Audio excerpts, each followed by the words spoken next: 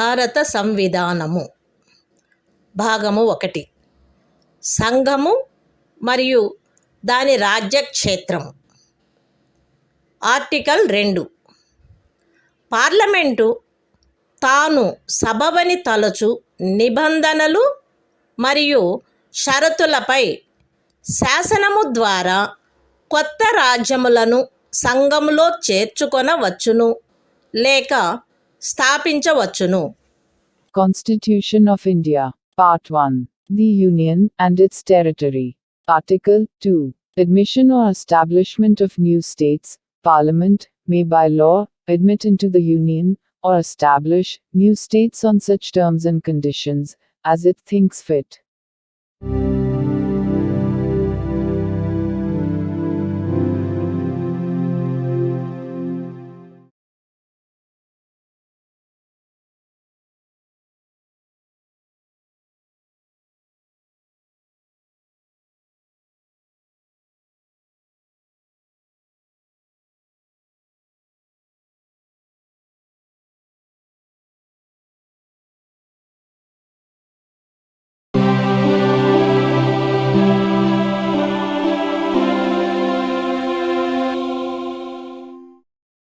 భారత సంవిధానము భాగము 1 సంఘము మరియు దాని రాజ్యక్షేత్రము.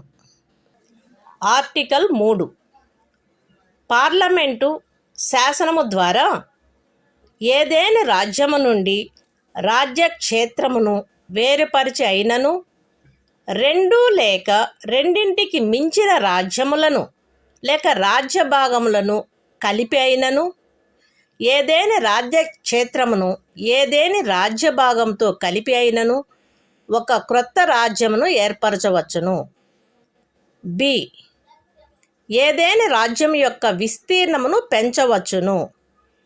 సి ఏదేని రాజ్యం యొక్క విస్తీర్ణమును తగ్గించవచ్చును. డి ఏదేని రాజ్యం యొక్క సరిహద్దులను మార్చవచ్చును.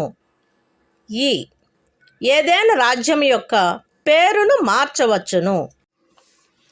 అయితే అందుకైన బిల్లును పార్లమెంటు యొక్క ఏ సదనములోనూ రాష్ట్రపతి సిఫారసుపై తప్ప ప్రవేశపెట్టరాదు.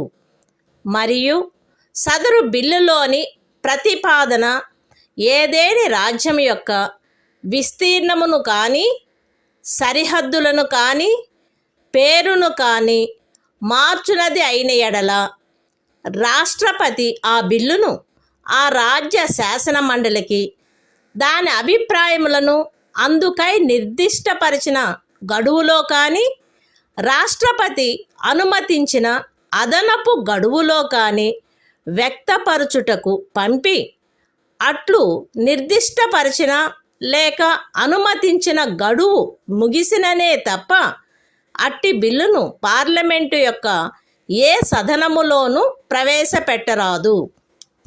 ఎక్స్ప్లనేషన్ 1 ఈ ఆర్టికల్లో ఏ నుండి ఈ వరకు గల ఖండములలో రాజ్యము అను పదమునందు సంఘ రాజ్య క్షేత్రము చేరియుండును. అయితే వినాయింపులో రాజ్యము అను పదము సంఘ రాజ్య క్షేత్రమునందు చేరియుండదు. ఎక్స్ప్లనేషన్ 2 ఖండము ఏ ద్వారా పార్లమెంటుకు ప్రదత్తమైన అధికారంలో ఏదేని రాజ్య భాగమును లేక సంఘ రాజ్య క్షేత్ర భాగమును ఏదేని మరొక రాజ్యముతో లేక మరొక సంఘ రాజ్య క్షేత్రముతో కలుపుట ద్వారా కొత్త రాజ్యమును కానీ కొత్త సంఘ రాజ్య క్షేత్రమును కానీ ఏర్పరచు అధికారము చేరియుండును. Constitution of India, Part 1. The Union and its territory. Article 3. Formation of new states and alteration of areas, boundaries, or names of existing states. Parliament may by law form a new state by separation of territory from any state, or by uniting 2 or more states or parts of states, or by uniting any territory to a part of any state. B. increase the area of any state. C. Diminish the area of any state. D. Alter the boundaries of any state. A. Alter the name of any state. Provided that no bill for the purpose shall be introduced in either House of Parliament, except on the recommendation of the President. And unless, where the proposal contained in the bill affects the area, boundaries or name of any of the states, the bill has been referred by the President to the legislature of that state for expressing its views thereon within such period, as may be specified in the reference, or within such further period as the President may allow, and the period so specified or allowed has expired. Explanation 1. In this article, in clauses A to A, state includes a union territory, but in the proviso, state does not include a union territory.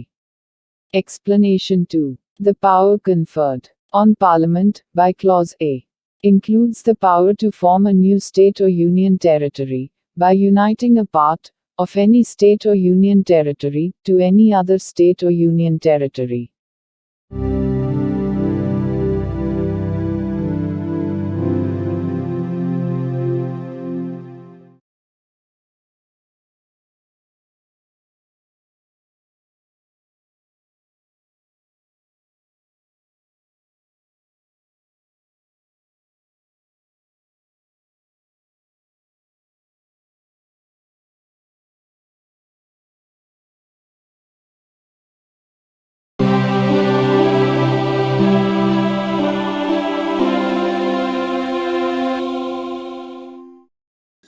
భారత సంవిధానము భాగము 1. సంఘము మరియు దాని రాజ్యక్షేత్రము. Article 4. 2వ లేక 3వ అనుచ్ఛేదములో నిర్దేశింపబడిన ఏదేని శాసనము యొక్క నిబంధనలను అమలుపరచుటకు 1వ మరియు 4వ అనుసూచీలలో ఆవశ్యకము కాగల సవరణ నిబంధనలు సదరు శాసనమునందుండవలెను మరియు అందు పార్లమెంటుచే ఆవశ్యకమని భావింపబడు అనుపూరక, అనుషంగిక మరియు పారిణామిక నిబంధనలు కూడా పార్లమెంటులోను అట్టి శాసనములచే ప్రభావితమైన రాజ్యము యొక్క లేక రాజ్యముల యొక్క శాసన మండలి లేక శాసన మండలాలలోనూ ప్రాతినిధ్యము గూర్చిన నిబంధనలతో సహా ఉండవచ్చును.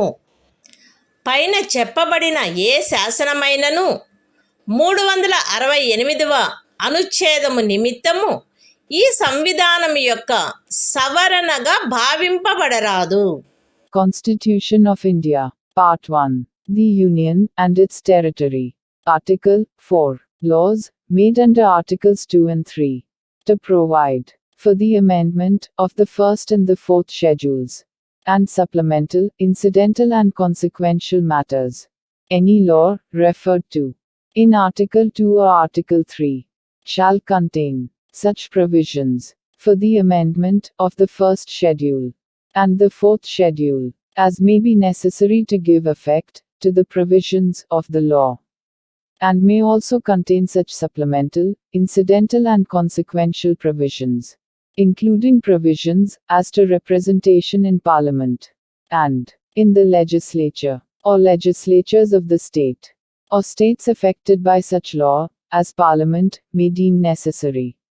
No such law, as aforesaid, shall be deemed to be an amendment of this Constitution, for the purposes of Article 368.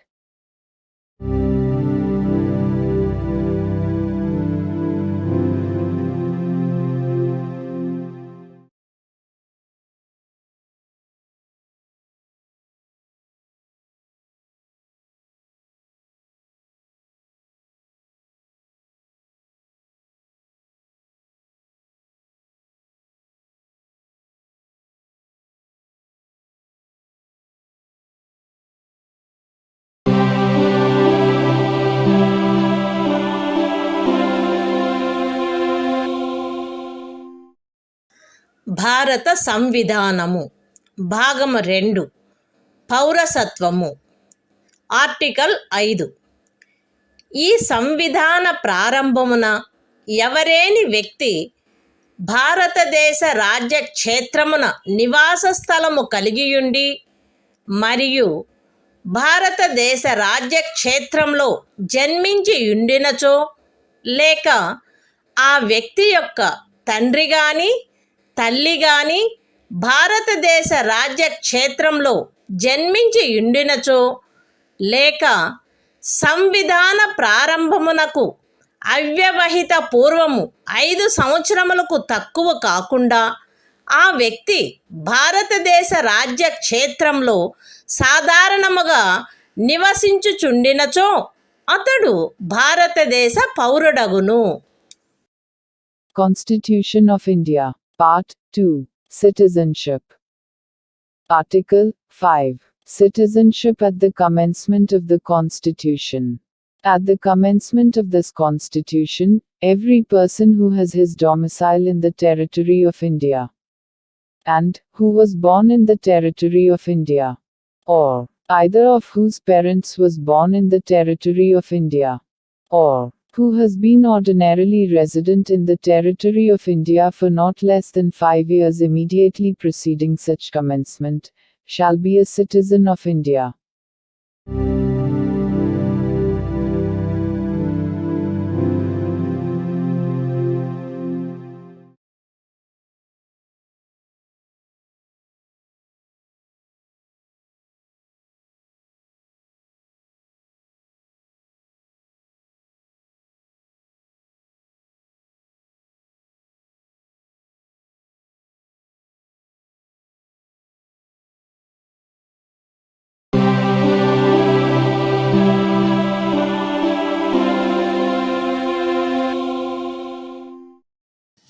భారత సంవిధానము భాగము 2 పౌరసత్వము.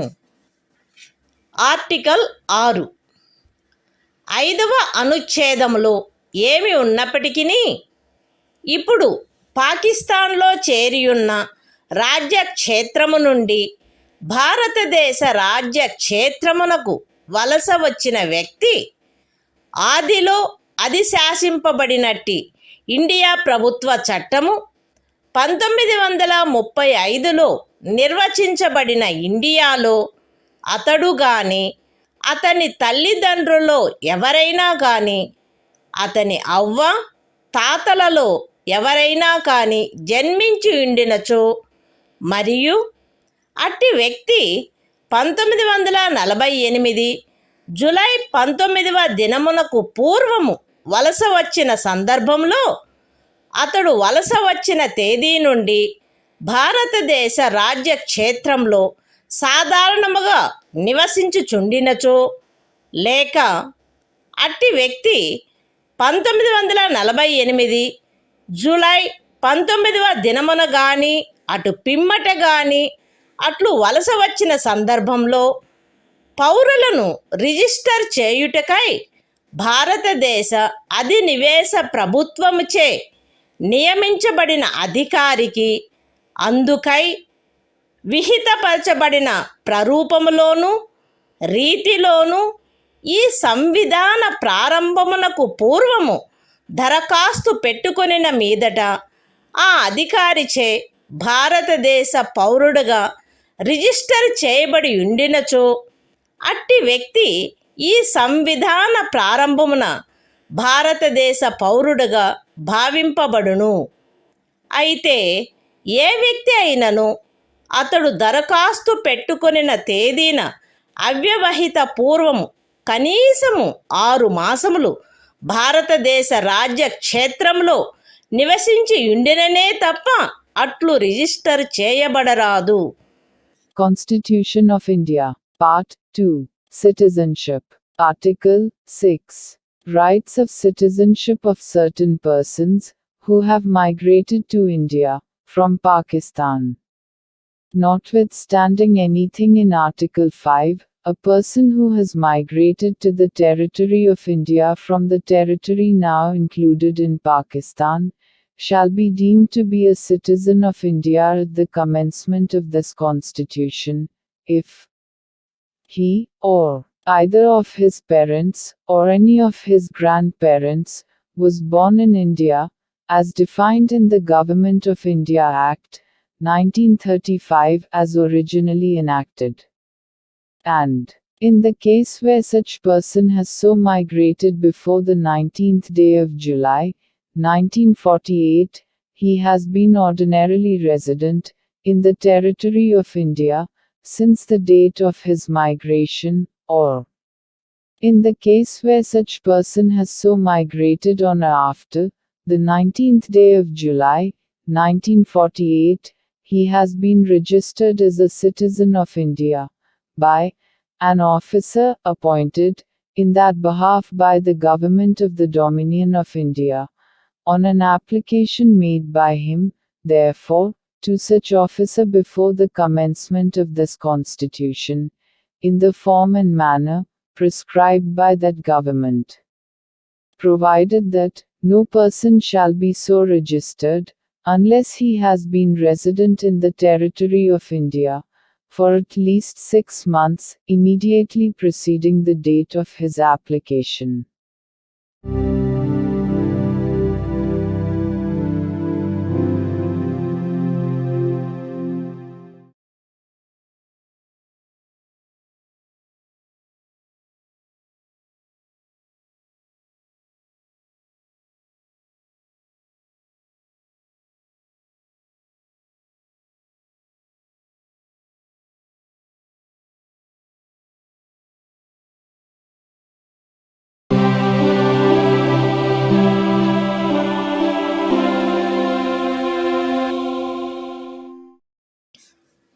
భారత సంవిధానము భాగము 2 పౌరసత్వము ఆర్టికల్ 7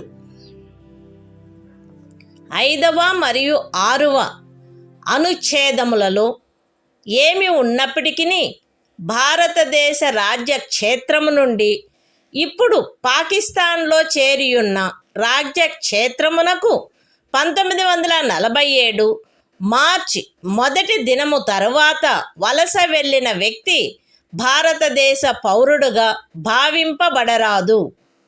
అయితే పాకిస్తాన్లో ఇప్పుడు చేరబడియున్న రాజ్య క్షేత్రమునకు అట్లు వలస వెళ్ళిన తరువాత భారతదేశంలో పునరావాసమునకు గాను లేక భారతదేశమునకు శాశ్వతంగా తిరిగి వచ్చుటకు గాను శాసన విహితమైన ఏదేని ప్రాధికారము చేయగాని ప్రాధికారము క్రింద గాని వసగబడిన అనుజ్ఞా పత్రము క్రింద భారతదేశ రాజ్య క్షేత్రమునకు తిరిగి వచ్చిన వ్యక్తికి ఈ అనుచ్ఛేదములోని ఏదియూ వర్తించదు.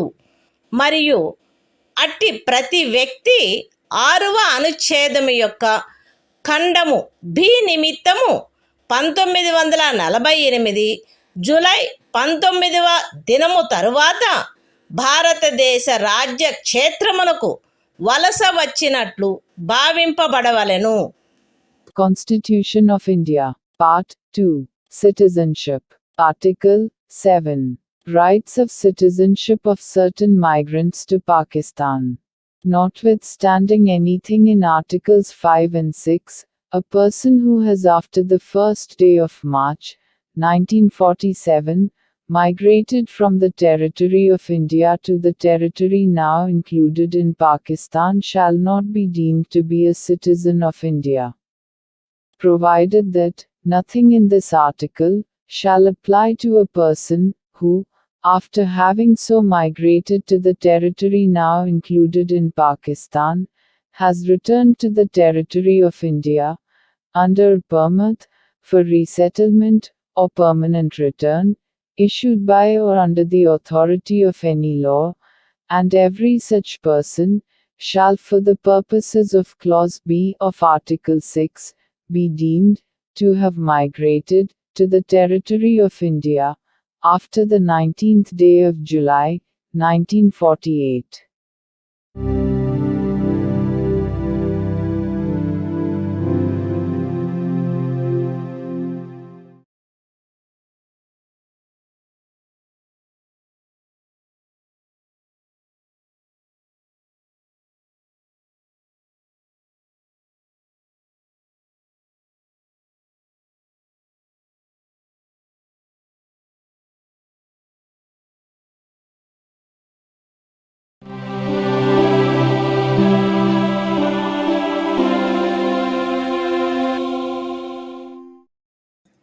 భారత సంవిధానము భాగము 2 పౌరసత్వము ఆర్టికల్ 8 5వ అనుచ్ఛేదములో ఏమి ఉన్నప్పటికీ ఒక వ్యక్తి కానీ అతని తల్లిదండ్రుల్లో ఎవరైనా కానీ అతని అవ్వ తాతలలో ఎవరైనా కానీ ఆదిలో అధిశాసించబడినట్టి ఇండియా ప్రభుత్వ చట్టము 1935లో నిర్వచింపబడిన ఇండియాలో జన్మించియుండి అట్లు నిర్వచింపబడిన ఇండియా వెలుపల ఏ దేశమందైనను సాధారణముగా నివసించుచున్నచో తనను భారతదేశ పౌరునిగా రిజిస్టర్ చేయవలసినదని భారతదేశ అధినివేశ ప్రభుత్వముచే లేక భారత ప్రభుత్వముచే విహితపరచబడిన ప్రరూపములోను రీతిలోను ఈ సంవిధాన ప్రారంభమునకు పూర్వము కానీ లేదా పిమ్మట కానీ అతడు తత్సమయమున నివసించుచున్న దేశమనందలి భారతదేశపు రాజదౌత్య లేక వాణిజ్య ప్రతినిధికి దరఖాస్తు పెట్టుకునిన మీదట అట్టి రాజ్య దౌత్య లేక వాణిజ్య ప్రతినిధిచే భారతదేశ పౌరుడుగా రిజిస్టర్ చేయబడినచో అతడు భారతదేశ పౌరుడుగా భావింపబడవలెను. Constitution of India, Part 2, Citizenship, Article 8. Rights of citizenship of certain persons of Indian origin, residing outside India. Notwithstanding anything in Article 5, any person who or either of whose parents, or any of whose grandparents, was born in India, as defined in the Government of India Act, 1935 as originally enacted, and who is ordinarily residing in any country, outside India, as so defined, shall be deemed to be a citizen of India, if he has been registered, as a citizen of India, by the diplomatic or consular representative of India, in the country, where, he is for the time being, residing. On an application, made by him therefore to such diplomatic or consular representative, whether before or after the commencement of this Constitution, in the form and manner prescribed by the Government of the Dominion of India, or, the Government of India.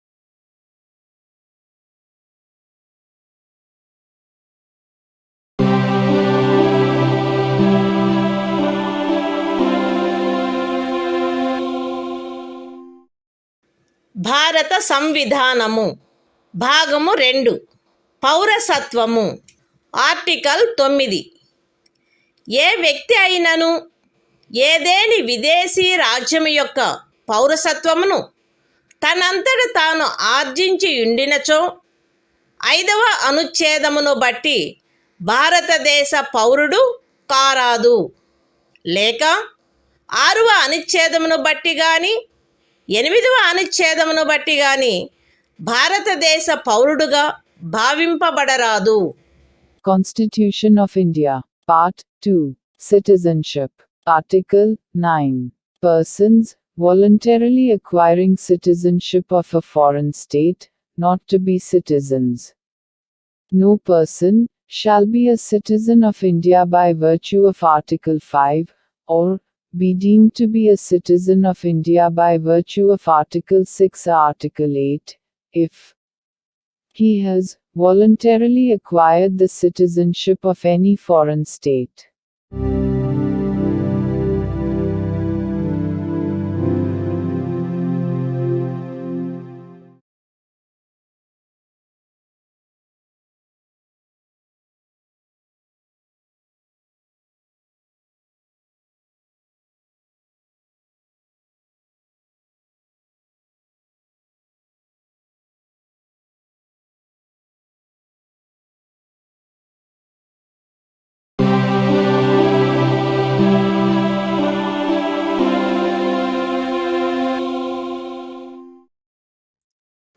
భారత సంవిధానము భాగము 2 పౌరసత్వము article 10 ఈ భాగంలోని పూర్వగామి నిబంధనలలో దేని కిందైనను భారతదేశ పౌరుడగు లేక అట్టి పౌరుడుగా భావింపబడు ప్రతి వ్యక్తియు పార్లమెంటుచే చేయబడు ఏదేని శాసనము యొక్క నిబంధనలకు అత్యధీనమై అట్టి పౌరుడుగా కొనసాగవలెను. Constitution of India, Part 2, Citizenship, Article 10, Continuance of the Rights of Citizenship. Every person, who is, or is deemed to be a citizen of India, under any of the foregoing provisions of this part shall, subject to the provisions of any law that may be made by Parliament, continue to be such citizen.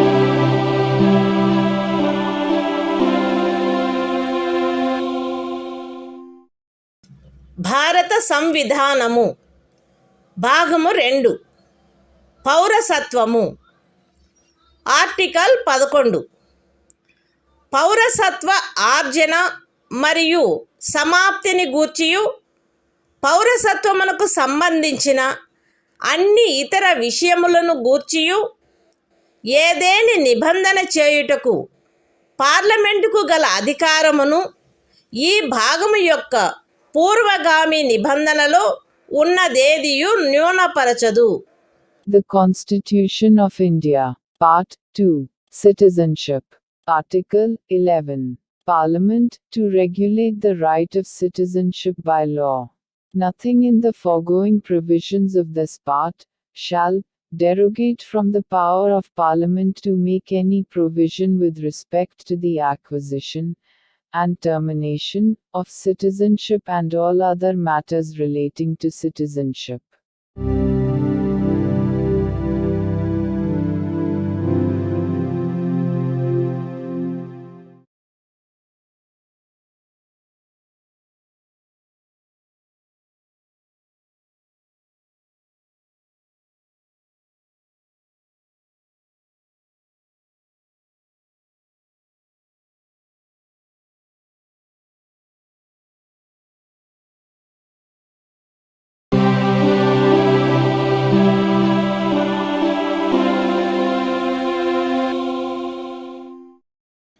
భారత సంవిధానము భాగము 3 మౌలిక హక్కులు సాధారణ విషయములు article 12 ఈ భాగంలో సందర్భము అన్యదా అపేక్షించిననే తప్ప రాజ్యము అను పదములో భారతదేశం యొక్క ప్రభుత్వము మరియు పార్లమెంటు ప్రతి రాజ్యం యొక్క ప్రభుత్వము మరియు శాసనమండలి మరియు భారతదేశ రాజ్య క్షేత్రంలోనున్న లేక భారత ప్రభుత్వం యొక్క నియంత్రణలో ఉన్న సమస్త స్థానిక లేక ఇతర ప్రాధికారులు చేరియుండును. Constitution of India, Part 3, Fundamental Rights, General, Article 12, Definition. In this part, unless the context otherwise requires, the state includes the government and Parliament of India, and the government and the legislature of each of the states, and all local or other authorities within the territory of India, or under the control of the Government of India.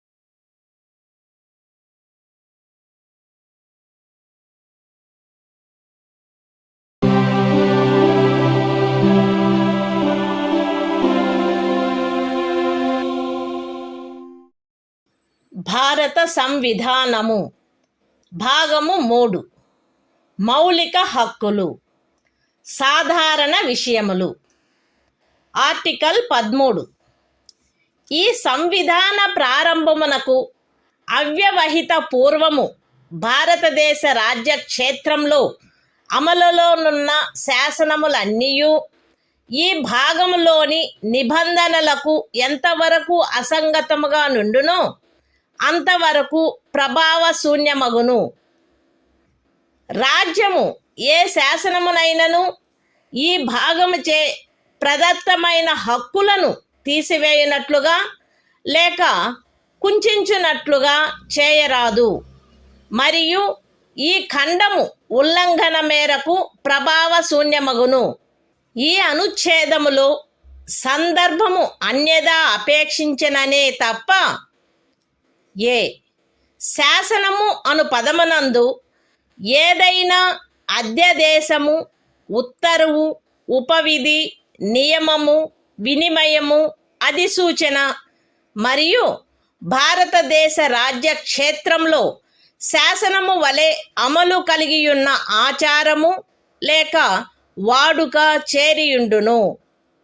B అమలులోనున్న శాసనములు అను పదబంధంలో ఈ సంవిధాన ప్రారంభమునకు పూర్వము భారతదేశ రాజ్య క్షేత్రమునందలి ఏదేని శాసన మండలిచే లేక ఇతర సమర్థ ప్రాధికారిచే pass చేయబడి లేక కావింపబడి అంతకు ముందు రద్దు కాని శాసనములు అట్టి ఏ శాసనమైనను అందలి ఏ భాగమైనను అప్పుడు పూర్తిగా కానీ కొన్ని ప్రత్యేక ప్రాంతాలలో కానీ అమలులో లేనప్పటికీ చేరియుండును. ఈ అనుచ్ఛేదంలోనున్నదేదియు 368వ అనుచ్ఛేదము క్రింద ఈ సంవిధానమునకు చేయబడిన ఏదేని సవరణకు వర్తించదు. Constitution of India, Part 3, Fundamental Rights, General, Article 13, Laws inconsistent with or in derogation of the fundamental rights. All laws in force in the territory of India, immediately before the commencement of this Constitution, in so far as they are inconsistent with the provisions of this part, shall, to the extent of such inconsistency, be void. The state shall not make any law, which takes away, or abridges, the rights conferred by this part, and any law, made in contravention of this clause, shall, to the extent of the contravention, be void. In this article, unless the context otherwise requires, law includes any ordinance, order, bylaw, rule, regulation, notification, custom or usage having, in the territory of India, the force of law.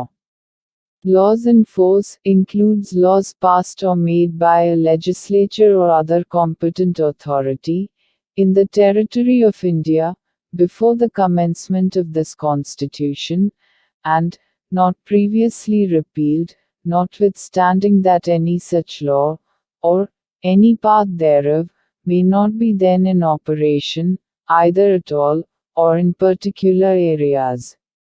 Nothing in this article shall apply to any amendment of this Constitution, made under Article 368.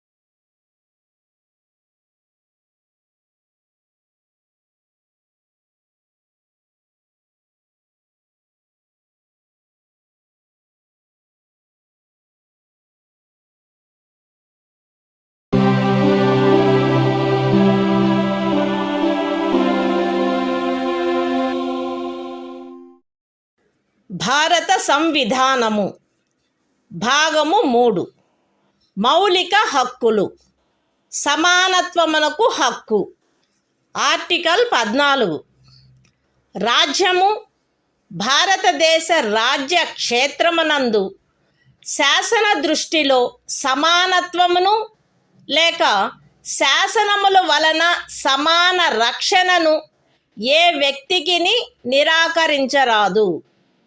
Constitution of India, Part 3. Fundamental Rights. Right to Equality. Article 14. Equality before law. The state shall not deny to any person equality before the law, or the equal protection of the laws within the territory of India.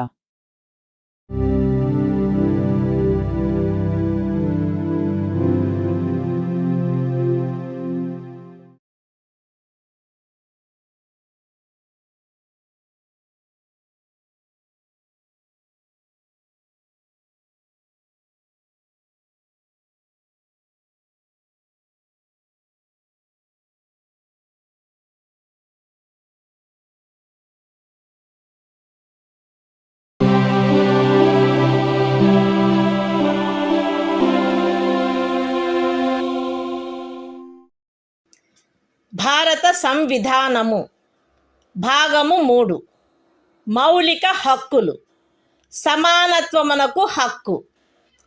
Article 15 రాజ్యము కేవలము మత, జాతి, కుల, లింగ భేద, జన్మస్థాన కారణములను బట్టి గాని వాటిలో వేనిని బట్టి గాని ఏ పౌరునికి విరుద్ధముగా విచక్షణ చేయరాదు. ఏ పౌరుడును కేవలము మత, జాతి, కుల, లింగ భేద, జన్మస్థాన కారణములను బట్టి లేక వాటిలో వేనిని బట్టి దుకాణములలో, సార్వజనిక ఉపాహారశాలలలో, హోటళ్లలో, సార్వజనిక వినోద స్థలములలో ప్రవేశించు విషయమున లేక పూర్తిగానైనను కొంతవరకైనను రాజ్య నిధులతో నిర్వహించబడుచున్న లేక సార్వజనిక ఉపయోగార్థము అంకితము చేయబడిన బావులను, చెరువులను, స్నాన ఘట్టములను, రోడ్లను, విహార స్థలములను ఉపయోగించుకొను విషయమున ఎట్టి అసక్తతకు, బాధ్యతకు, నిర్బంధమునకు లేక షరతుకు లోనగునట్లు చేయబడరాదు. ఈ అనుచ్ఛేదములో ఉన్నదేదియు స్త్రీలకు మరియు బిడ్డలకు ఏదేని విశేష నిబంధనను చేయుట నుండి రాజ్యమును నివారించదు.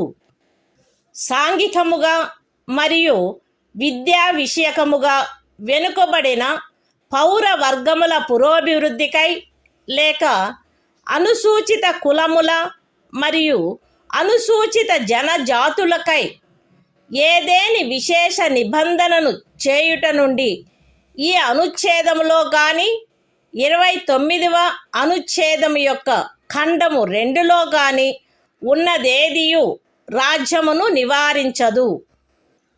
సాంఘికముగా మరియు విద్యా విషయకముగా వెనుకబడిన ఏవేని పౌర వర్గముల పురోభివృద్ధికై లేక అనుసూచిత కులముల లేక అనుసూచిత జనజాతులకై 30వ పరిచ్ఛేదపు ఖండము 1లో నిర్దేశింపబడిన అల్పసంఖ్యాకుల విద్యా సంస్థేతరములైన రాజ్యము ద్వారా సహాయము పొందినవైనను లేక సహాయము పొందని ప్రైవేటు విద్యా సంస్థలతో సహా విద్యా సంస్థలలో వారి ప్రవేశమునకు సంబంధించినంత వరకు శాసనము ద్వారా ఏదేని విశేష నిబంధన చేయుట నుండి ఈ అనుచ్ఛేదములో గాని 19వ అనుచ్ఛేదము యొక్క ఖండము 1లోని ఉపఖండము జీలో గాని ఉన్నదేదియు రాజ్యమును నివారించదు.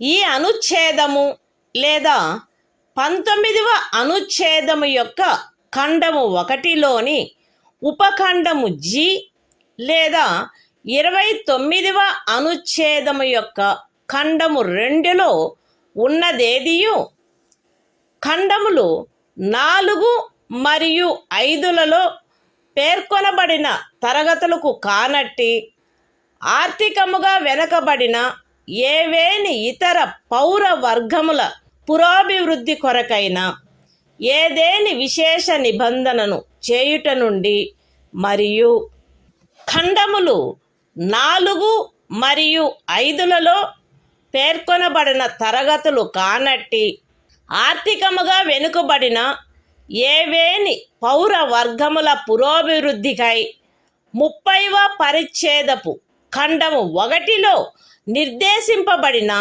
అల్పసంఖ్యాకుల విద్యా సంస్థేతరములైన రాజ్యము ద్వారా సహాయము పొందినను లేక సహాయము పొందని ప్రైవేటు విద్యా సంస్థలతో సహా విద్యా సంస్థలలో వారి ప్రవేశమునకు సంబంధించినంత వరకు ప్రస్తుతమున్న ప్రత్యేకింపులకు అదనంగా ఉండు ప్రత్యేకింపు విషయంలో ప్రతి శ్రేణిలోని మొత్తము సీట్లలో గరిష్టముగా 10% అధ్యధీనమై శాసనము ద్వారా ఏదేని నిబంధన చేయుట నుండి నిరోధించదు.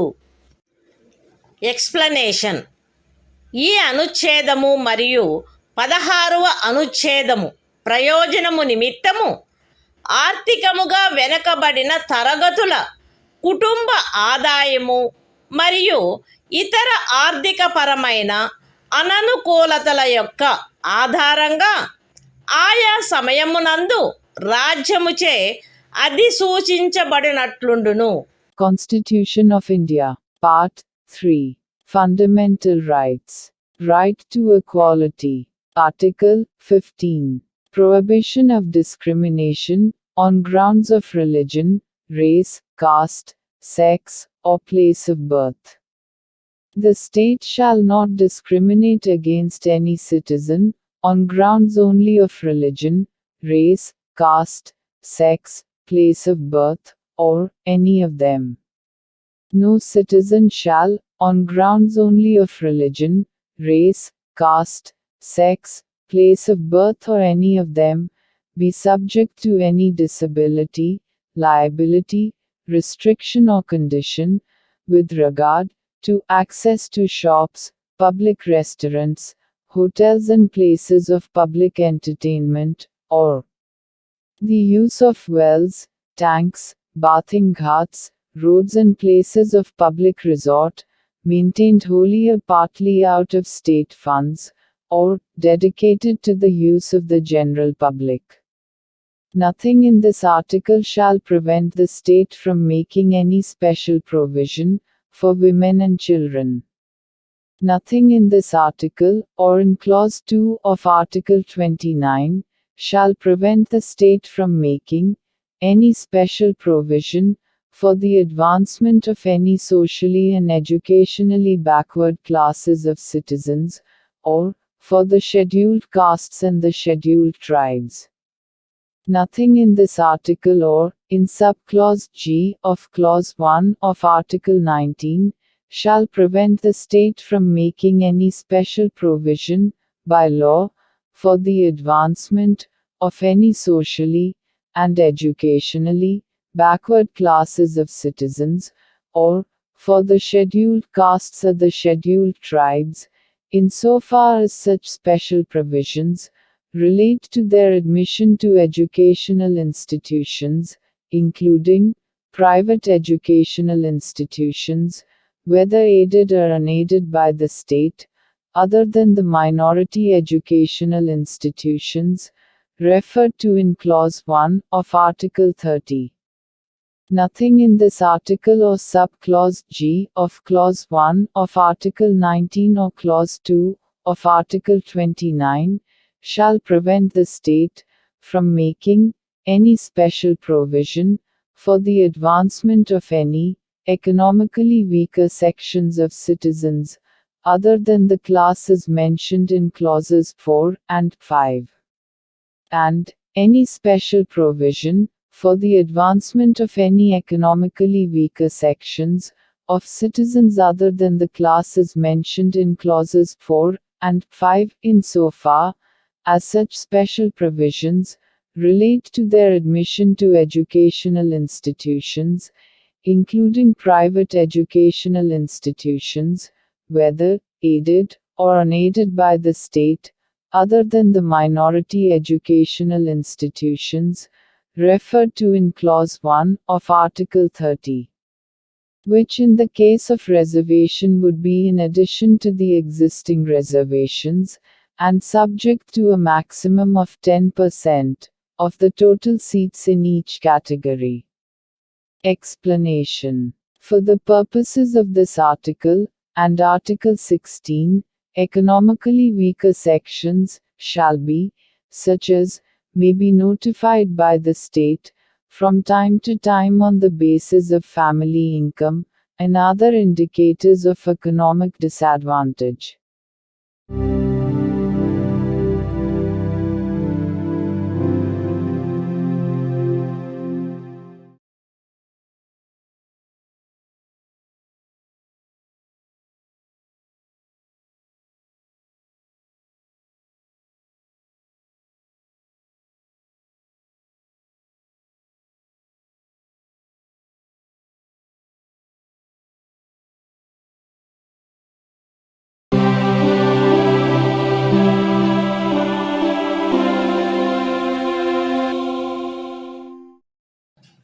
భారత సంవిధానము భాగము 3 మౌలిక హక్కులు సమానత్వమునకు హక్కు. ఆర్టికల్ 16 రాజ్యమునకు అధీనమైన ఏదేని పదవిలో ఉద్యోగమునకు లేక నియామకమునకు సంబంధించిన విషయములలో పౌరులందరకు సమాన అవకాశము ఉండవలెను. కేవలము మత, జాతి, కుల, లింగభేద, అనువంశత, జన్మస్థాన, నివాసస్థాన కారణములను బట్టి కానీ వాటిలో వేనిని బట్టి కానీ ఏ పౌరుడును రాజ్యముకు అధీనమైన ఏ ఉద్యోగమునకైనను పదవికైనను అపాత్రుడు కారాదు. లేక ఆ ఉద్యోగ విషయమునను పదవి విషయమునను ఏ పౌరుడికైనను విరుద్ధముగా విచక్షణ చేయబడరాదు. ఏదేని రాజ్య ప్రభుత్వమునకు గాని సంఘ రాజ్య క్షేత్ర ప్రభుత్వమునకు గాని అందలి ఏదేని స్థానిక లేక ఇతర ప్రాధికారికి గాని అధీనమయ్యున్న ఒక తరగతి లేక కొన్ని తరగతుల ఉద్యోగముల విషయమున లేక ఏదేని పదవిలో నియామకము చేయు విషయమున అట్టి ఉద్యోగమునకు లేక నియామకమునకు పూర్వము ఆ రాజ్యములో లేక సంఘ రాజ్య క్షేత్రంలో నివాసము ఆవశ్యకమని విహితపరుచు ఏదేని శాసనము చేయుట నుండి ఈ అనుచ్ఛేదములో ఉన్నదేదియు పార్లమెంటును నివారించదు. పౌరులలో వెనుకబడిన వర్గము వారికెవరికైనను రాజ్యమునకు అధీనమైన సేవా వర్గములలో తగినంత ప్రాతినిధ్యము లేదని రాజ్యము అభిప్రాయపడిన ఎడల అట్టి వారి కొరకు నియామకములను లేక పదస్థానములను ప్రత్యేకించుటకై ఏదేని నిబంధన చేయుట నుండి ఈ అనుచ్ఛేదములో ఉన్నదేదియు రాజ్యమును నివారించదు.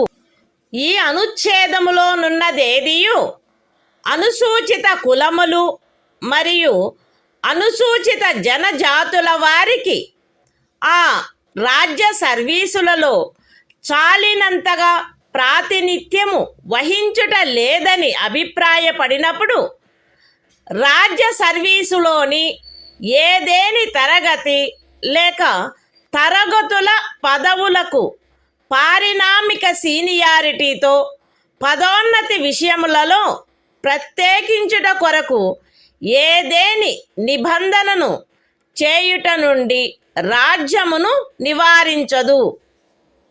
ఒక ఏడాదిలో రిజర్వేషన్ యొక్క ఏదేని నిబంధనను అనుసరించి ఖండము 4 లేక ఖండము 4A క్రింద ప్రత్యేక తరగతి ఖాళీలుగా చేయబడిన ఖాళీలలో భర్తీ చేయబడని వాటిని తదుపరి సంవత్సరము లేక సంవత్సరములలో భర్తీ చేయుటకై పర్యాలోచన చేయుట నుండి ఈ అనుచ్ఛేదములో ఉన్నదేదియు రాజ్యమును నివారించదు. మరియు అట్టి తరగతి ఖాళీలను మొత్తం ఖాళీల సంఖ్యతో 50% గరిష్ట పరిమితి రిజర్వేషన్ను నిర్ధారించుటను ఏ సంవత్సరంలో అవి భర్తీ చేయబడుచున్నవో ఆ సంవత్సరంలోని ఖాళీలతో కలిపి పర్యాలోచించరాదు.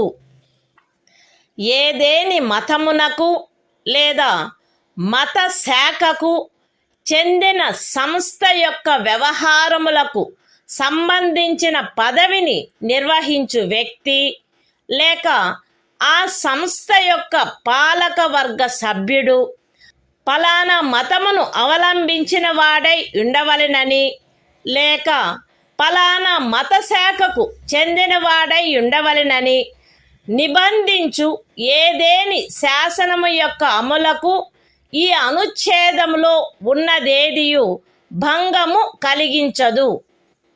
ఈ అనుచ్ఛేదములోనున్నదేదియు ఖండము 4లో పేర్కొనబడిన తరగతులు కానట్టి ఆర్థికముగా వెనకబడిన తరగతుల పౌరులకు నియామకములు మరియు పదవులలో ప్రస్తుతమున్న ప్రత్యేకింపునకు అదనంగా మరియు ప్రతి శ్రేణిలోని మొత్తము పదవులలో గరిష్టముగా 10% అధ్యధీనమై ఏదైనా నిబంధన చేయుట నుండి నివారించదు.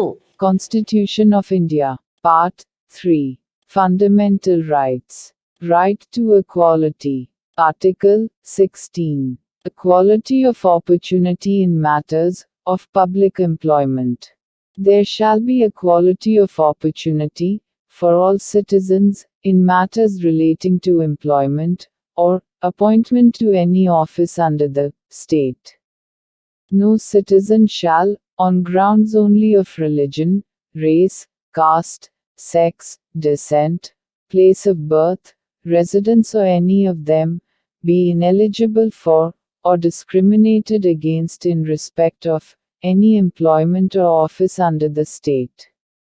Nothing in this article shall prevent Parliament from making any law, prescribing, in regard to a class, or classes, of employment, or appointment to an office, under the government of, or any local or other authority, within a state or union territory. Any requirement as to residence within that state or union territory prior to such employment or appointment. Nothing in this article shall prevent the state from making any provision for the reservation of appointments, or posts, in favor of any backward class of citizens, which, in the opinion of the state, is not adequately represented in the services under the state. Nothing in this article shall prevent the state from making any provision for reservation, in matters of promotion, with consequential seniority, to any class or classes of posts in the services under the state, in favor of the scheduled castes and the scheduled tribes, which, in the opinion of the state, are not adequately represented in the services under the state. Nothing in this article shall prevent the state from considering any unfilled vacancies of a year, which are reserved for being filled up in that year, in accordance with any provision for reservation made under Clause 4 or Clause 4A, as a separate class of vacancies to be filled up in any succeeding year, or years, and such class of vacancies shall not be considered together with the vacancies of the year in which they are being filled up for determining the ceiling of 50% reservation on total number of vacancies of that year. Nothing in this article shall affect the operation of any law, which provides that the incumbent of an office in connection with the affairs of any religious or denominational institution, or any member of the governing body thereof, shall be a person professing a particular religion or belonging to a particular denomination.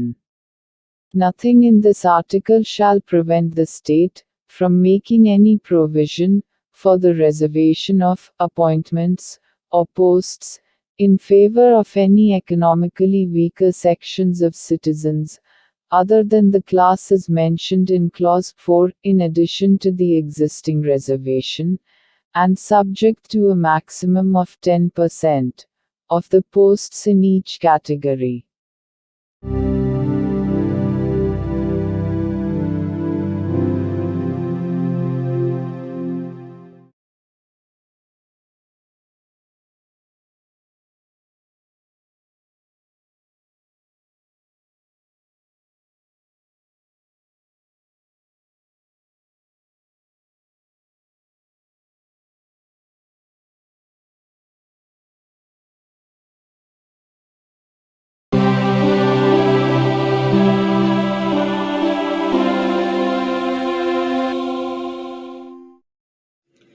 భారత సంవిధానము భాగము 3 మౌలిక హక్కులు సమానత్వమునకు హక్కు.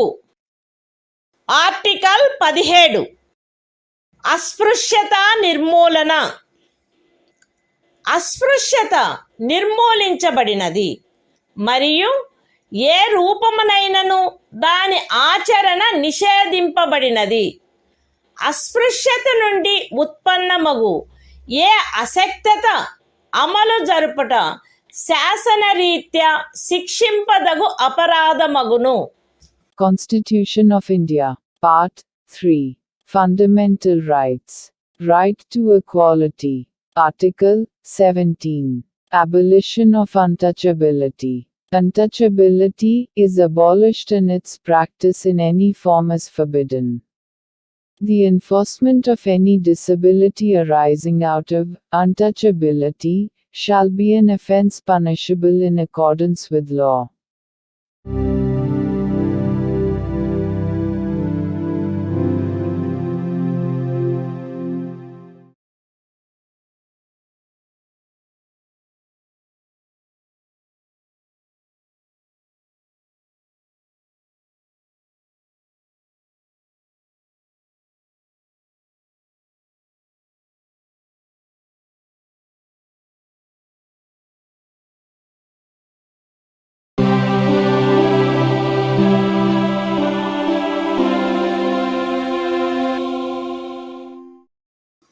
భారత సంవిధానము భాగము 3 మౌలిక హక్కులు సమానత్వమునకు హక్కు.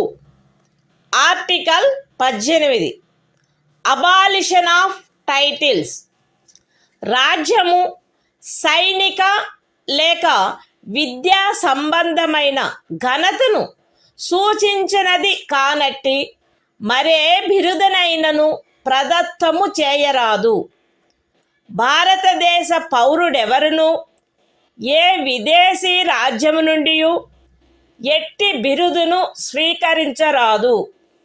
భారతదేశ పౌరుడు కాని ఏ వ్యక్తియు తాను రాజ్యము ఖదీనమైన ఏదేని లాభాయుత లేక విశ్వాసయుత పదవిలో ఉన్నంతకాలము రాష్ట్రపతి సమ్మతి లేకుండా ఏ విదేశీ రాజ్యము నుండి ఎట్టి బిరుదును స్వీకరించరాదు.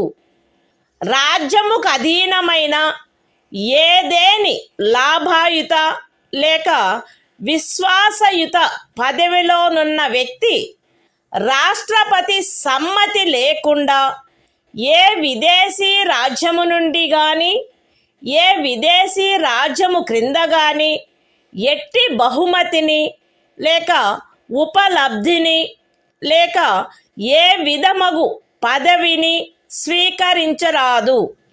Constitution of India, Part 3. Fundamental Rights. Right to Equality. Article 18. Abolition of Titles. 1.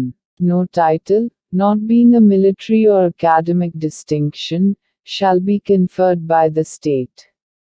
2. No citizen of India shall accept any title from any foreign state. 3. No person who is not a citizen of India shall, while he holds any office of profit or trust under the state, accept without the consent of the President, any title from any foreign state. 4.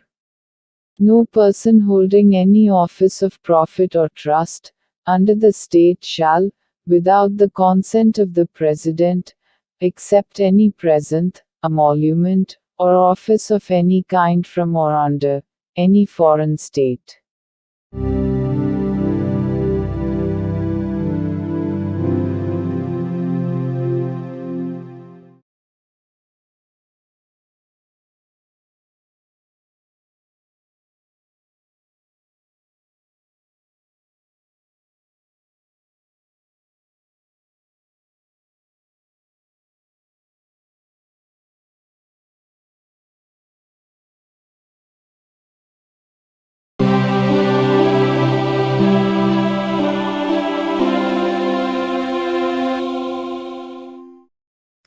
భారత సంవిధానము భాగము 3 మౌలిక హక్కులు.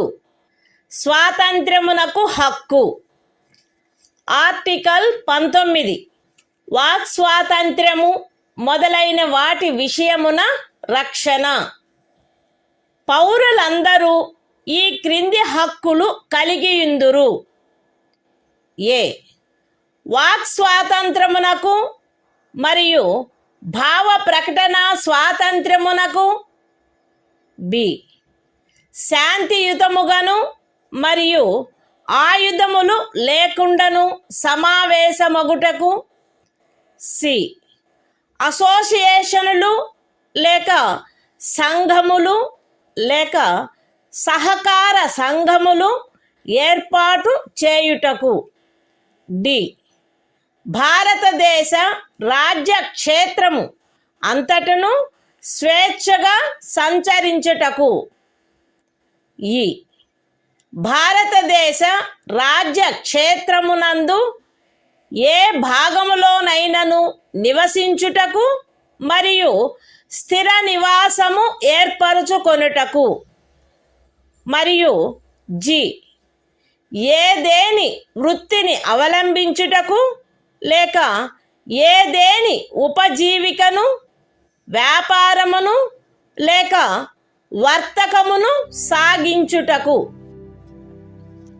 అస్తిత్వములో ఉన్నదైనను చేయబడునదైనను ఏదేని శాసనము ఖండము 1 ఉపఖండము ఏ ద్వారా ప్రదత్తమైన హక్కును వినియోగించుటపై యుక్తమైన నిర్బంధనలను విధించునదైన ఎడల అట్టి నిర్బంధనలు భారతదేశము యొక్క సార్వభౌమత మరియు అఖండత, రాజ్య భద్రత, విదేశీ రాజ్యములతో స్నేహ సంబంధములు, ప్రజాశాంతి, సభ్యత లేక నైతికత వీటికి సంబంధించిన హితముల దృష్ట్యా గాని న్యాయస్థాన ధిక్కారము, పరువు నష్టము లేక ఏదేని అపరాధ ప్రేరణ వీటి సంబంధమున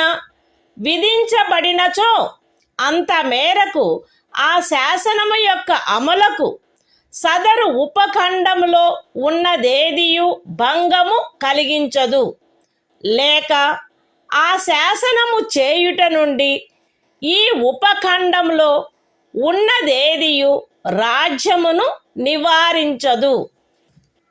అస్తిత్వములో ఉన్నదైనను చేయబడునదైనను ఏదేని శాసనము సదరు ఖండము యొక్క ఉపఖండము బి ద్వారా ప్రదత్తమైన హక్కును వినియోగించుటపై యుక్తమైన నిర్బంధనలను విధించునదైన ఎడల అట్టి నిర్బంధనలు భారతదేశము యొక్క సార్వభౌమత మరియు అఖండత లేక ప్రజాశాంతి వీటికి సంబంధించిన హితముల దృష్ట్యా విధించబడినచో అంత మేరకు ఆ శాసనము యొక్క అమలుకు సదరు ఉపఖండంలో ఉన్నదేదియు భంగము కలిగించదు, లేక ఆ శాసనమును చేయుట నుండి ఆ ఉపఖండములో ఉన్నదేదియు రాజ్యమును నివారించదు. అస్తిత్వములో ఉన్నదైనను చేయబడినదైనను ఏదేని శాసనము సదరు ఖండము యొక్క ఉపఖండము సి ద్వారా ప్రదత్తమైన హక్కును వినియోగించుటపై యుక్తమైన నిర్బంధనలను విధించునదైన ఎడల అట్టి నిర్బంధనలు భారతదేశము యొక్క సార్వభౌమత మరియు అఖండత లేక ప్రజాశాంతి లేక నైతికత వీటికి సంబంధించిన హితముల దృష్ట్యా విధించబడినచో అంత మేరకు ఆ శాసనము యొక్క అమలుకు సదరు ఉపఖండములో ఉన్నదేదియు భంగము కలిగించదు, లేక ఆ శాసనము చేయుట నుండి ఆ ఉపఖండములోనున్నదేదియు రాజ్యమును నివారించదు. అస్తిత్వములో ఉన్నదైనను చేయబడినదైనను ఏదేని శాసనము సదరు ఖండము యొక్క ఉపఖండములు డి మరియు ఈ ద్వారా ప్రదత్తమైన ఏదేని హక్కును వినియోగించుటపై యుక్తమైన నిర్బంధనలను విధించునదైన ఎడల అట్టి నిర్బంధనలు జనసామాన్యము యొక్క హితము కొరకు గాని ఏదేని అనుసూచిత జనజాతి యొక్క హితముల రక్షణ కొరకు గాని విధించబడినచో అంత మేరకు ఆ శాసనము యొక్క అమలుకు సదరు ఉపఖండములలో ఉన్నదేదియు భంగము కలిగించదు, లేక ఆ శాసనమును చేయుట నుండి ఆ ఉపఖండములలో ఉన్నదేదియు రాజ్యమును నివారించదు. అస్తిత్వములో ఉన్నదైనను చేయబడునదైనను ఏదేని శాసనము సదరు ఖండము యొక్క ఉపఖండము జి ద్వారా ప్రదత్తమైన ఏదేని హక్కును వినియోగించుటపై యుక్తమైన నిర్బంధనలను విధించునదైన ఎడల అట్టి నిర్బంధనలు జనసామాన్యము యొక్క హితము కొరకు విధించబడినచో అంత మేరకు ఆ శాసనము యొక్క అమలుకు సదరు ఉపఖండములో ఉన్నదేదియు భంగము కలిగించదు, లేక ఆ శాసనమును చేయుట నుండి ఆ ఉపఖండములో ఉన్నదేదియు రాజ్యమును నివారించదు. మరియు ప్రత్యేకించి అస్తిత్వములో ఉన్నదైనను చేయబడునదైనను ఏదేని శాసనము ఈ క్రింద తెలిపిన వాటికి సంబంధించినదైన ఎడల అంత మేరకు ఆ శాసనము యొక్క అమలుకు సదరు ఉపఖండములో ఉన్నదేదియు భంగము కలిగించదు, లేక ఆ శాసనమును చేయుట నుండి ఆ ఉపఖండములో ఉన్నదేదియు రాజ్యమును నివారించదు.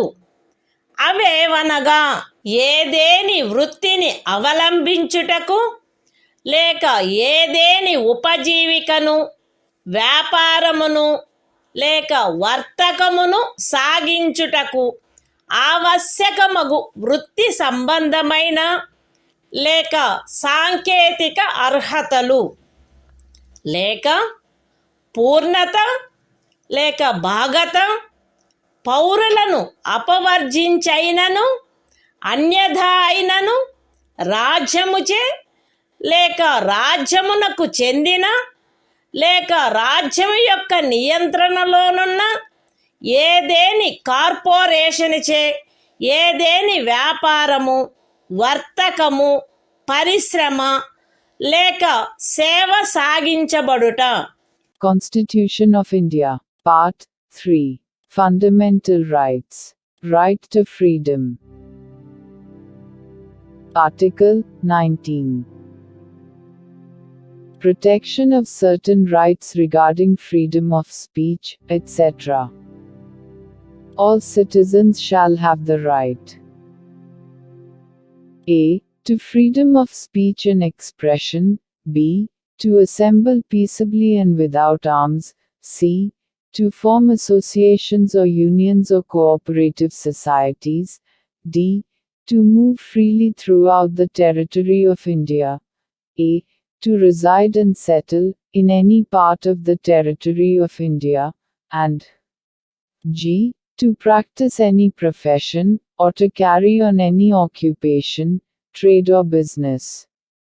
Nothing in sub-clause A of clause 1 shall affect the operation of any existing law, or prevent the state from making any law, insofar as such law imposes reasonable restrictions on the exercise of the right conferred by the said sub-clause, in the interests of the sovereignty and integrity of India, the security of the state, friendly relations with foreign states, public order, decency or morality, or in relation to contempt of court, defamation, or incitement to an offense.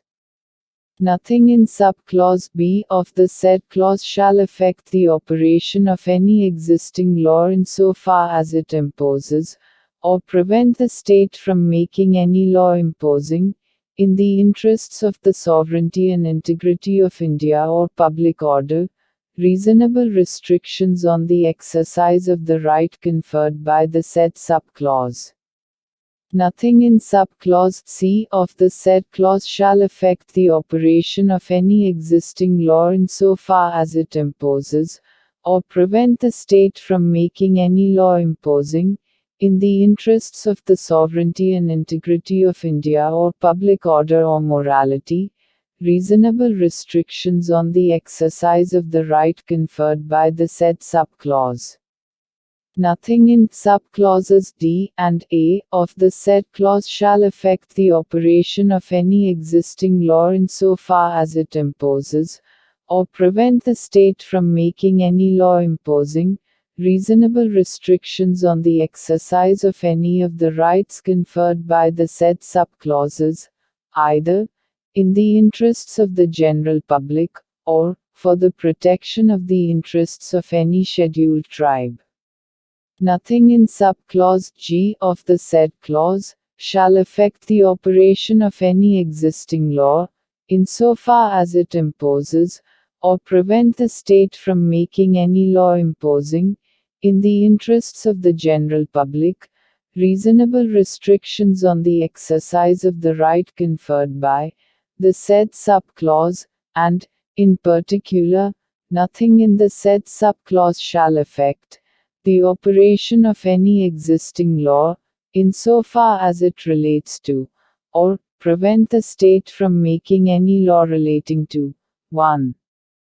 The professional or technical qualifications necessary for practicing any profession, or carrying on any occupation, trade or business, or 2. The carrying on, by the state, or by a corporation, owned or controlled by the state, of any trade, business, industry or service, whether to the exclusion, complete or partial, of citizens, or otherwise.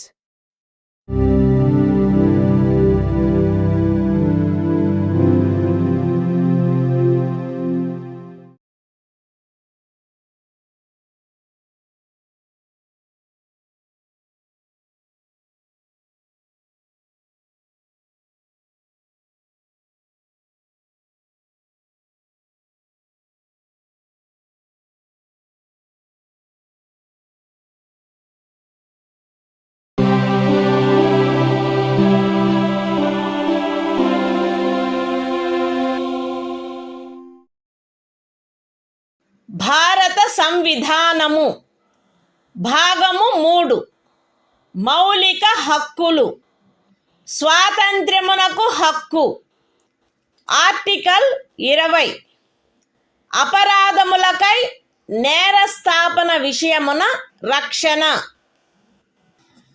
ఏ వ్యక్తియు అపరాధమని ఆరోపించబడిన కార్యమును చేసిన సమయమున అమలులో ఉన్న శాసనము యొక్క అతిక్రమణకు తప్ప ఏ అపరాధమునకును నేరస్థాపితుడు కారాదు మరియు అపరాధము చేసిన సమయమున అమలులోనున్న శాసనము క్రింద విధింపబడి ఉండడి దానికంటే మించిన శాస్తికి లోను చేయబడరాదు ఏ వ్యక్తియు ఒకే అపరాధమునకు ఒకసారికి మించి అభియోగమునకు మరియు శిక్షకు గురి చేయబడరాదు ఏదైనా అపరాధము చేసినట్లు అభియుక్తుడైన ఏ వ్యక్తియు తనకు వ్యతిరేకముగా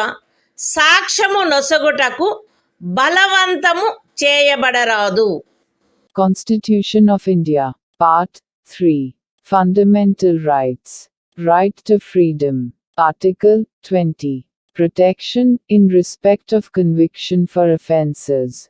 No person shall be convicted of any offence except for violation of a law, in force, at the time of the commission of the act, charged as an offence, nor be subjected to a penalty greater than that which might have been inflicted under the law, in force, at the time of the commission of the offence. No person shall be prosecuted and punished for the same offence more than once. No person accused of any offence shall be compelled to be a witness against himself.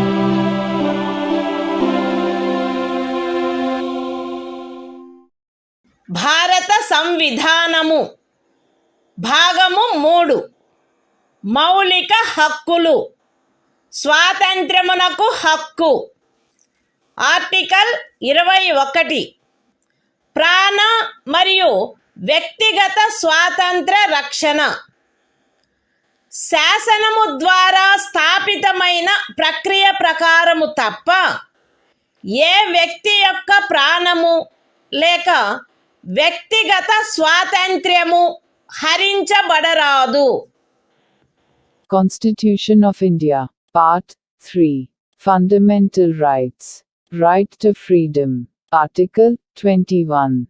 Protection of life and personal liberty. No person shall be deprived of his life or personal liberty except according to procedure established by law.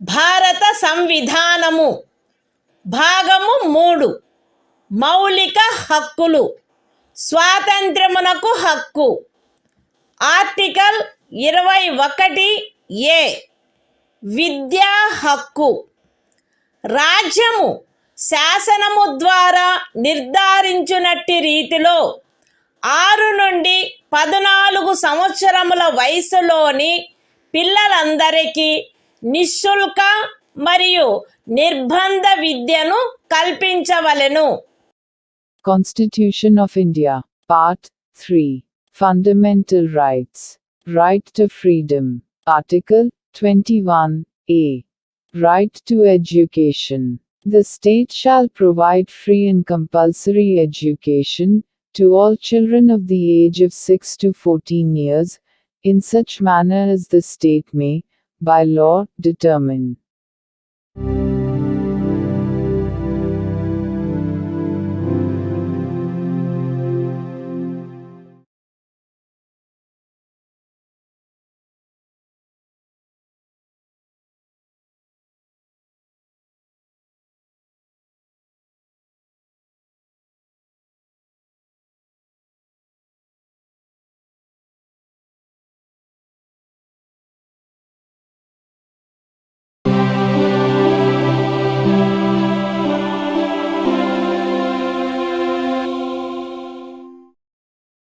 భారత సంవిధానము భాగము 3 మౌలిక హక్కులు స్వాతంత్ర్యమునకు హక్కు article 22 కొన్ని సందర్భములలో arrest మరియు నిరోధము నుండి రక్షణ. Arrest చేయబడిన ఏ వ్యక్తియు అట్టి అరెస్టుకు గల కారణములను గూర్చి వీలైనంత త్వరితముగా తెలియజేయబడకుండా అభిరక్షణలో నిరోధించబడరాదు మరియు తాను కోరిన న్యాయవాది సలహా పొందుటకు అట్టి న్యాయవాదిచే ప్రతివాదన చేయించుకొనుటకు గల హక్కు అతనికి నిరాకరించబడరాదు. అరెస్టు చేయబడి అభిరక్షణలో నిరోధించబడిన ప్రతి వ్యక్తి అట్లు అరెస్టు చేయబడిన తరువాత అరెస్టు చేయబడిన స్థలము నుండి అక్కడికి అత్యంత సమీపమున గల మెజిస్ట్రేటు న్యాయస్థానమునకు అతనిని తీసుకొని పోవుటకు ఆవశ్యకమైన కాలమును మినహాయించి 24 గంటల లోపల అట్టి మెజిస్ట్రేటు సమక్షమున హాజరుపరచబడవలెను మరియు అట్టి ఏ వ్యక్తియు మెజిస్ట్రేట్ యొక్క ప్రాధికారం లేకుండా సదరు కాలావధికి మించి అభిరక్షణలో నిరోధించబడరాదు. ఖండములు 1 మరియు 2లో ఉన్నదేదియు ఈ క్రింది వ్యక్తికి వర్తించదు. తత్సమయమున శత్రుదేశీయుడైన ఎవరేని వ్యక్తి లేక నివారక నిరోధమును నిబంధించు ఏదేని శాసనము క్రింద అరెస్టు చేయబడిన లేక నిరోధింపబడిన ఎవరేని వ్యక్తి నివారక నిరోధము కొరకు నిబంధించు శాసనము ఏదియు ఉన్నత న్యాయస్థానపు న్యాయాధీశునిగా నియమింపబడిన లేక నియమింపబడుటకు అర్హత కలిగిన వ్యక్తులతో కూడిన సలహా బోర్డు తన అభిప్రాయంలో సదరు 3 మాసములకు మించి నిరోధించుటకు తగినంత కారణము కలదని సదరు కాలావధి ముగియుటకు పూర్వము రిపోర్టు చేసిననే తప్ప. అయితే ఈ ఖండములోనున్నదేదియు ఖండము 7 యొక్క ఉపఖండము B క్రింద పార్లమెంటు చేసిన ఏదేని శాసనము ద్వారా విహితమైన గరిష్ట కాలావధికి మించి ఏ వ్యక్తినైనను నిరోధించుటకు ప్రాధికారము నొసగదు లేక అట్టి వ్యక్తి ఖండము 7 యొక్క ఉపఖండములు A మరియు Bల క్రింద పార్లమెంటు చేయబడిన ఏదేని శాసనము యొక్క నిబంధనలను అనుసరించి నిరోధించబడిననే తప్ప ఒక వ్యక్తిని 3 మాసముల కంటే ఎక్కువ కాలావధికి నిరోధించుటకు ప్రాధికారము నొసగదు. నివారక నిరోధమును నిబంధించు ఏదేని శాసనము క్రింద చేయబడిన ఉత్తర్వును అనుసరించి ఎవరేని వ్యక్తి నిరోధించబడినప్పుడు అట్లు ఉత్తర్వు చేయు ప్రాధికారి అట్టి ఉత్తర్వును చేయుటకు గల కారణములను వీలైనంత త్వరితముగా ఆ వ్యక్తికి తెలియపరచవలెను. మరియు ఆ ఉత్తర్వుకు విరుద్ధముగా విన్నవించుకొనుటకు అతనికి శీఘ్రతమైన అవకాశమును కలిగించవలెను. ఖండము 5లో నిర్దేశింపబడిన ఉత్తర్వును చేయు ప్రాధికారి ఏ సంగతులను వెల్లడించుట ప్రజాహితమునకు విరుద్ధమని తలచునో అట్టి సంగతులను అతడు వెల్లడించవలెనని సదరు ఖండములోనిదేదియు అపేక్షించరాదు. పార్లమెంటు శాసనము ద్వారా ఈ క్రింది విషయములను విహితము చేయవచ్చును. ఏ. ఖండము 4 యొక్క ఉపఖండము ఏలోని నిబంధనలను అనుసరించి సలహా బోర్డు యొక్క అభిప్రాయమును పొందకుండా నివారక నిరోధమును నిబంధించు ఏదేని శాసనము క్రింద ఏదేని తరగతికి లేక తరగతులకు చెందిన కేసులలో ఒక వ్యక్తిని 3 మాసములకు మించిన కాలావధికి నిరోధించుటకైన పరిస్థితులను. బి. నివారక నిరోధమును నిబంధించు ఏదేని శాసనము క్రింద ఏదేని తరగతికి లేక తరగతులకు చెందిన కేసులలో ఎవరేని వ్యక్తి యొక్క నిరోధమునకు గరిష్ట కాలావధి. మరియు సి. ఖండము 4 యొక్క ఉపఖండము ఏ క్రింద పరిశీలనలో సలహా బోర్డు అనుసరించవలసిన ప్రక్రియ. Constitution of India, Part 3. Fundamental Rights. Right to Freedom. Article 22. Protection against arrest and detention in certain cases. 1. No person who is arrested shall be detained in custody without being informed, as soon as may be, of the grounds for such arrest. Nor shall he be denied the right to consult, and to be defended by, a legal practitioner of his choice. 2. Every person who is arrested and detained in custody shall be produced before the nearest magistrate, within a period of 24 hours, of such arrest excluding the time necessary for the journey from the place of arrest, to the court of the magistrate, and no such person shall be detained in custody beyond the said period, without the authority of a magistrate. 3. Nothing in clauses 1 and 2 shall apply to any person who for the time being is an enemy alien, or to any person who is arrested or detained, under any law providing for preventive detention. 4. No law providing for preventive detention shall authorize the detention of a person, for a longer period than 3 months. Unless, an advisory board consisting of persons, who are, or have been, or are qualified to be appointed as, judges of a high court, has reported, before the expiration of the said period of 3 months, that there is in its opinion sufficient cause for such detention. Provided that nothing in this subclause shall authorize the detention of any person, beyond the maximum period prescribed by any law made by Parliament, under subclause B of clause 7. Or, such person is detained, in accordance with the provisions of any law made by Parliament, under subclauses A and B of clause 7.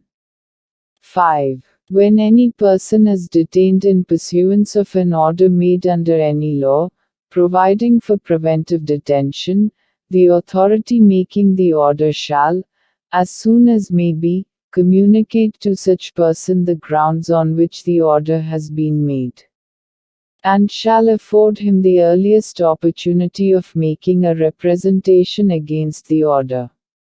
6. Nothing in Clause 5 shall require the authority making any such order, as is referred to in that clause, to disclose facts, which such authority considers to be against the public interest to disclose. 7. Parliament may by law prescribe a. the circumstances, under which in the class, or classes of cases, in which a person may be detained for a period longer than 3 months, under any law providing for preventive detention, without obtaining the opinion of an advisory board, in accordance with the provisions of subclause A of clause 4. b. The maximum period, for which any person may in any class, or classes of cases, be detained, under any law, providing for preventive detention. And c. The procedure to be followed by an advisory board, in an inquiry, under subclause A of clause 4.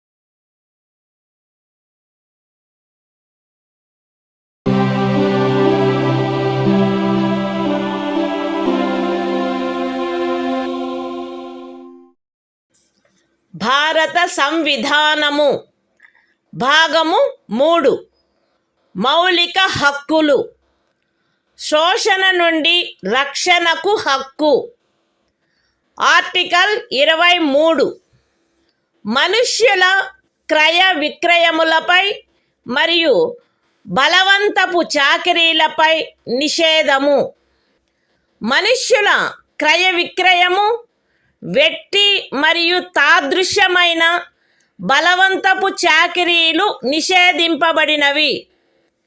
ఈ నిబంధన యొక్క ఉల్లంఘన శాసనరీత్యా శిక్షింపదగు అపరాధమగును.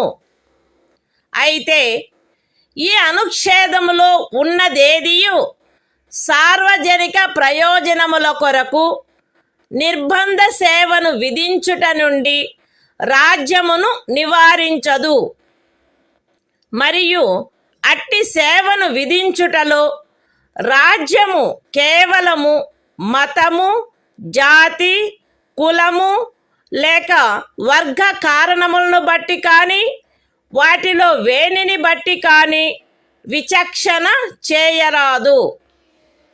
The Constitution of India, Part 3.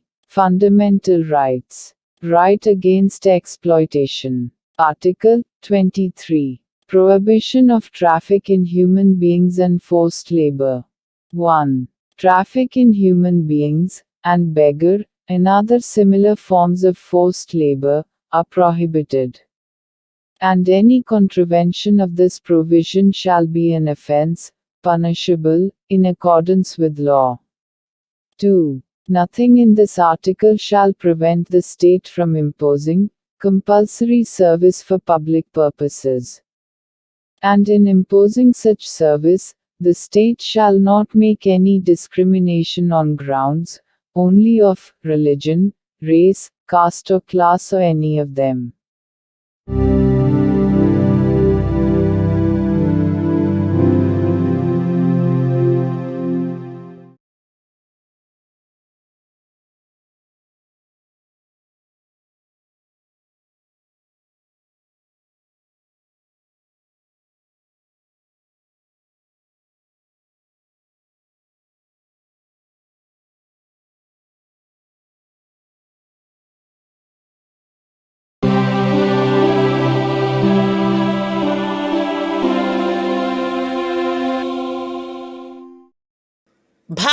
సంవిధానము భాగము 3 మౌలిక హక్కులు శోషణ నుండి రక్షణకు హక్కు ఆర్టికల్ 24 కర్మాగారాలు మొదలైన వాటిలో బిడ్డలను ఉద్యోగములో నుంచుటపై నిషేధము 14 సంవత్సరముల లోపు వయసు గల ఏ బిడ్డయు ఏ కర్మాగారములో కానీ గనిలో కానీ పని చేయుటకు ఉద్యోగములో ఉంచబడరాదు లేక అపాయకరమైన ఏదేని ఇతర ఉద్యోగములలో ఉంచబడరాదు.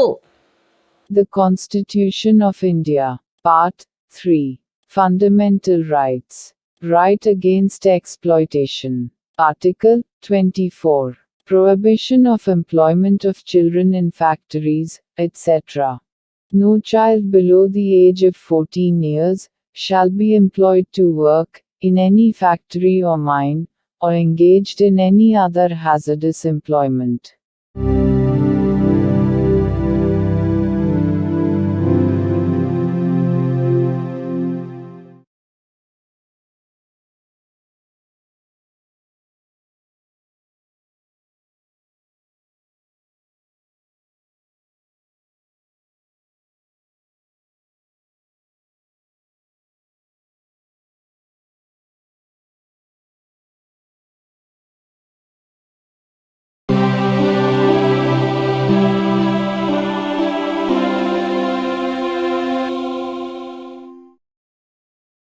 భారత సంవిధానము భాగము 3 మౌలిక హక్కులు మత స్వాతంత్ర్యపు హక్కు ఆర్టికల్ 25 అంతరాత్మను అనుసరించి స్వాతంత్ర్యము స్వేచ్ఛాయుత మతావలంబన ఆచరణ ప్రచారములు ప్రజాశాంతికి నైతికతకు ఆరోగ్యమునకు మరియు ఈ భాగము యొక్క ఇతర నిబంధనలకు అత్యధీనమై అంతరాత్మను అనుసరించి స్వాతంత్రమునకును స్వేచ్ఛగా మతమును అవలంబించుటకును ఆచరించుటకును ప్రచారము చేయుటకును జనులందరూ సమానముగా హక్కు కలిగియుందురు.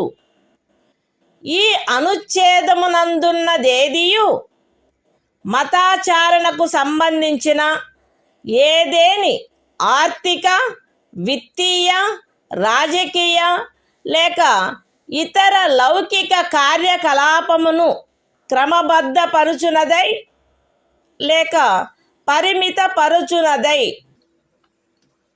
సాంఘిక సంక్షేమమునకును సంస్కరణకును లేక సార్వజనిక స్వభావము గల హిందూ మత సంస్థలలో హిందువులలోని అన్ని వర్గములకును శాఖలకును ప్రవేశము కలగచేయు నిబంధన చేయునదై అస్తిత్వములోనున్న ఏదేని శాసనము యొక్క అమలుకు భంగము కలిగించదు లేక అట్టి ఏ శాసనమునైనను చేయుట నుండి రాజ్యమును నివారించదు. ఎక్స్ప్లనేషన్ 1 కృపాన ధారణ కృపాన వహనము సిక్కు మతావలంబనములో చేరియున్నట్లు భావింపబడవలెను. ఎక్స్ప్లనేషన్ 2 ఖండము 2 యొక్క ఉపఖండము బిలో హిందువులను గూర్చిన నిర్దేశమునందు సిక్కు జైన లేక బౌద్ధ మతావలంబ వ్యక్తులను గూర్చిన నిర్దేశము చేరియున్నట్లు అన్వయించబడవలెను మరియు హిందూ మత సంస్థలను గూర్చిన నిర్దేశము తదనుసారముగా అన్వయించబడవలెను. The Constitution of India, Part 3. Fundamental Rights. Right to freedom of religion. Article 25. Freedom of conscience and free profession, practice and propagation of religion. 1. Subject to public order, morality and health, and, to the other provisions of this part, all persons are equally entitled to freedom of conscience, and the right, freely to profess, practice, and propagate religion. 2. Nothing in this article shall affect the operation of any existing law, or prevent the state from making any law, regulating or restricting any economic, financial, political or other secular activity which may be associated with religious practice. B. Providing for social welfare and reform, or the throwing open of Hindu religious institutions of a public character to all classes and sections of Hindus. Explanation 1. The wearing and carrying of kirpans shall be deemed to be included in the profession of the Sikh religion. Explanation 2. In subclause B of clause 2, the reference to Hindus shall be construed as including a reference to persons professing the Sikh, Jaina, or Buddhist religion, and the reference to Hindu religious institutions shall be construed accordingly.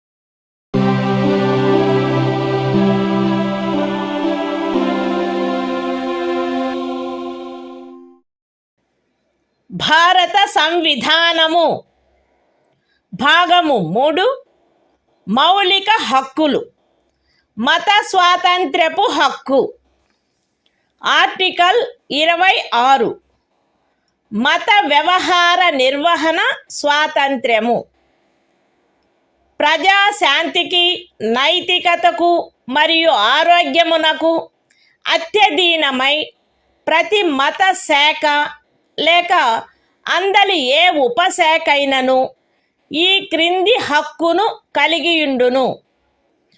మత మరియు ధార్మిక ప్రయోజనముల కొరకు సంస్థలను స్థాపించుట మరియు పోషించుట, మత విషయములలో స్వీయ వ్యవహారములను నిర్వహించుకొనుట, స్థిరాస్తిని మరియు చరాస్తిని కలిగియుండుట మరియు ఆర్జించుట, మరియు అట్టి ఆస్తిని శాసనమును అనుసరించి నిర్వహించుట.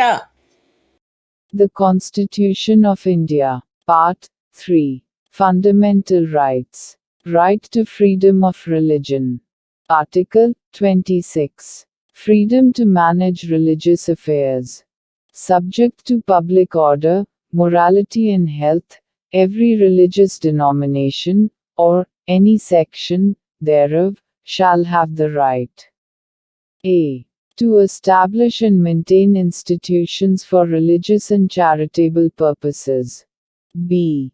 to manage its own affairs, in matters of religion. C. to own, and acquire, movable and immovable property, and D. to administer such property in accordance with law.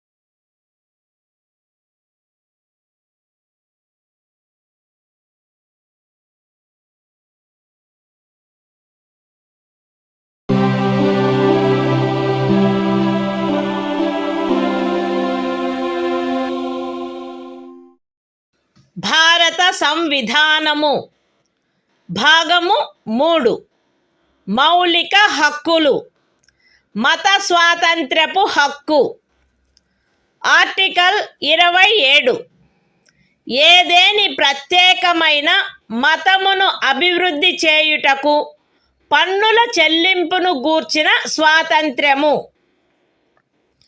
ఏదేని ప్రత్యేకమైన మతమును లేక మత శాఖను అభివృద్ధి చేయుటకు లేక పోషించుటకు అగు ఖర్చులను భరించుటకై ఏ పన్నుల వలన రాబడి నిర్దిష్టముగా కేటాయించబడునో ఆ పన్నులను చెల్లించుటకు ఏ వ్యక్తిని బలవంత పెట్టరాదు.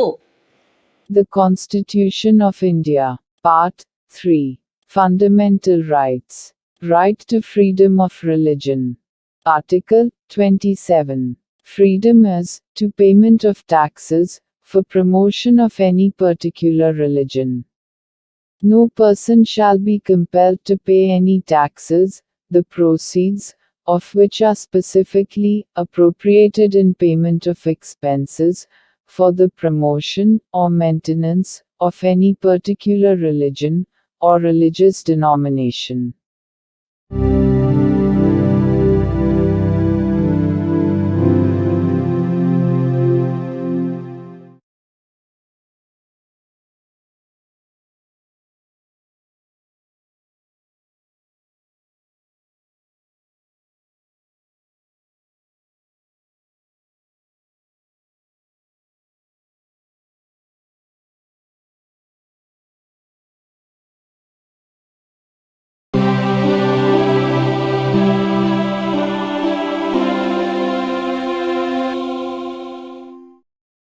భారత సంవిధానము భాగము 3 మౌలిక హక్కులు. మత స్వాతంత్ర్యపు హక్కు. ఆర్టికల్ 28. కొన్ని విద్యా సంస్థలలో మత బోధ లేక మత సంబంధమైన ఆరాధన జరుగుతున్నప్పుడు హాజరగుటను గూర్చిన స్వాతంత్ర్యము.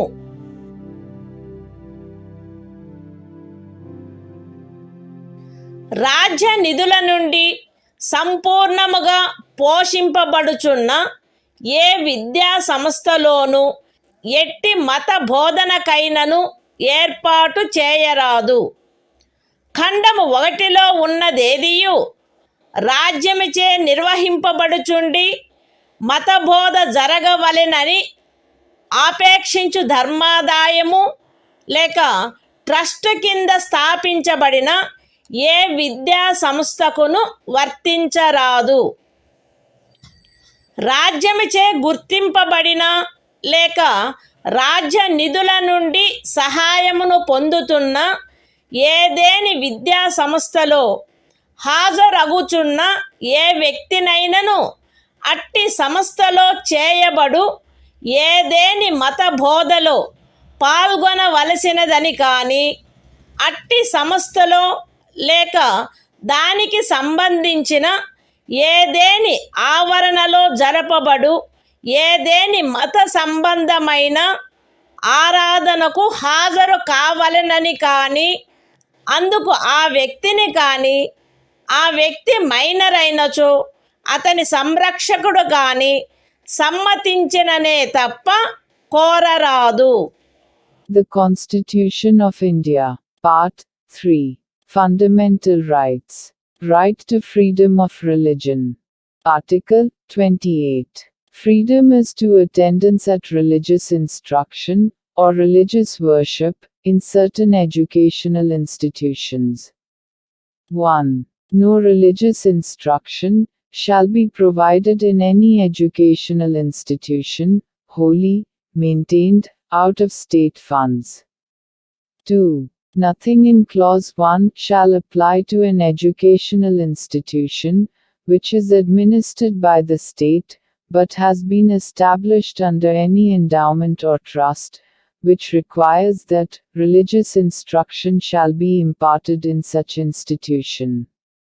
3. No person attending any educational institution recognized by the state, or receiving aid out of state funds, shall be required to take part in any religious instruction that may be imparted in such institution, or to attend any religious worship that may be conducted in such institution or in any premises attached thereto, unless such person or, if such person is a minor, his guardian has given his consent thereto.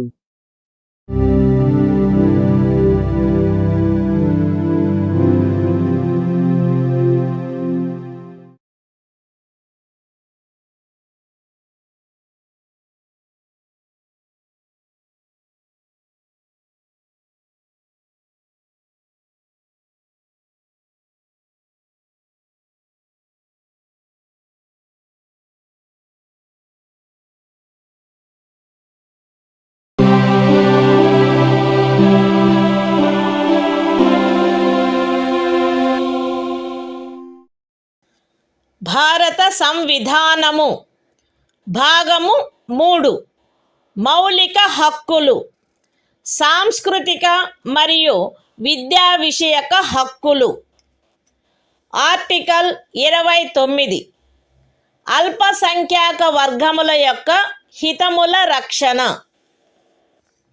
భారతదేశ రాజ్య క్షేత్రములో లేక అందలి ఏ భాగములో నివసించుచున్న పౌరులలోని ఏదేని వర్గము వారు తమ విశిష్ట భాష లిపి లేక సంస్కృతిని కలిగి ఉండినచో వారు దానిని కాపాడుకొనుటకు హక్కు కలిగి ఉందురు.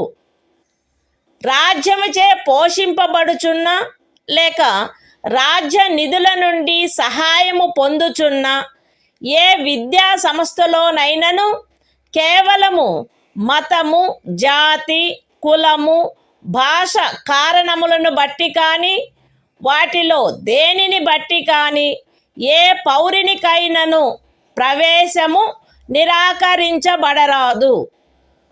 The Constitution of India, Part 3, Fundamental Rights, Cultural and Educational Rights. Article 29. Protection of interests of minorities. 1. Any section of the citizens residing in the territory of India, or any part thereof having a distinct language, script, or culture of its own, shall have the right to conserve the same. 2. No citizen shall be denied admission into any educational institution maintained by the state, or receiving aid out of state funds, on grounds only of religion, race, caste, language or any of them.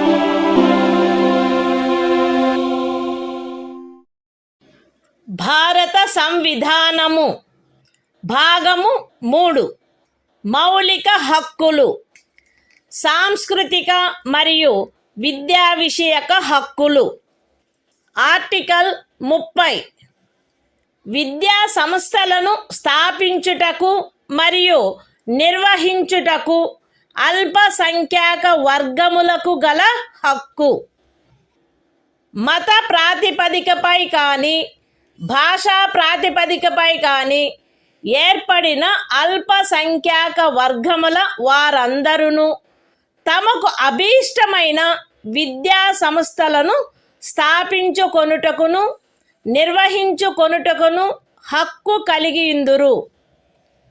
ఖండము 1లో నిర్దేశింపబడిన అల్పసంఖ్యాక వర్గముచే స్థాపింపబడి నిర్వహింపబడుతున్న ఒక విద్యా సంస్థ యొక్క ఏదేని ఆస్తిని నిర్బంధముగా అధ్యాదించుటను నిబంధించు ఏదేని శాసనము చేయుటలో అట్టి ఆస్తి అధ్యార్జన కొరకు అట్టి శాసనము ద్వారా నియతము చేయబడిన లేక దాని కింద నిర్ధారించబడిన మొత్తము ఆ ఖండము క్రింద హామీ ఇవ్వబడిన హక్కును పరిమితపరచకుండునట్లు లేక రద్దుపరచకుండునట్లు రాజ్యము కట్టుదిట్టము చేయవలెను.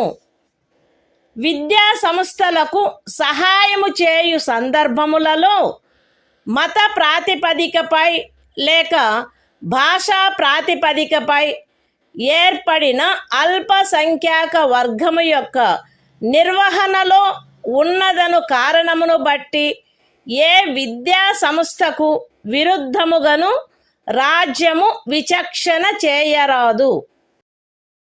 The Constitution of India, Part 3, Fundamental Rights, Cultural and Educational Rights, Article 30, Right of minorities to establish and administer educational institutions.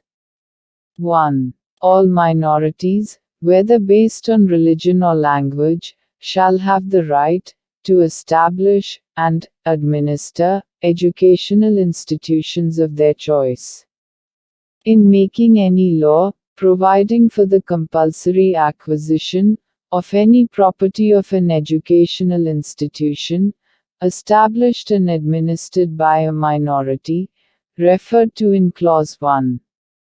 The state shall ensure that the amount fixed by or determined under such law, for the acquisition of such property, is such, as would not restrict or abrogate, the right guaranteed under that clause. 2. The state shall not, in granting aid to educational institutions, discriminate against any educational institution, on the ground that it is under the management of a minority, whether based on religion or language.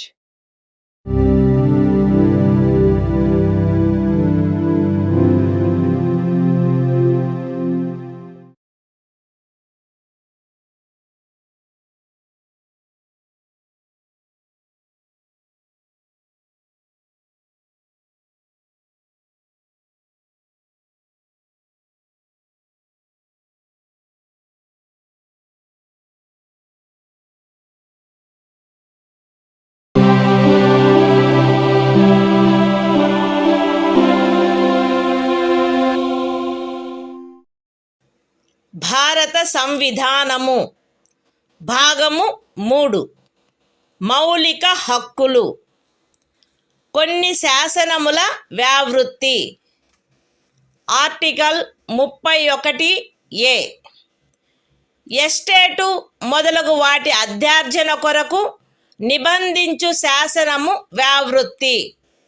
13వ అనుచ్ఛేదంలో ఏమి ఉన్నప్పటికీ రాజ్యమిచే ఏదేని estate యొక్క లేక అందలి ఏవేని హక్కుల యొక్క గాని అధ్యార్జన కొరకు లేక అట్టి హక్కుల నిర్వాపన లేక మార్పు కొరకు లేక ప్రజాహితమునకు లేక ఆస్తి యొక్క సముచిత నిర్వహణను చేకూర్చుటకు గాని రాజ్యము ఏదేని ఆస్తి యొక్క నిర్వహణను పరిమిత కాలము వరకు చేపట్టుట కొరకు లేక ప్రజాహితమునకు లేక ఏదేని కార్పొరేషనుల సముచిత నిర్వహణను చేకూర్చుటకు 2 లేక అంతకు మించిన కార్పొరేషనుల యొక్క విలీనీకరణ కొరకు లేక కార్పొరేషన్ల యొక్క నిర్వాహక ఏజెంట్ల,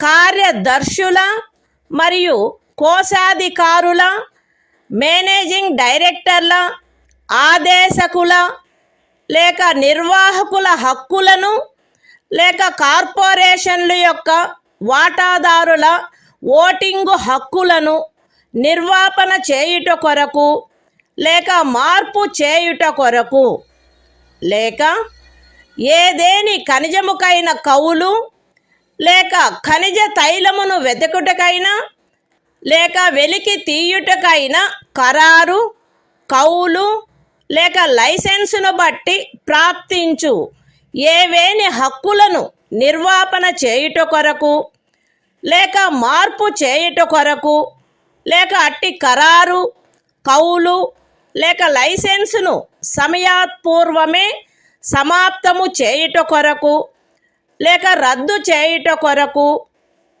నిబంధించునట్టి శాసనము దేనిని గాని 14వ అనుచ్ఛేదము లేక 19వ అనుచ్ఛేదము ద్వారా ప్రదత్తమైన హక్కులలో దేనికైనను అసంగతముగునున్నదను లేక అట్టి హక్కులలో దేనినైనను తీసివేయునను లేక కుంచించునను కారణమును బట్టి ప్రభావ శూన్యమగునవి భావించరాదు.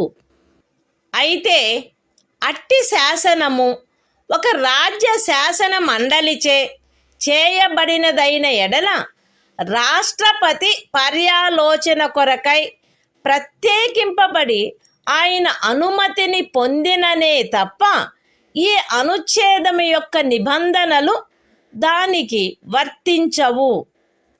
అంతేకాక రాజ్యముచే ఏదేని ఎస్టేటు అధ్యార్జింపబడుటకు ఏదేని శాసనము నిబంధన చేయునెడల మరియు ఆ ఎస్టేటులో చేరిన ఏదేని భూమి ఒక వ్యక్తి యొక్క స్వంత సేద్యము క్రిందయున్న ఎడల అట్టి అధ్యార్జనకు సంబంధించిన శాసనములో మార్కెట్ విలువకు తగ్గని రేటు చొప్పున నష్టపరిహారము చెల్లించుటకు నిబంధనలున్ననే తప్ప తత్సమయమున అమలులోనున్న ఏదేని శాసనము క్రింద అతడికి వర్తించడి గరిష్ట పరిమితి లోపు ఉన్న భూమిలోని ఏదేని భూభాగము కానీ దానిపై గల లేక దానికి చెందియున్న ఏదేని భవనము కానీ కట్టడము కానీ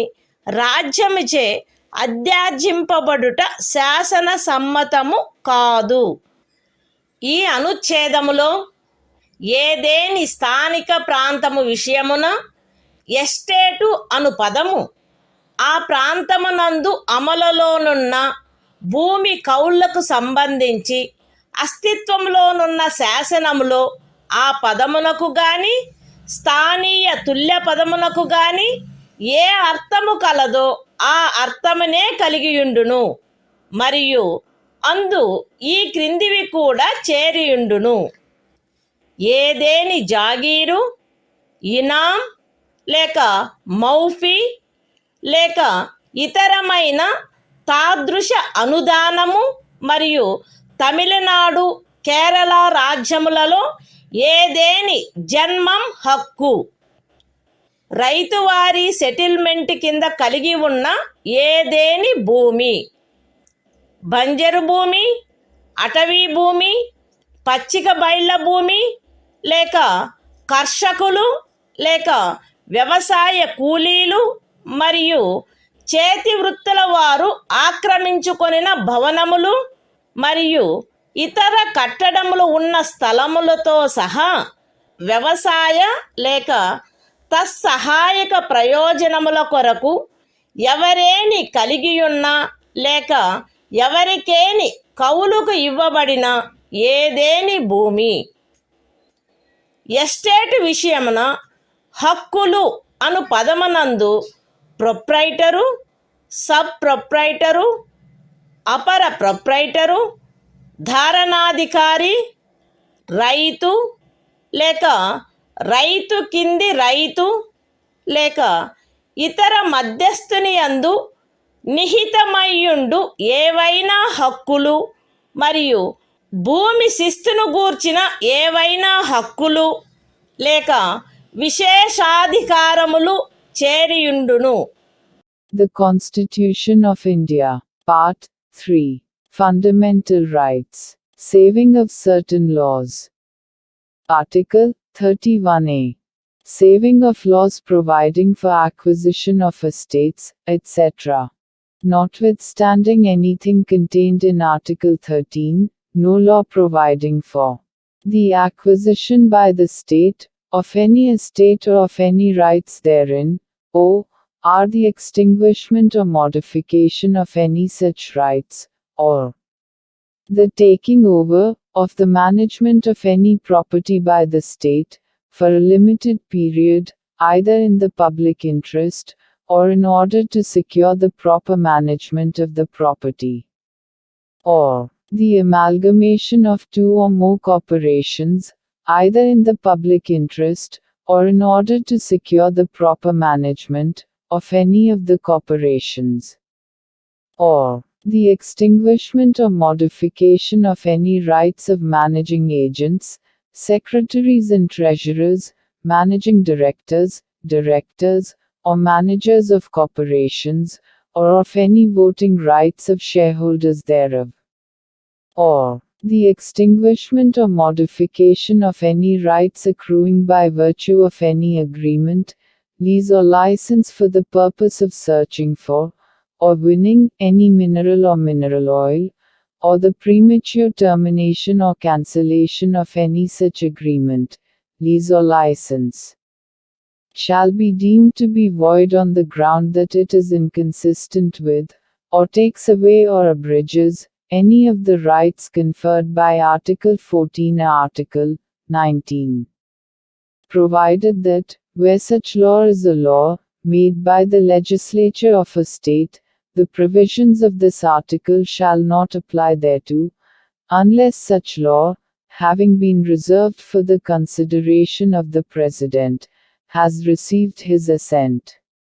Provided further, that, where any law makes any provision for the acquisition by the state of any estate, and where any land comprised therein is held by a person under his personal cultivation, it shall not be lawful for the state to acquire any portion of such land as is within the ceiling limit applicable to him under any law for the time being in force, or any building or structure standing thereon or tenant thereto, unless the law relating to the acquisition of such land, building or structure provides for payment of compensation at a rate which shall not be less than the market value thereof.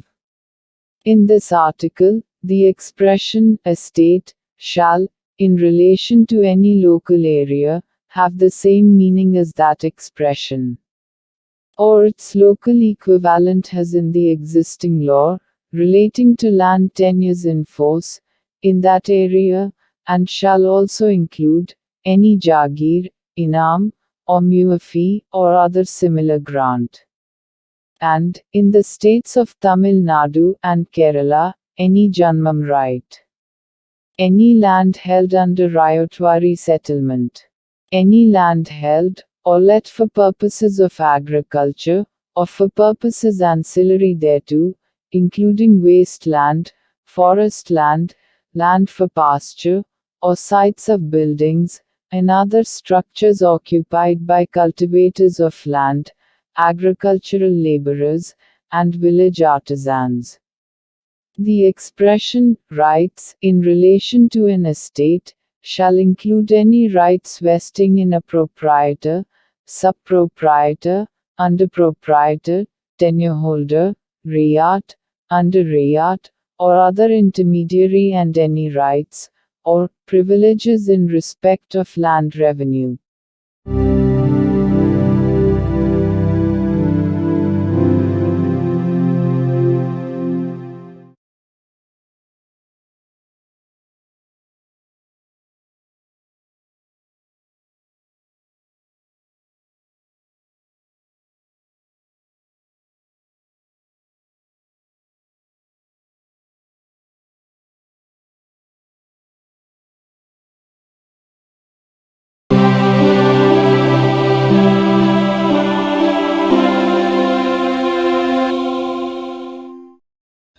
భారత సంవిధానము భాగము 3 మౌలిక హక్కులు.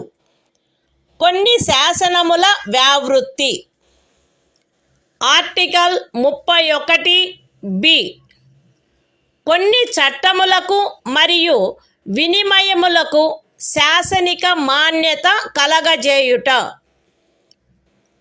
31(a) అనుచ్ఛేదములో గల నిబంధనల సాధారణతకు భంగము కలగకుండా 9వ అనుసూచిలో నిర్దిష్టపరచబడిన ఏవేని చట్టములు, నియమములు, వాటి యొక్క ఏవేని నిబంధనలు, అట్టి చట్టము, నియమము లేక నిబంధనను ఈ భాగంలోని ఏవేని నిబంధనల ద్వారా ప్రదత్తమైన ఏవేని హక్కులకు అసంగతముగా నున్నదను లేక ఆ హక్కులలో దేనినైనను తీసివేయుచున్నదను లేక కుంచుచున్నదను ఆధారముపై ప్రభావ శూన్యమైనదని గాని ఎప్పుడైనను ప్రభావ శూన్యమై ఉండినదని గాని భావించరాదు. మరియు ఏదేని న్యాయస్థానము లేక ట్రిబ్యునల్ యొక్క ఏదేని తీర్పు, డిక్రీ లేక ఉత్తర్వు దానికి విరుద్ధముగా నున్నప్పటికీ సదరు ప్రతి చట్టము మరియు నియమము దాని రద్దు లేక సవరణ చేయుటకు ఏదేని సమర్థ శాసన మండలికి గల అధికారమునకు అత్యధీనమై అమలునందు కొనసాగవలెను. The Constitution of India, Part 3. Fundamental Rights. Saving of certain laws. Article 31b. Validation of certain acts and regulations. Without prejudice to the generality of the provisions contained in Article 31a. None of the acts and regulations specified in the 9th schedule, nor any of the provisions thereof shall be deemed to be void, or ever to have become void on the ground that such act, regulation or provision is inconsistent with, or takes away or abridges any of the rights conferred by any provisions of this part. And, notwithstanding any judgment, decree or order of any court or tribunal, to the contrary, each of the said acts and regulations shall, subject to the power of any competent legislature to repeal, or amend it, continue in force.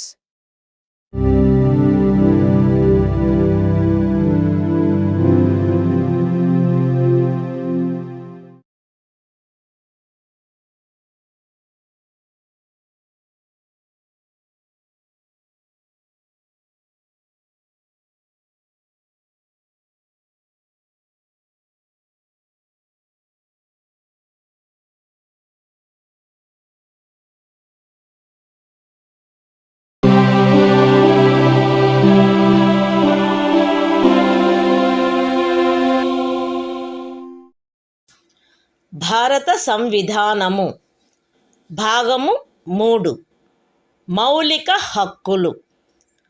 కొన్ని శాసనముల వ్యావృత్తి. Article 31(c). కొన్ని ఆదేశిక సూత్రములను అమలుపరచు శాసనముల వ్యావృత్తి. 13వ అనుచ్ఛేదములో ఏమి ఉన్నప్పటికీ భాగము 4లో పేర్కొనబడిన సూత్రములన్నింటినీ గాని వాటిలో కొన్నింటిని గాని సాధించుట కొరకై రాజ్య విధానమును అమలుపరచు ఏ శాసనమునైనను 14వ అనుచ్ఛేదము లేక 19వ అనుచ్ఛేదము ద్వారా ప్రదత్తమైన ఏవేని హక్కులకు అసంగతముగా నున్నదను లేక ఆ హక్కులలో దేనినైనను తీసివేయుచున్నదను లేక కుంచుచున్నదను కారణమును బట్టి ప్రభావ శూన్యమైనదని భావించరాదు. మరియు ఆ శాసనమందు అది అట్టి విధానమును అమలుపరచుట కొరకైనదను ప్రఖ్యానమున్నచో అది అట్టి విధానమును అమలుపరచదను కారణమును బట్టి ఏ న్యాయస్థానములోనూ ప్రష్టవ్యము కారాదు.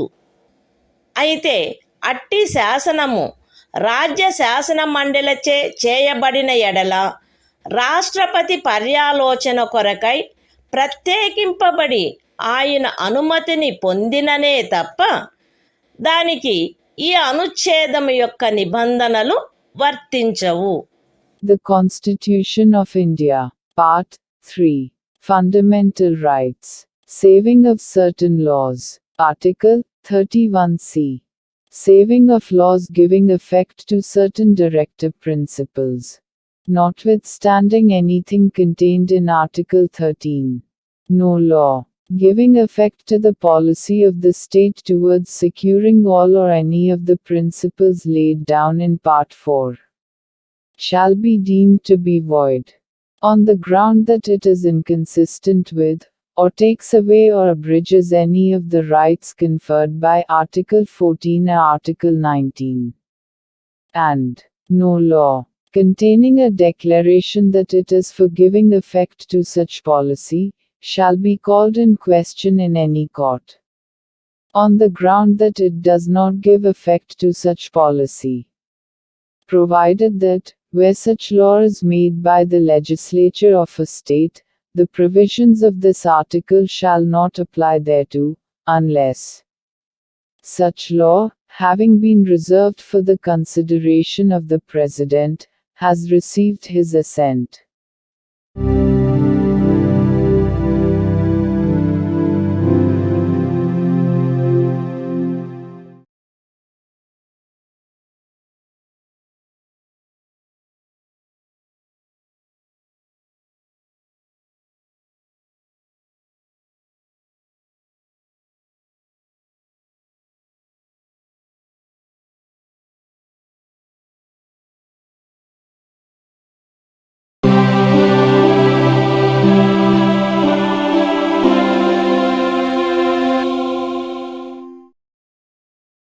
భారత సంవిధానము భాగము 3 మౌలిక హక్కులు సంవిధానిక ప్రత్యుపాయములకు హక్కు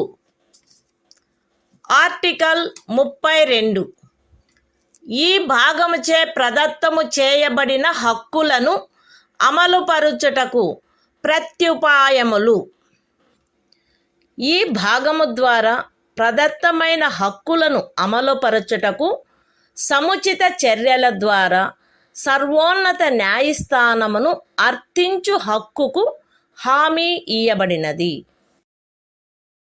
ఈ భాగము ద్వారా ప్రదత్తమైన ఏవేని హక్కులను అమలుపరచుట కొరకు ఆదేశములను లేక ఉత్తర్వులను లేక బందీ ప్రత్యక్ష హెబియస్ కార్పస్ పరమాదేశ మాండమస్ ప్రతిషేధ ప్రొహిబిషన్ అధికార పృచ్ఛ కోవారెంటో మరియు ఉత్ప్రేషణ సర్ష్యోరారి స్వభావము గల రిట్లతో సహా అధిలేఖలను వీటిలో సముచితమైన దానిని జారీ చేయుటకు సర్వోన్నత న్యాయస్థానము అధికారము కలిగియుండును.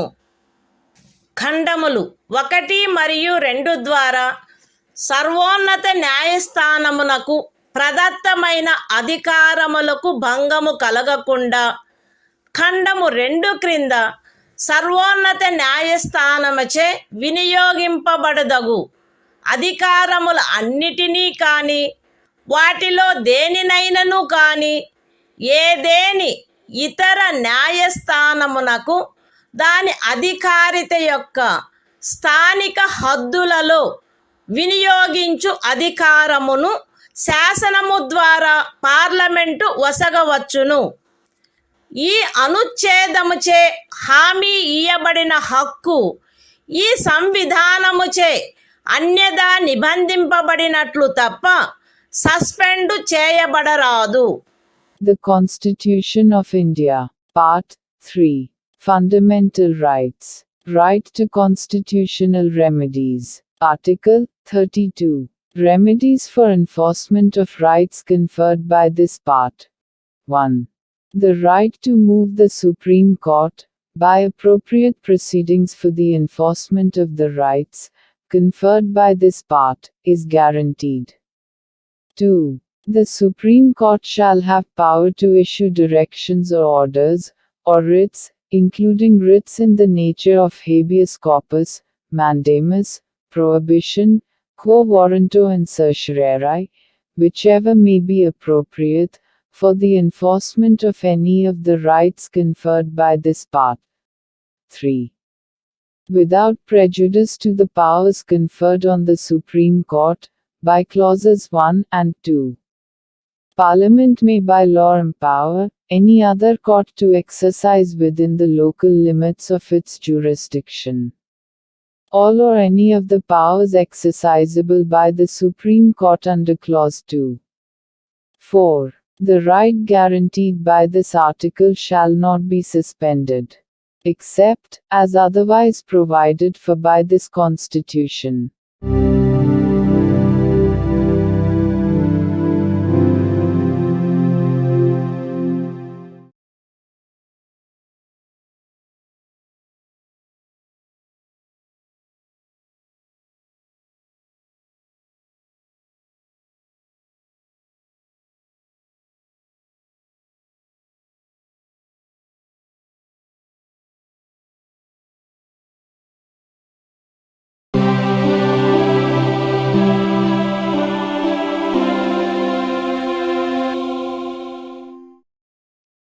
భారత సంవిధానము భాగము 3 మౌలిక హక్కులు సంవిధానిక ప్రత్యుపాయములకు హక్కు ఆర్టికల్ 33 ఈ భాగము ద్వారా ప్రదత్తమైన హక్కులను సాయుధ బలములు మొదలగు వాటికి వర్తింపచేయునప్పుడు మార్చుటకు పార్లమెంటుకు గల అధికారము. ఈ భాగము ద్వారా ప్రదత్తమైన హక్కులలో వేటినైనను సాయుధ బలములకు చెందిన సభ్యులకు లేక ప్రజాశాంతిని కాపాడు భారము వహించిన సాయుధ బలములకు చెందిన సభ్యులకు లేక గుప్త సమాచారము కొరకు లేక ఎదురు గుప్త సమాచారము కొరకు రాజ్యముచే స్థాపించబడిన ఏదేని బ్యూరోలో లేదా ఇతర వ్యవస్థలో నియమించబడిన వ్యక్తులకు లేక ఏ నుండి సి వరకు గల ఖండములలో నిర్దేశింపబడిన ఏదేని సాయుధ బలము బ్యూరో లేక వ్యవస్థ కొరకై ఏర్పాటు చేసిన టెలికమ్యూనికేషన్ వ్యవస్థలలో నియమించబడిన లేదా వాటికి సంబంధించిన వ్యక్తులకు వర్తింపచేయుటలో వారి సముచిత కర్తవ్య నిర్వహణను వారి మధ్య క్రమశిక్షణను కట్టుదిట్టము చేయుటకై ఆ హక్కులు ఎంత మేరకు పరిమితపరచబడవలెనో లేక రద్దు చేయబడవలెనో పార్లమెంటు శాసనము ద్వారా నిర్ధారణ చేయవచ్చును. The Constitution of India, Part 3. Fundamental Rights. Right to constitutional remedies. Article 33. Power of Parliament to modify the rights conferred by this part in their application to forces, etc. Parliament may by law determine to what extent any of the rights conferred by this part shall, in their application to the members of the armed forces, or the members of the forces charged with the maintenance of public order, or persons employed in any bureau or other organization established by the state for purposes of intelligence or counterintelligence, or person employed in or in connection with the telecommunication systems set up for the purposes of any force, bureau, or organization referred to in clauses A to C be restricted or abrogated so as to ensure the proper discharge of their duties and the maintenance of discipline among them.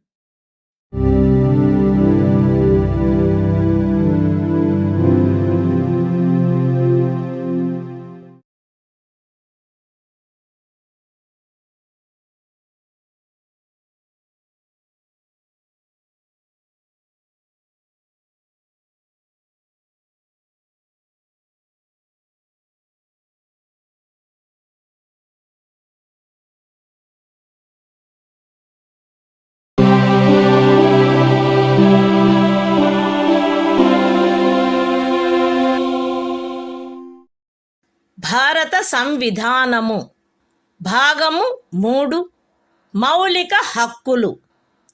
సంవిధానిక ప్రత్యుపాయములకు హక్కు. Article 34. ఏదేని ప్రాంతములో సైనిక శాసనము అమలులోనున్నప్పుడు ఈ భాగము ద్వారా ప్రదత్తమైన హక్కులపై నిర్బంధన. ఈ భాగమునందు పూర్వగామి నిబంధనలలో ఏమి ఉన్నప్పటికీ భారతదేశ రాజ్యక్షేత్రములోని ఏదేని ప్రాంతములో సైనిక శాసనము అమలులో ఉండి ఉన్నచో సంఘము యొక్క లేక ఒక రాజ్యము యొక్క సేవలోనున్న ఎవరేని వ్యక్తి అచట శాంతిని కాపాడుటకు లేక తిరిగి నెలకొల్పుటకు సంబంధించి చేసిన ఏదేని కార్యమును గూర్చి పార్లమెంటు శాసనము ద్వారా అతనికి క్షతిపూర్తి చేయవచ్చును, లేక అట్టి ప్రాంతంలో సైనిక శాసనము క్రింద చేయబడిన ఏదేని దండనోత్తర్వును, విధించబడిన ఏదేని శిక్షను, ఉత్తర్వు చేయబడిన సమపహరణను, లేక చేసిన ఏదేని ఇతర కార్యమును మాన్యమునర్చవచ్చును. The Constitution of India, Part 3. Fundamental Rights. Right to constitutional remedies. Article 34. Restriction on rights conferred by this part while martial law is in force in any area.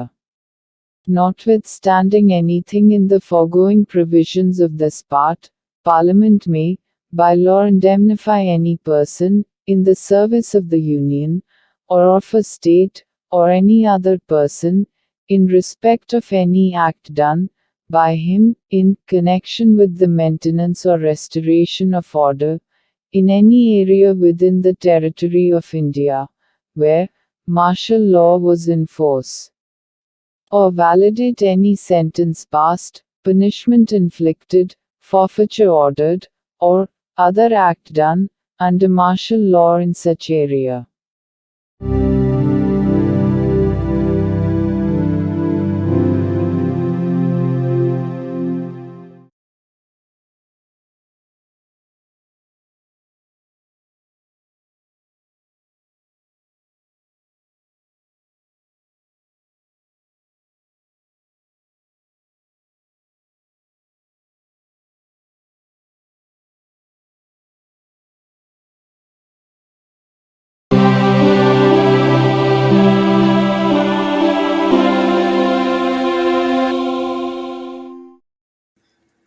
భారత సంవిధానము భాగము 3 మౌలిక హక్కులు.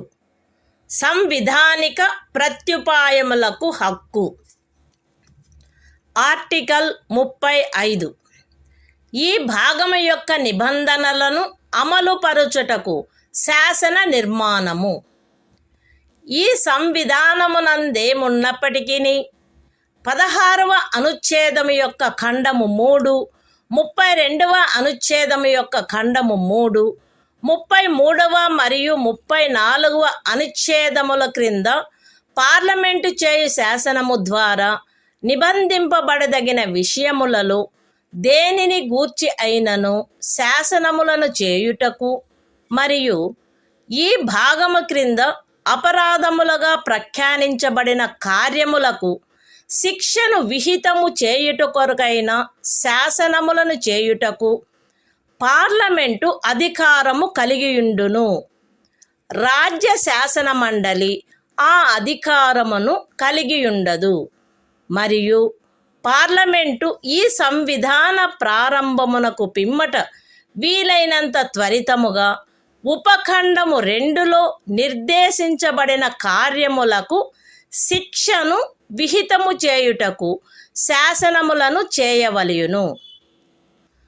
ఖండము ఏ యొక్క ఉపఖండము 1లో నిర్దేశింపబడిన ఏదేని విషయమును గూర్చినదైనా లేక ఆ ఖండము యొక్క ఉపఖండము 2లో నిర్దేశించబడిన కార్యమునకు దేనికైనను శిక్షను నిబంధించునదై ఈ సంవిధాన ప్రారంభమునకు అవ్యవహిత పూర్వము భారతదేశ రాజ్య క్షేత్రమునందు అమలులోనున్న ఏదేని శాసనము అందలి నిబంధనలకును 372వ అనుచ్ఛేదము క్రింద దాని యందు చేయబడు అనుకూలానుసరణకును మరియు మార్పులకును అత్యధీనమై పార్లమెంటుచే మార్పు లేక రద్దు లేక సవరణ చేయబడు వరకు అమలునందు కొనసాగవలెను.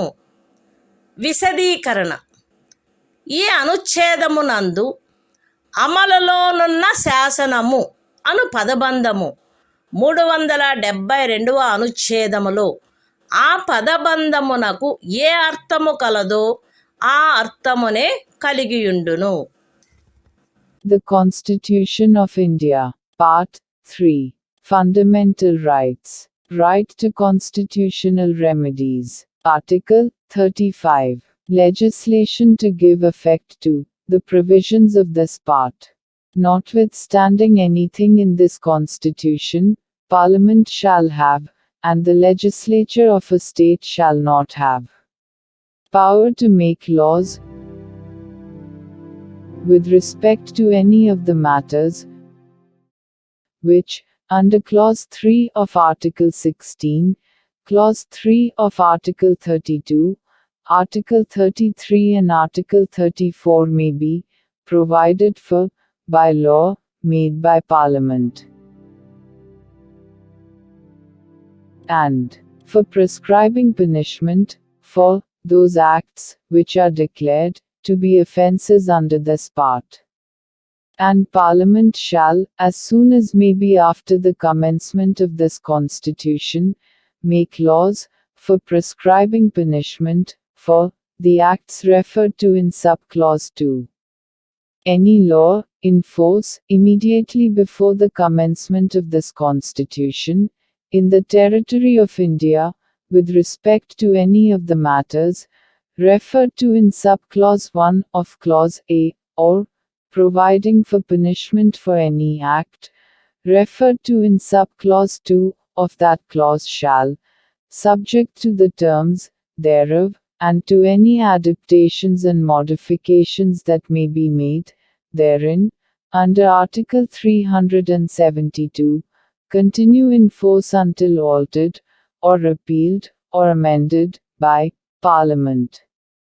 Explanation: in this article, the expression law in force has the same meaning as in Article 372.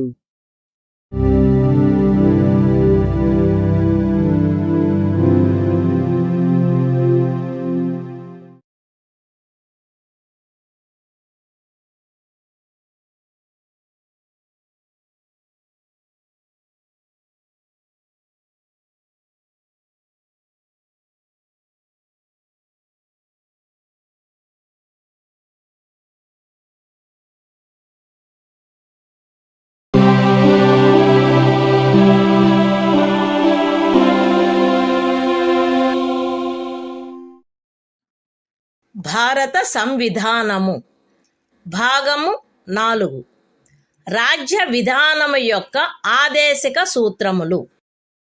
Article 36. ఈ భాగములో సందర్భము అన్యదా అపేక్షించననే తప్ప రాజ్యము అను పదము భాగము 3లో ఆ పదమునకు ఏ అర్థము కలదో ఆ అర్థమునే కలిగియుండును. The Constitution of India, Part 4. Directive Principles of State Policy.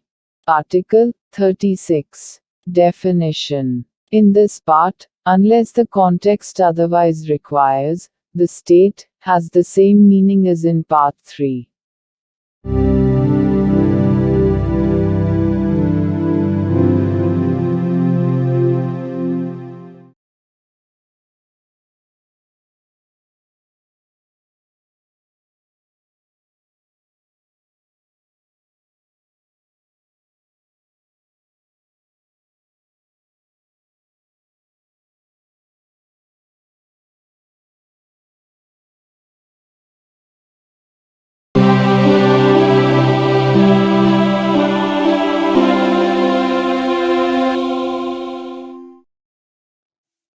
భారత సంవిధానము భాగము 4 రాజ్య విధానము యొక్క ఆదేశిక సూత్రములు.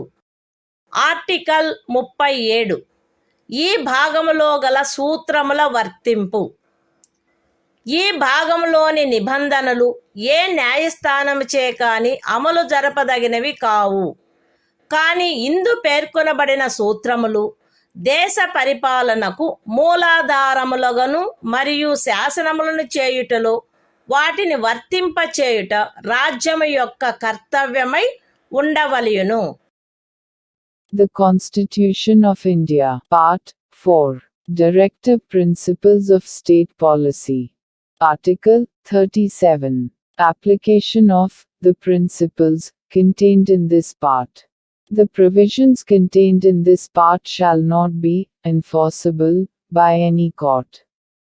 But the principles therein laid down are, nevertheless, fundamental in the governance of the country, and it shall be the duty of the state to apply these principles in making laws.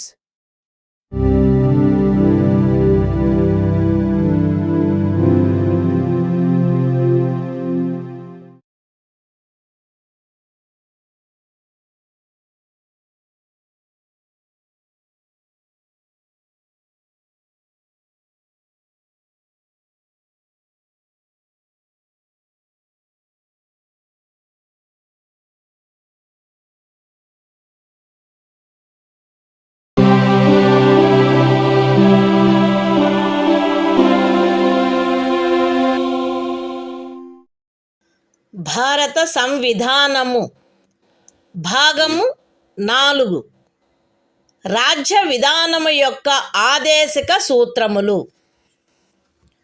Article 38 రాజ్యము ప్రజల శ్రేయస్సును పెంపొందించు సాంఘిక వ్యవస్థను చేకూర్చుట. జాతీయ జీవనంలోని అన్ని రంగములలో సాంఘిక, ఆర్థిక మరియు రాజకీయ న్యాయమును ఉజ్జీవింపచేయు సాంఘిక వ్యవస్థను వీలైనంత వరకు కట్టుదిట్టము చేకూర్చుట ద్వారాను దానిని రక్షించుట ద్వారాను రాజ్యము ప్రజల శ్రేయస్సును పెంపొందించుటకు పాటుపడవలెను. రాజ్యము ప్రత్యేకించి రాబడిలో అసమానతలను తగ్గించుటకు పాటుపడవలెను మరియు విభిన్న ప్రాంతములందు నివసించుచున్న లేక విభిన్న వృత్తులను చేపట్టిన వ్యక్తుల మధ్య మాత్రమే కాకుండా ప్రజావర్గముల మధ్య కూడా హోదా, సౌకర్యములు మరియు అవకాశములందు అసమానతలను తొలగించుటకు ప్రయత్నించవలెను. The Constitution of India, Part 4, Directive Principles of State Policy. Article 38. State to secure social order, for the promotion of welfare of the people. The state shall strive to promote the welfare of the people, by securing and protecting as effectively as it may a social order, in which justice, social, economic, and political, shall inform all the institutions of the national life. The state shall, in particular, strive to minimize the inequalities in income, and endeavor to eliminate inequalities in status, facilities and opportunities, not only amongst individuals, but also amongst groups of people, residing in different areas, or engaged in different vocations.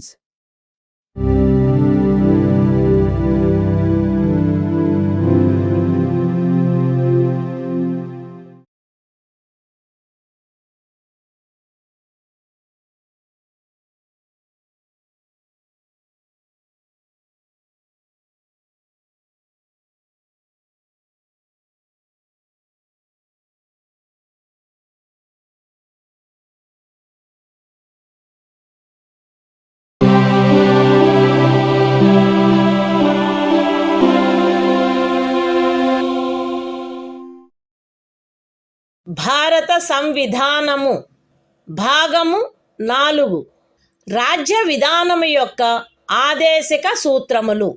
Article 39 రాజ్యము అనుసరించవలసిన కొన్ని విధాన సూత్రములు.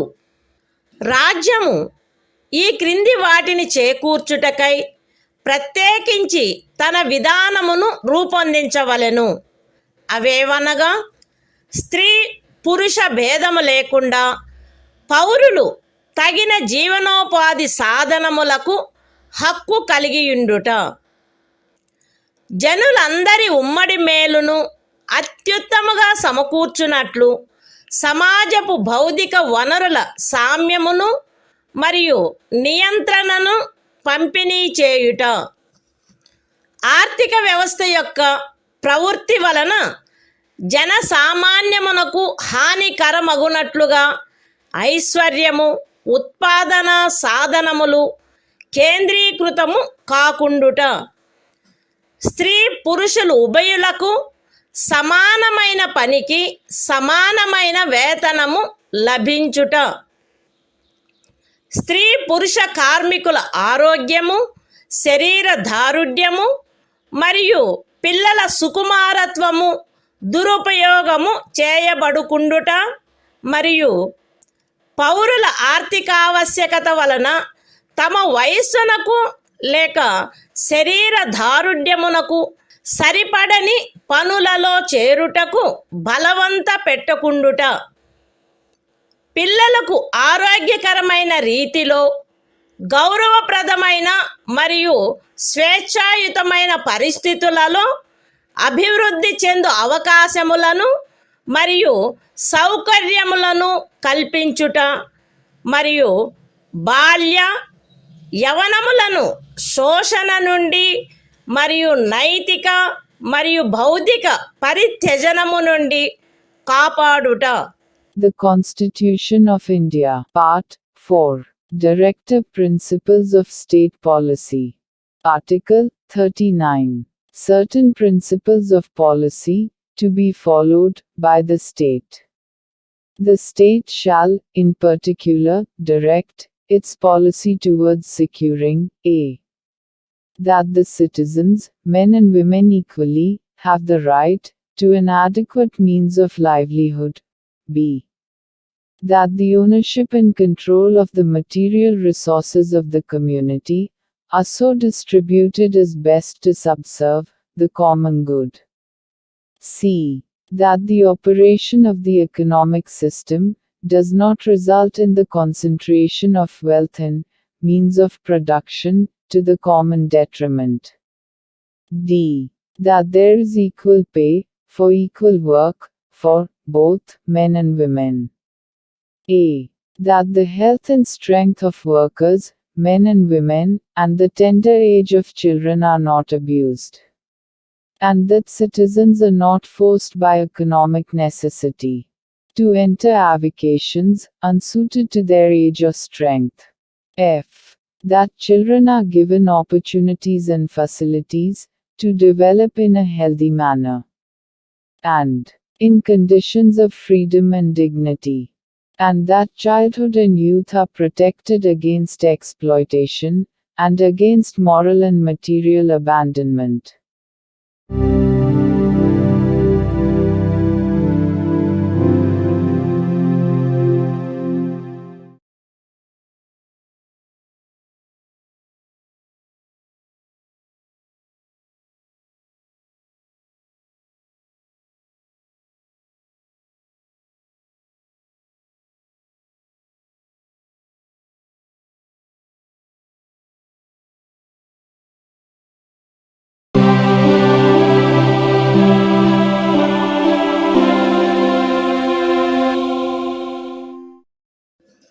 భారత సంవిధానము భాగము 4 రాజ్య విధానము యొక్క ఆదేశిక సూత్రములు.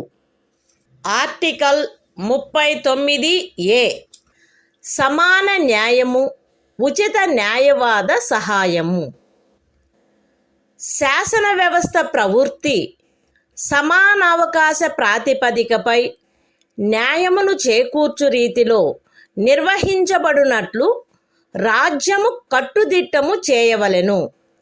మరియు ప్రత్యేకముగా ఏ పౌరునికైనను ఆర్థిక లేక ఇతర అసక్తతల కారణమున న్యాయమును పొందు అవకాశములు అలభ్యము కాకుండునట్లు కట్టుదిట్టము చేయుటకై తగిన శాసన నిర్మాణమును లేక పథకముల ద్వారా గాని ఏదేని ఇతర విధముగా గాని ఉచిత న్యాయవాద సహాయమును సమకూర్చవలెను. The Constitution of India, Part 4. Directive Principles of State Policy. Article 39A. Equal justice and free legal aid. The state shall secure that the operation of the legal system promotes justice on a basis of equal opportunity, and shall, in particular, provide free legal aid by suitable legislation or schemes, or in any other way to ensure that opportunities for securing justice are not denied to any citizen by reason of economic or other disabilities.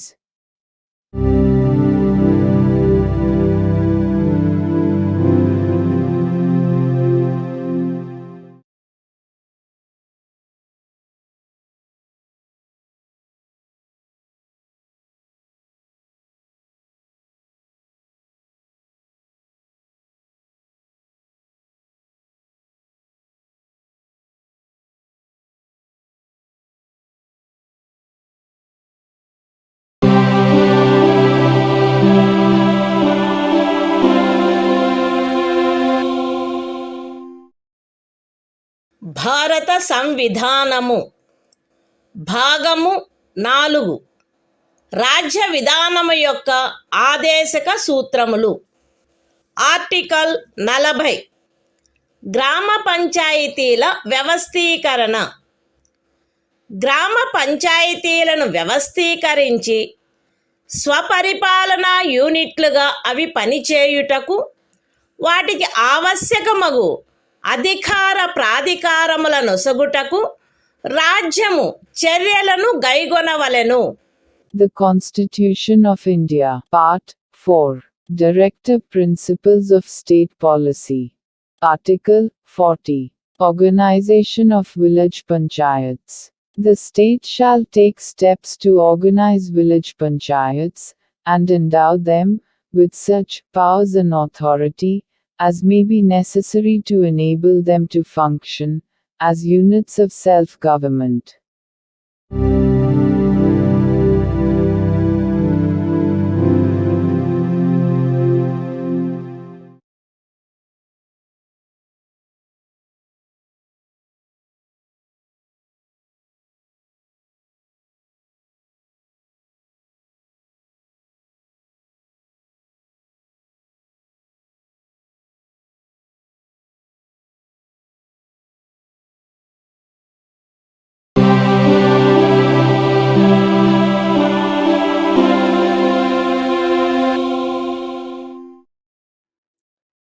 భారత సంవిధానము భాగము 4.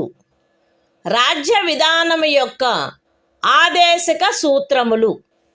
Article 41. పనికి విద్యకు కొన్ని సందర్భములలో ప్రజా సహాయమునకు హక్కు. రాజ్యము దాని ఆర్థిక స్తోమత మరియు అభివృద్ధి పరిమితుల మేరకు పనిచేయు హక్కును, విద్య నేర్చుకొను హక్కును మరియు నిరుద్యోగము, వృద్ధాప్యము, అనారోగ్యము, అంగవైకల్యము మరియు ఇతర విధములైన అకారణ దారిద్ర్యము కలిగిన సందర్భములలో ప్రజా సహాయమును పొందు హక్కును చేకూర్చుటకై కట్టుదిట్టమైన ఏర్పాటు చేయవలెను. The Constitution of India, Part 4. Directive Principles of State Policy. Article 41. Right to work, to education, and to public assistance, in certain cases. The state shall, within the limits of its economic capacity and development, make effective provision for securing the right to work, to education, and to public assistance, in cases of unemployment, old age, sickness, and disablement, and in other cases of undeserved want.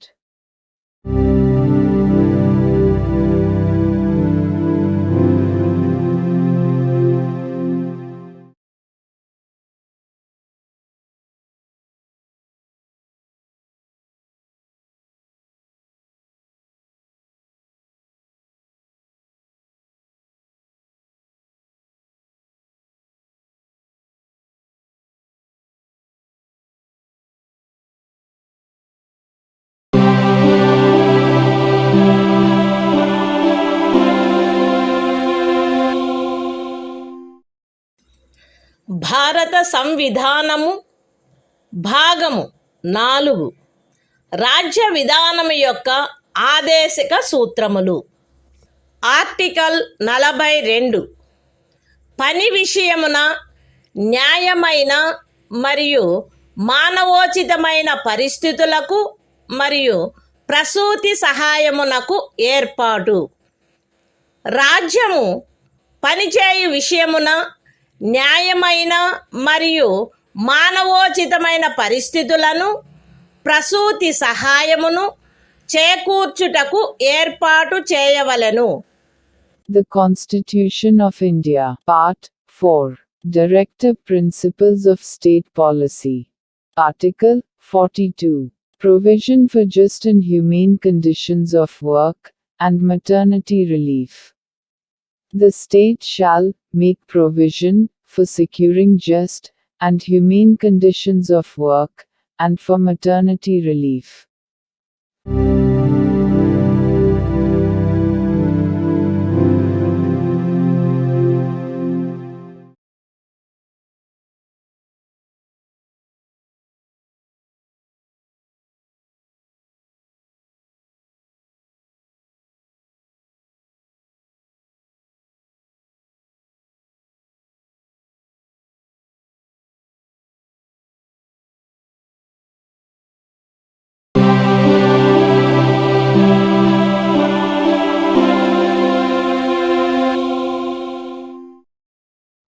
భారత సంవిధానము భాగము 4 రాజ్య విధానము యొక్క ఆదేశిక సూత్రములు. Article 43 కార్మికులకు జీవన భృతి మొదలగునవి. రాజ్యము తగిన శాసన నిర్మాణము ద్వారా లేక ఆర్థిక వ్యవస్థాపన ద్వారా లేక మరే విధముగానైనా వ్యవసాయ, పారిశ్రామిక లేక ఇతర కార్మికులందరికీ పనిని, జీవన భృతిని మరియు సముచిత జీవన స్థాయిని, విశ్రాంతి మరియు సాంఘిక సాంస్కృతిక అవకాశముల పూర్తి వినియోగమును చేకూర్చునట్టి పని పరిస్థితులను కల్పించుటకు ప్రయత్నించవలెను. మరియు ప్రత్యేకించి గ్రామీణ ప్రాంతములలో వైయక్తిక ప్రాతిపదికపై లేక సహకార ప్రాతిపదికపై కుటీర పరిశ్రమలను పెంపొందింపచేయుటకు ప్రయత్నించవలెను. The Constitution of India, Part 4, Directive Principles of State Policy. Article 43, Living wage, etc., for workers. The state shall endeavor to secure, by suitable legislation, or economic organization or in any other way, to all workers, agricultural, industrial or otherwise, work, a living wage, conditions of work ensuring a decent standard of life, and full enjoyment of leisure, and social and cultural opportunities, and, in particular, the state shall endeavor to promote cottage industries, on an individual or cooperative basis, in rural areas.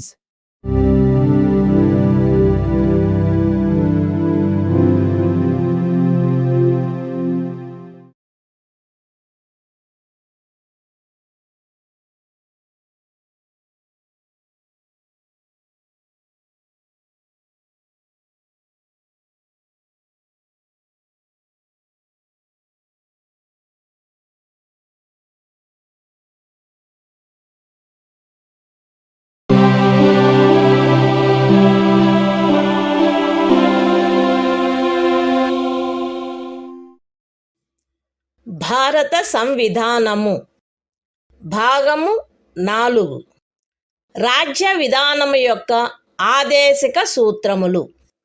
Article 43A పరిశ్రమల నిర్వహణలో కార్మికులు పాల్గొనుట. రాజ్యము తగిన శాసన నిర్మాణము ద్వారా లేక ఏదేని ఇతర విధముగా. Article 43A Participation of workers in management of industries. The state shall take steps, by suitable legislation or in any other way, to secure the participation of workers in the management of undertakings, establishments, or other organizations engaged in any industry.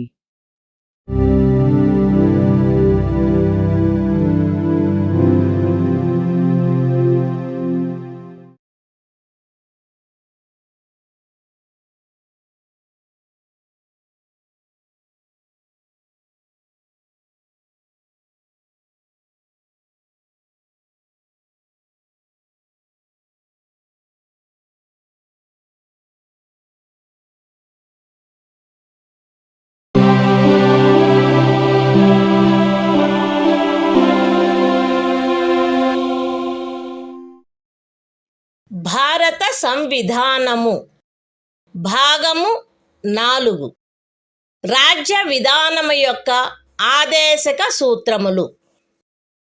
Article 43B సహకార సంఘముల ప్రవర్ధనము.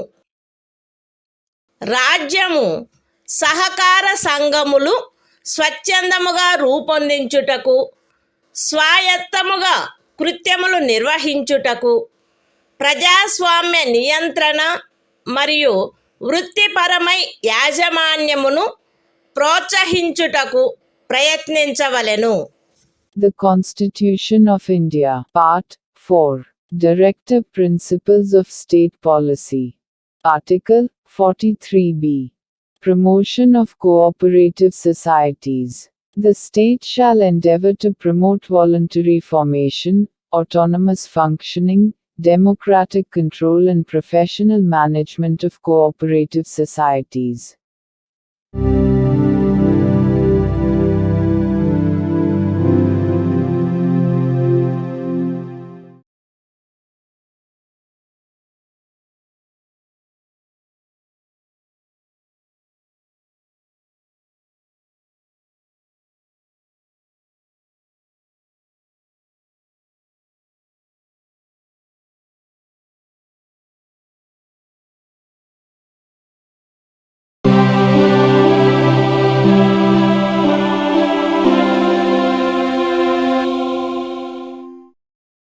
భారత సంవిధానము భాగము 4 రాజ్య విధానము యొక్క ఆదేశిక సూత్రములు. Article 44 పౌరులందరకు ఏకరూపమైన civil స్మృతి. భారతదేశ రాజ్య క్షేత్రమునంతటను పౌరులకు ఏకరూపమైన సివిల స్మృతిని చేకూర్చుటకు రాజ్యము ప్రయత్నించవలెను. The Constitution of India, Part 4, Directive Principles of State Policy. Article 44 Uniform Civil Code for the Citizens. The state shall endeavor to secure for the citizens a uniform civil code throughout the territory of India.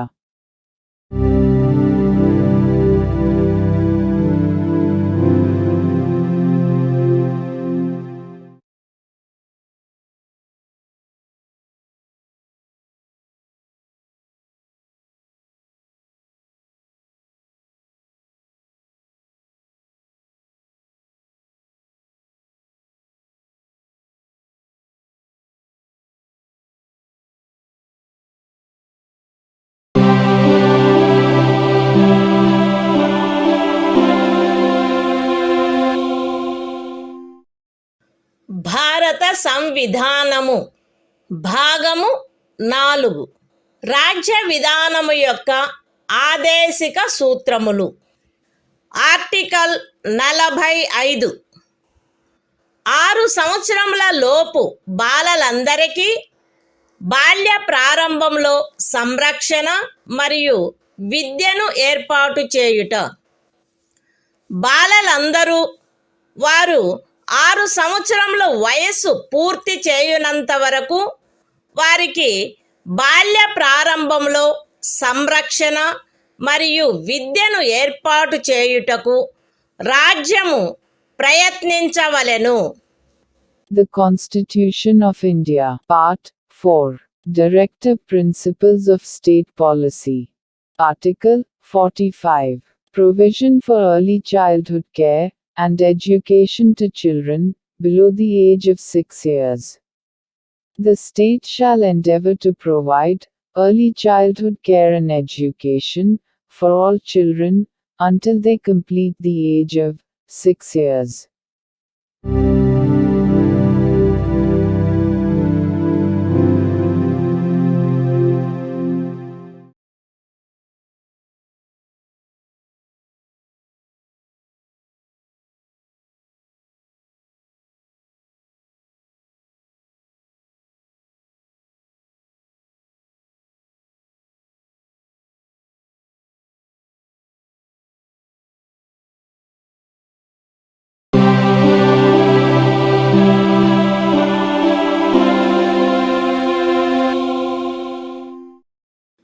భారత సంవిధానము భాగము 4. రాజ్య విధానము యొక్క ఆదేశిక సూత్రములు. Article 46. అనుసూచిత కులముల, అనుసూచిత జనజాతుల మరియు ఇతర బలహీన వర్గముల యొక్క విద్యా విషయక మరియు ఆర్థిక హితములను పెంపొందించుట. ప్రజలలో బలహీన వర్గముల, ప్రత్యేకించి అనుసూచిత కులముల మరియు అనుసూచిత జనజాతుల విద్యా విషయక మరియు ఆర్థిక హితమును రాజ్యము విశేష శ్రద్ధతో పెంపొందించవలెను మరియు సాంఘిక అన్యాయము నుండి సకల విధములగు శోషణల నుండి వారిని రక్షించవలెను. The Constitution of India, Part 4. Directive Principles of State Policy. Article 46. Promotion of educational and economic interests of scheduled castes, scheduled tribes, and other weaker sections. The state shall promote with special care the educational and economic interests of the weaker sections of the people, and, in particular, of the scheduled castes and the scheduled tribes, and shall protect them from social injustice and all forms of exploitation.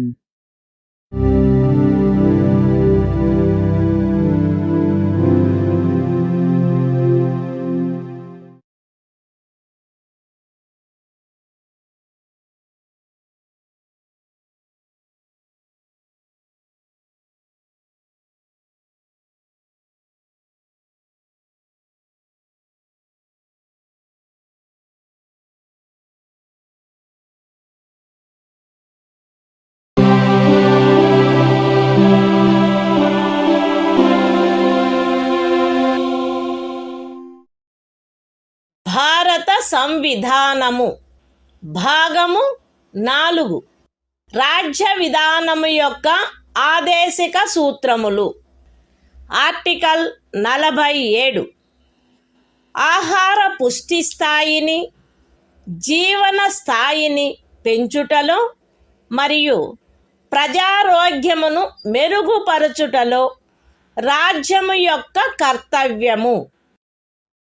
రాజ్యము ప్రజల ఆహార పుష్టి యొక్క స్థాయిని, జీవన స్థాయిని పెంచుట మరియు ప్రజారోగ్యమును మెరుగుపరుచుట తన ప్రాథమిక కర్తవ్యములలోనివిగా పరిగణించవలెను మరియు ప్రత్యేకించి వైద్య ప్రయోజనములకై తప్ప మద్యపానీయములను మరియు ఆరోగ్యమునకు భంగము కలిగించు ఔషధములను సేవించుటను నిషేధించుటకు రాజ్యము ప్రయత్నించవలెను.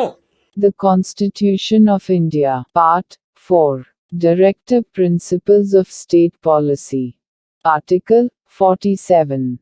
Duty of the state to raise the level of nutrition and the standard of living, and to improve public health. The state shall regard the raising of the level of nutrition and the standard of living of its people, and the improvement of public health, as among its primary duties, and, in particular, the state shall endeavor to bring about prohibition of the consumption, except for medicinal purposes, of intoxicating drinks and of drugs, which are injurious to health.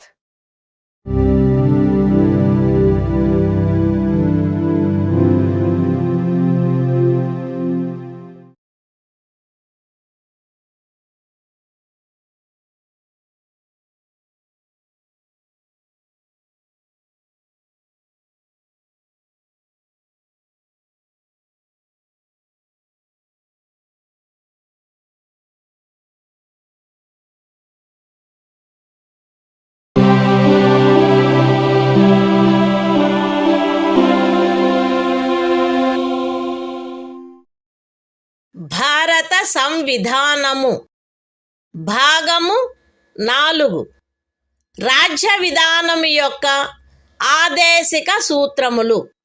Article 48 వ్యవసాయ మరియు పశు సంవర్ధనము యొక్క వ్యవస్థీకరణ.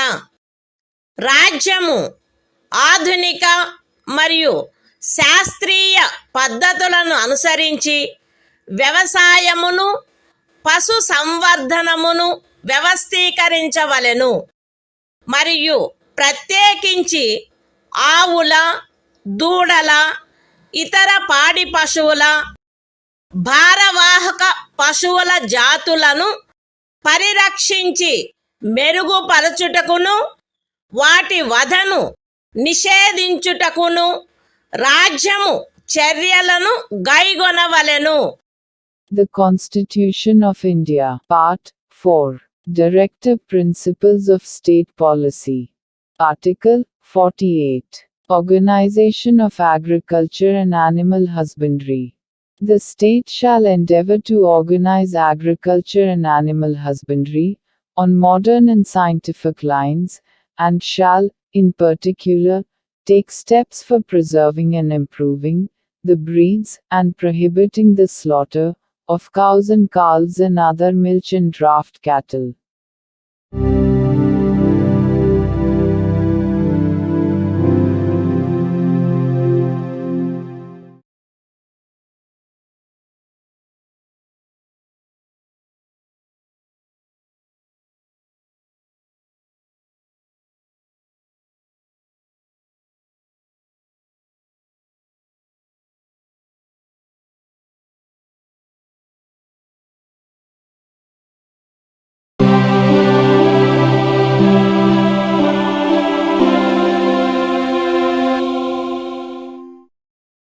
భారత సంవిధానము భాగము 4 రాజ్య విధానము యొక్క ఆదేశిక సూత్రములు.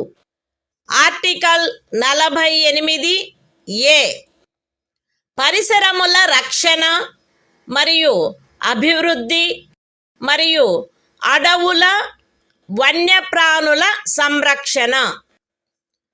రాజ్యము పరిసరములను కాపాడి అభివృద్ధి చేయుటకును దేశములోని అడవులను వన్యప్రాణులను సంరక్షించుటకును ప్రయత్నించవలెను.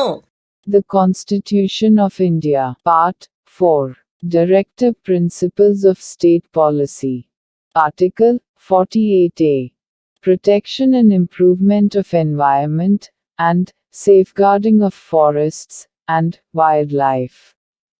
The state shall endeavor to protect and improve the environment, and to safeguard the forests and wildlife of the country.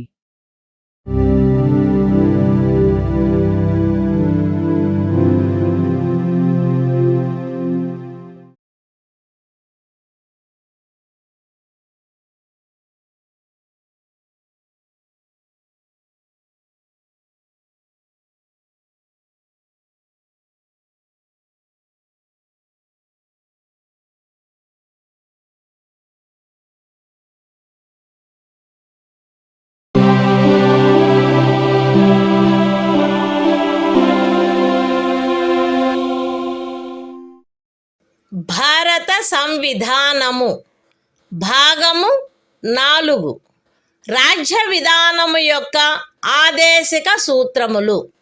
Article 49 జాతీయ ప్రాముఖ్యము గల స్మారక చిహ్నములను రక్షించుట.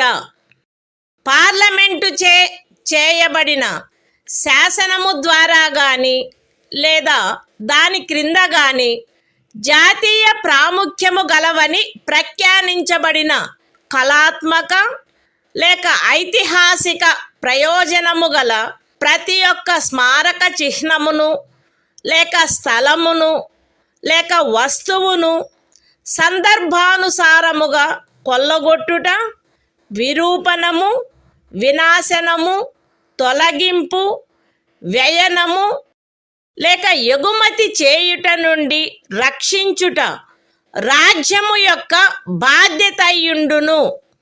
The Constitution of India, Part 4, Directive Principles of State Policy. Article 49, Protection of Monuments and Places and Objects of National Importance. It shall be the obligation of the state to protect every monument, or place, or object of artistic, or historic interest, declared by, or under law made by Parliament to be of national importance, from spoliation, disfigurement, destruction, removal, disposal or export, as the case may be.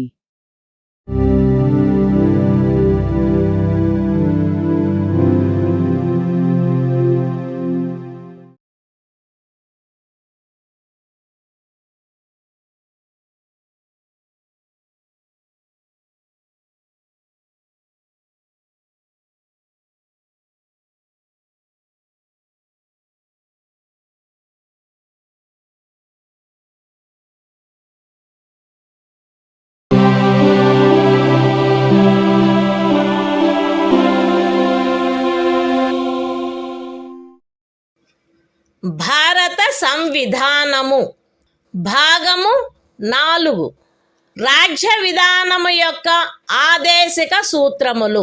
Article 50 న్యాయపాలికను కార్యపాలక వర్గము నుండి వేరుపరుచుట. రాజ్యము యొక్క public సేవలలో న్యాయపాలికను కార్యపాలక వర్గము నుండి వేరుపరుచుటకు రాజ్యము చర్యలను గైగొనవలెను. The Constitution of India, Part 4, Directive Principles of State Policy.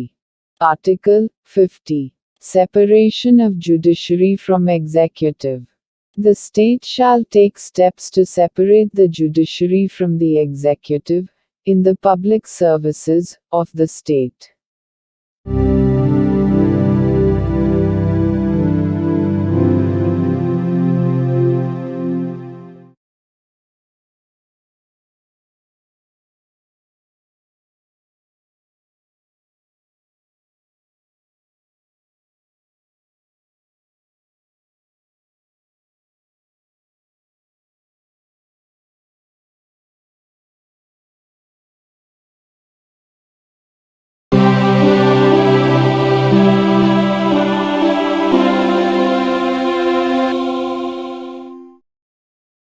భారత సంవిధానము భాగము 4 రాజ్య విధానము యొక్క ఆదేశిక సూత్రములు.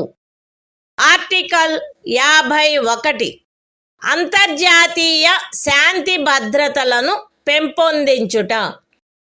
రాజ్యము ఈ క్రింది వాటికై ప్రయత్నించవలెను: అంతర్జాతీయ శాంతి భద్రతలను పెంపొందించుట, జాతుల మధ్య న్యాయమైన మరియు గౌరవప్రదమైన సంబంధములను నెలకొల్పుట, సువ్యవస్థిత ప్రజానీకముల పరస్పర వ్యవహారములందు అంతర్జాతీయ శాసనము పట్ల, సంధి బాధ్యతల పట్ల గౌరవమును పెంపొందించుట మరియు అంతర్జాతీయ వివాదముల పరిష్కారము మధ్యవర్తిత్వము ద్వారా జరుగుటను ప్రోత్సహించుట. The Constitution of India, Part 4. Directive Principles of State Policy. Article 51. Promotion of international peace and security. The state shall endeavor to a. Promote international peace and security. b. Maintain just and honorable relations between nations. c.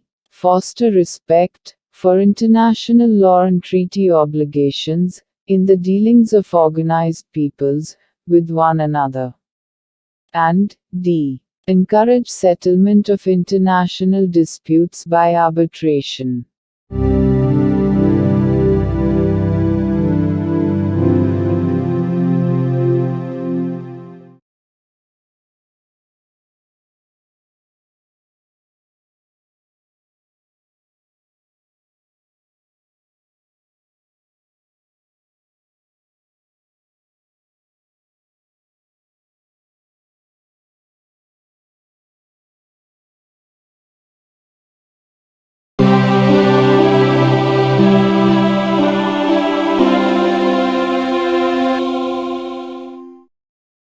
భారత సంవిధానము భాగము 4A మౌలిక కర్తవ్యములు.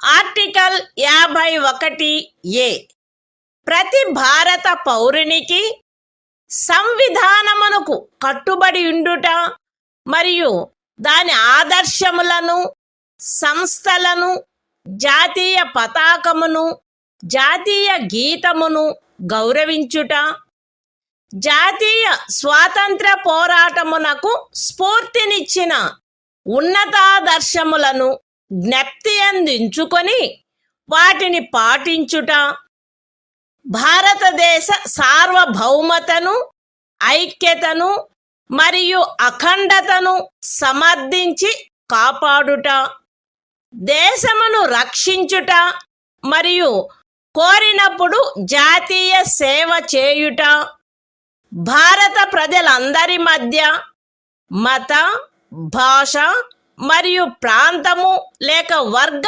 వైవిధ్యముల అధిగమించి సామరస్యమును, సోదర భావమును పెంపొందించుట మరియు స్త్రీల గౌరవమును న్యూనపరుచు ఆచారములను విడనాడుట, మన సమ్మిశ్ర సంస్కృతి యొక్క సుసంపన్న సాంప్రదాయమును గౌరవించి పరిరక్షించుట, అడవులు, సరస్సులు, నదులు మరియు వన్యప్రాణులతో సహా ప్రకృతి సిద్ధమైన పరిసరములను కాపాడి అభివృద్ధి చేయుట మరియు ప్రాణికోటి పట్ల కరుణను కలిగియుండుట, వైజ్ఞానిక దృక్పథమును, మానవతావాదమును, జిజ్ఞాసను మరియు సంస్కరణాశక్తిని పెంపొందించుకొనుట, పబ్లిక్ ఆస్తిని సంరక్షించుట మరియు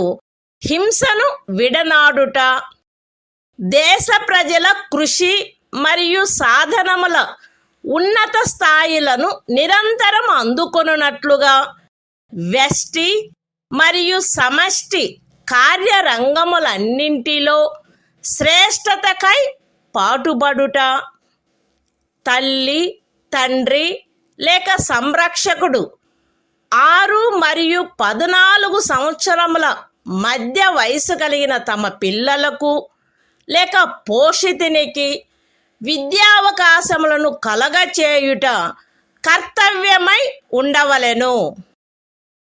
The Constitution of India, Part 4A. Fundamental Duties. Article 51A. Fundamental Duties. It shall be the duty of every citizen of India to abide by the Constitution and respect its ideals and institutions, the national flag and the national anthem. B. To cherish and follow the noble ideals which inspired our national struggle for freedom. C. To uphold and protect the sovereignty, unity and integrity of India. D. To defend the country and render national service when called upon to do so. A.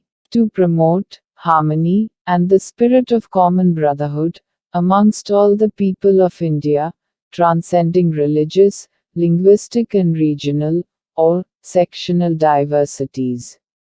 To renounce practices derogatory to the dignity of women. F. To value and preserve the rich heritage of our composite culture. G. To protect and improve the natural environment, including forests, lakes, rivers and wildlife, and to have compassion for living creatures. H. To develop the scientific temper, humanism, and the spirit of inquiry and reform. I. To safeguard public property and to abjure violence. J. To strive towards excellence in all spheres of individual and collective activity, so that the nation constantly rises to higher levels of endeavor and achievement. K. Who is a parent or guardian, to provide opportunities for education to his child, or, as the case may be, what between the age of 6 and 14 years.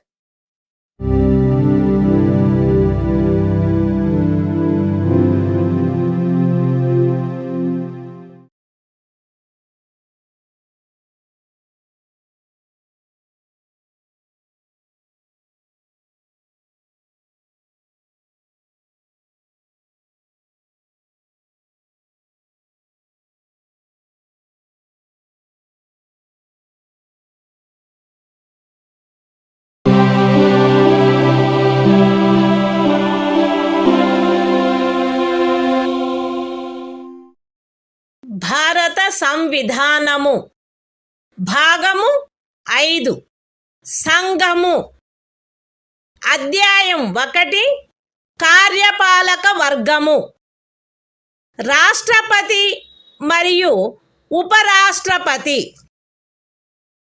Article 52 భారత రాష్ట్రపతి భారతదేశమునకు ఒక రాష్ట్రపతి ఉండవలెను. The Constitution of India, Part 5, The Union. Chapter 1. The Executive. The President and Vice President. Article 52. The President of India. There shall be a President of India.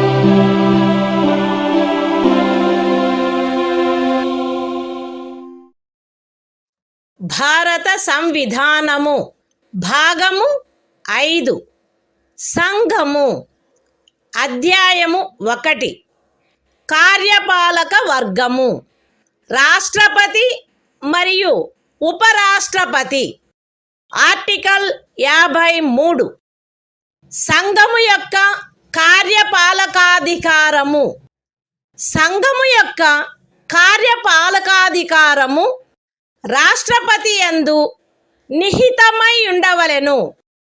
ఆయన దానిని స్వయముగా లేక తనకు అధీనస్థులగు అధికారుల ద్వారా ఈ సంవిధానమును అనుసరించి వినియోగించవలెను.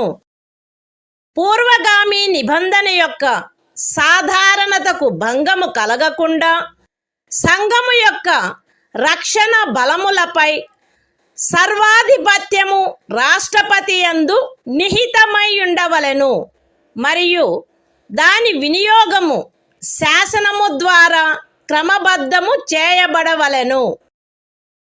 ఈ అనుచ్ఛేదములోనిదేదియు అస్తిత్వంలోనున్న ఏదేని శాసనము ద్వారా ఏదేని రాజ్య ప్రభుత్వమునకు గాని ఇతర ప్రాధికారికి గాని ప్రదత్తము చేయబడిన ఏవేని కృత్యములను రాష్ట్రపతికి అంతరణ చేయునిదిగా భావింపబడరాదు.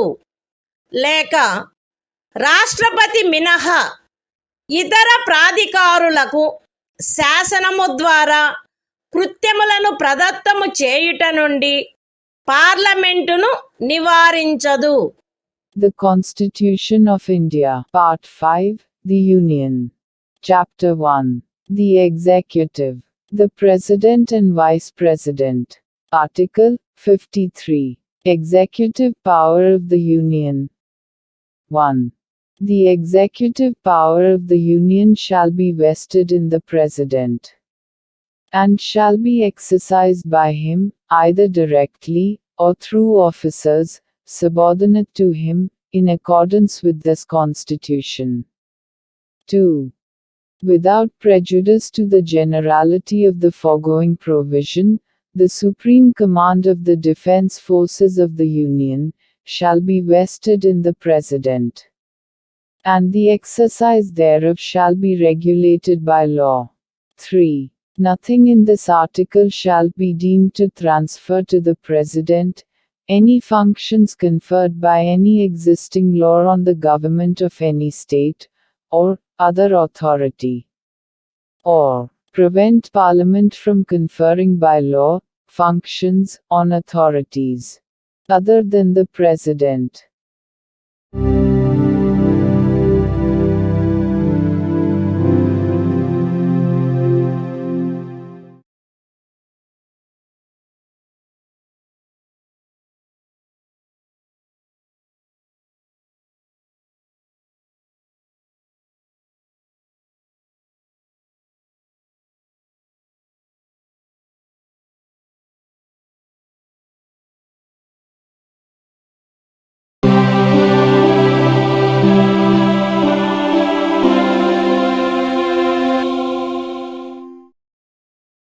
భారత సంవిధానము భాగము 5 సంఘము అధ్యాయము 1 కార్యపాలక వర్గము రాష్ట్రపతి మరియు ఉపరాష్ట్రపతి. ఆర్టికల్ 54 రాష్ట్రపతి ఎన్నిక. రాష్ట్రపతి ఈ క్రింది వారితో కూడిన నిర్వాచక గణము యొక్క సభ్యులచే ఎన్నుకొనబడవలెను. పార్లమెంటు ఉభయ సదనములోని ఎన్నుకొనబడిన సభ్యులు మరియు రాజ్య శాసన సభలలోని ఎన్నుకొనబడిన సభ్యులు. విశదీకరణ. ఈ అనుచ్ఛేదము మరియు అనుచ్ఛేదము 55లోని రాజ్యము అను పదములో ఢిల్లీ జాతీయ రాజధాని రాజ్యక్షేత్రము మరియు పాండిచ్చేరి సంఘ రాజ్యక్షేత్రము చేరియుండును. The Constitution of India, Part 5, The Union. Chapter 1. The Executive. The President and Vice President. Article 54. Election of President. The President shall be elected by the members of an electoral college, consisting of a. The elected members of both houses of Parliament, and b. The elected members of the legislative assemblies of the states. Explanation. In this article, and in Article 55, state includes the National Capital Territory of Delhi, and the Union Territory of Pondicherry.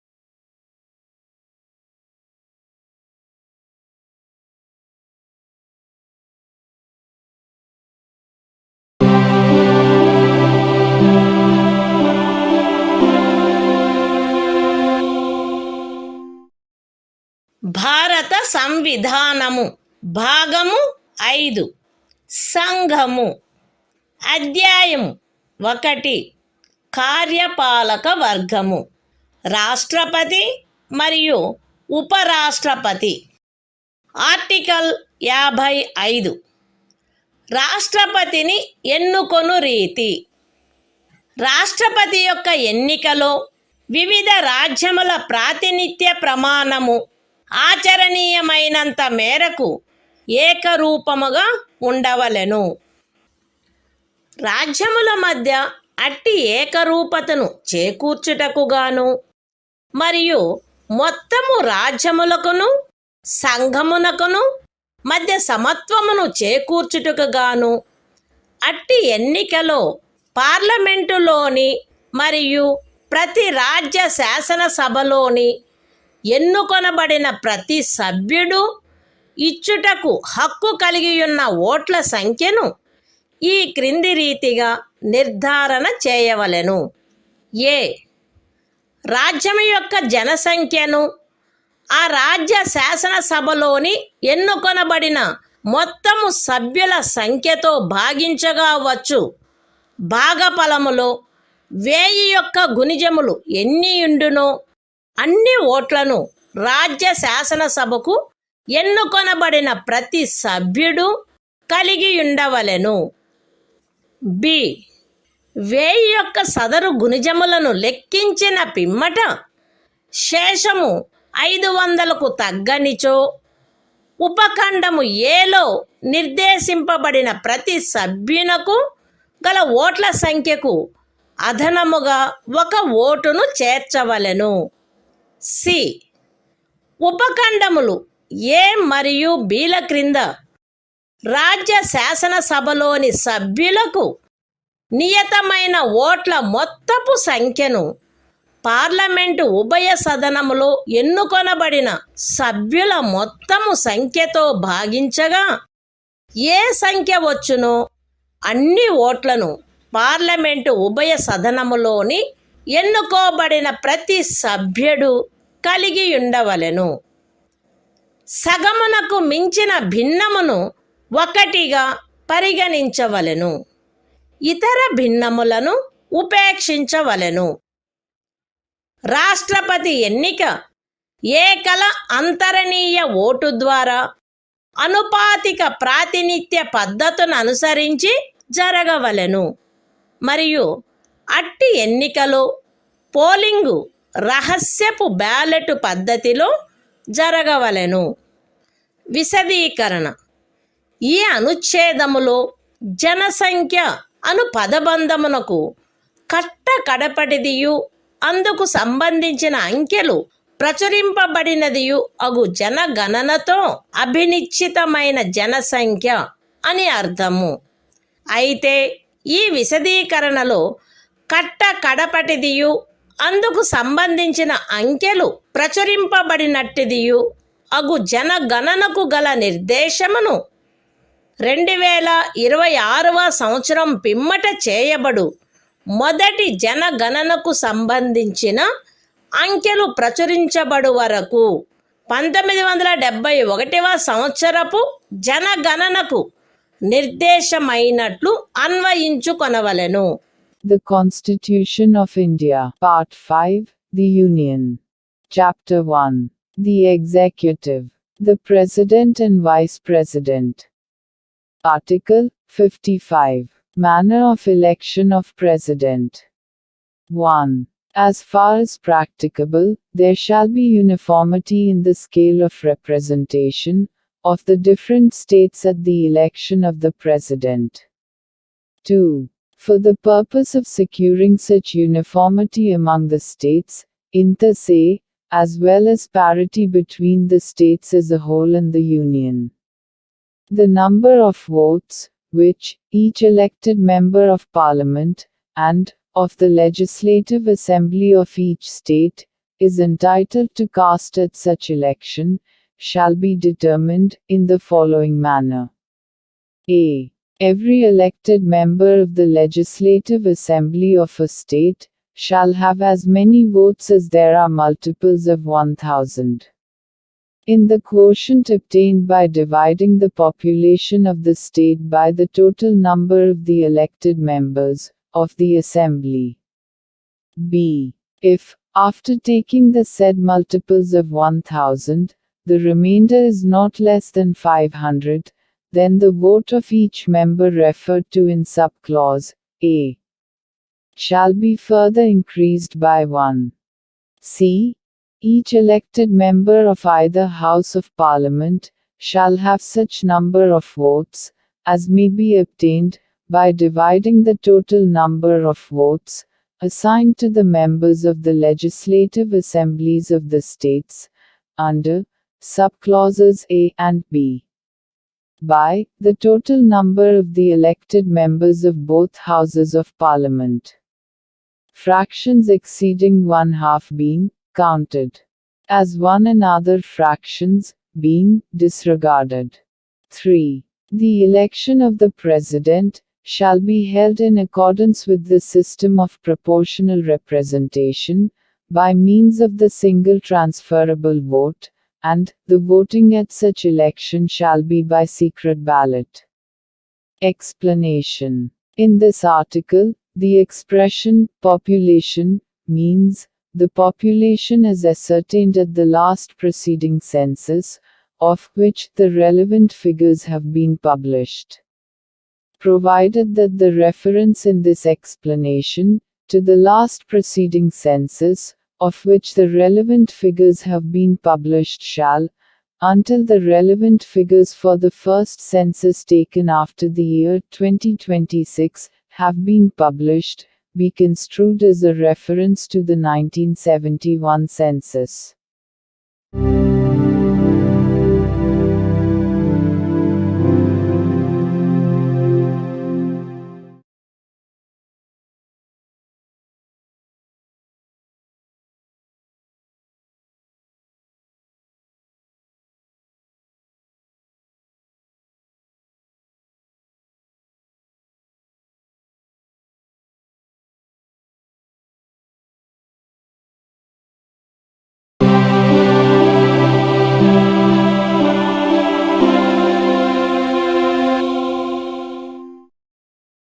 భారత సంవిధానము భాగము 5 సంఘము అధ్యాయము 1 కార్యపాలక వర్గము రాష్ట్రపతి మరియు ఉపరాష్ట్రపతి article 56 రాష్ట్రపతి పదావధి రాష్ట్రపతి తన పదవిలో ప్రవేశించిన తేదీ నుండి 5 సంవత్సరముల కాలావధి వరకు పదవి యందుండవలెను.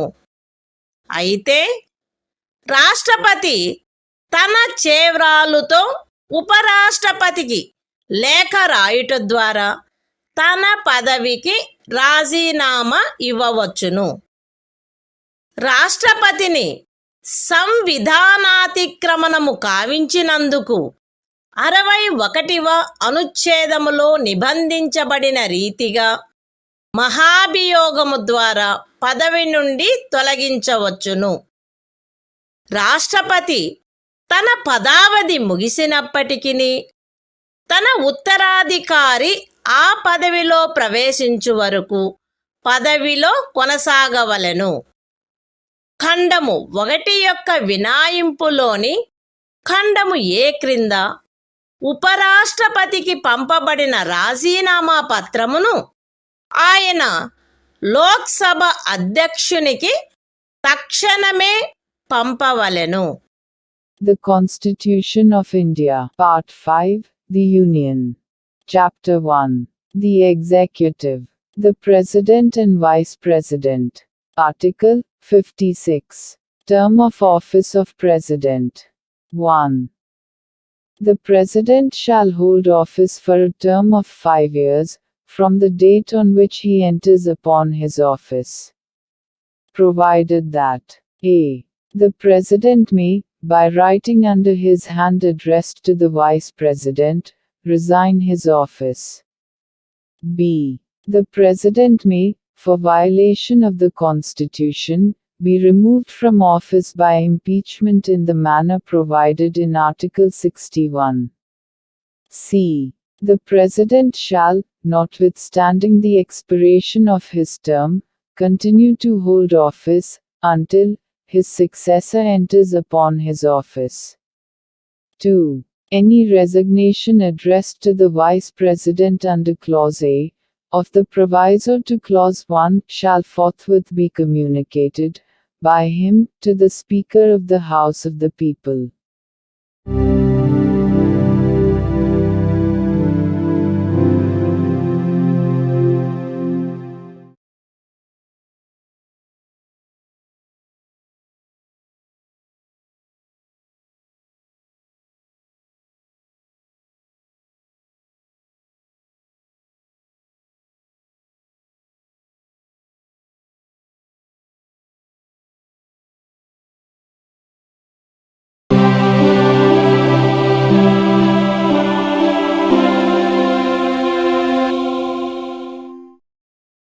భారత సంవిధానము భాగము 5 సంఘము అధ్యాయము 1 కార్యపాలక వర్గము రాష్ట్రపతి మరియు ఉపరాష్ట్రపతి ఆర్టికల్ 57 తిరిగి ఎన్నికకు పాత్రత రాష్ట్రపతి పదవియందున్న లేక ఆ పదవియందుండిన ఏ వ్యక్తి అయినను ఈ సంవిధానములోని ఇతర నిబంధనలకు అత్యధీనమై ఆ పదవికి తిరిగి ఎన్నుకొనుబడుటకు పాత్రుడై ఉండును. The Constitution of India. Part 5. The Union. Chapter 1. The Executive. The President and Vice President. Article 57. Eligibility for re-election. A person who holds, or who has held, office as President shall, subject to the other provisions of this Constitution, be eligible for re-election to that office.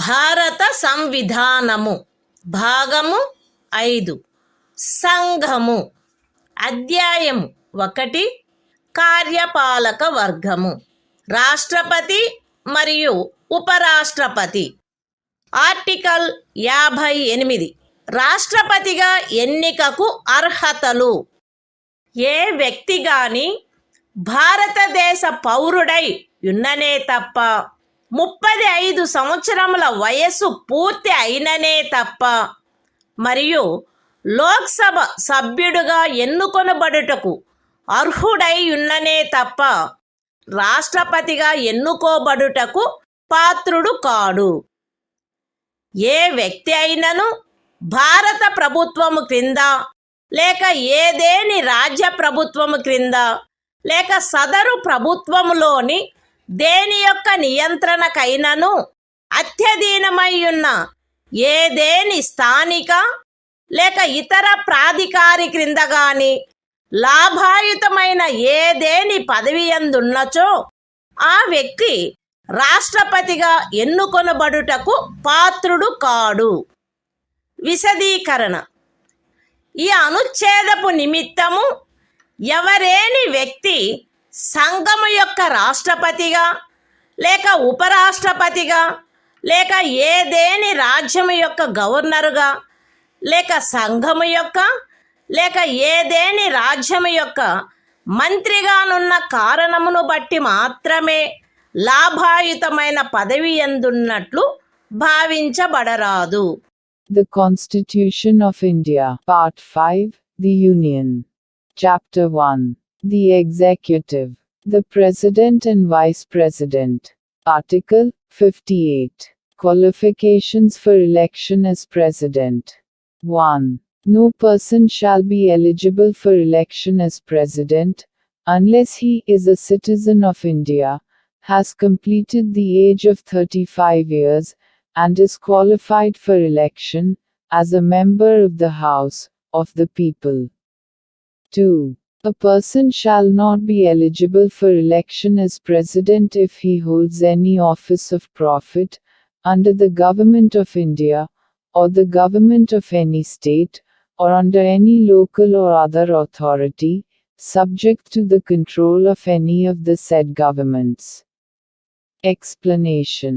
For the purposes of this article, a person shall not be deemed to hold any office of profit, by reason only that he is the President or Vice President of the Union, or the Governor of any state, or as a minister either for the Union or for any state.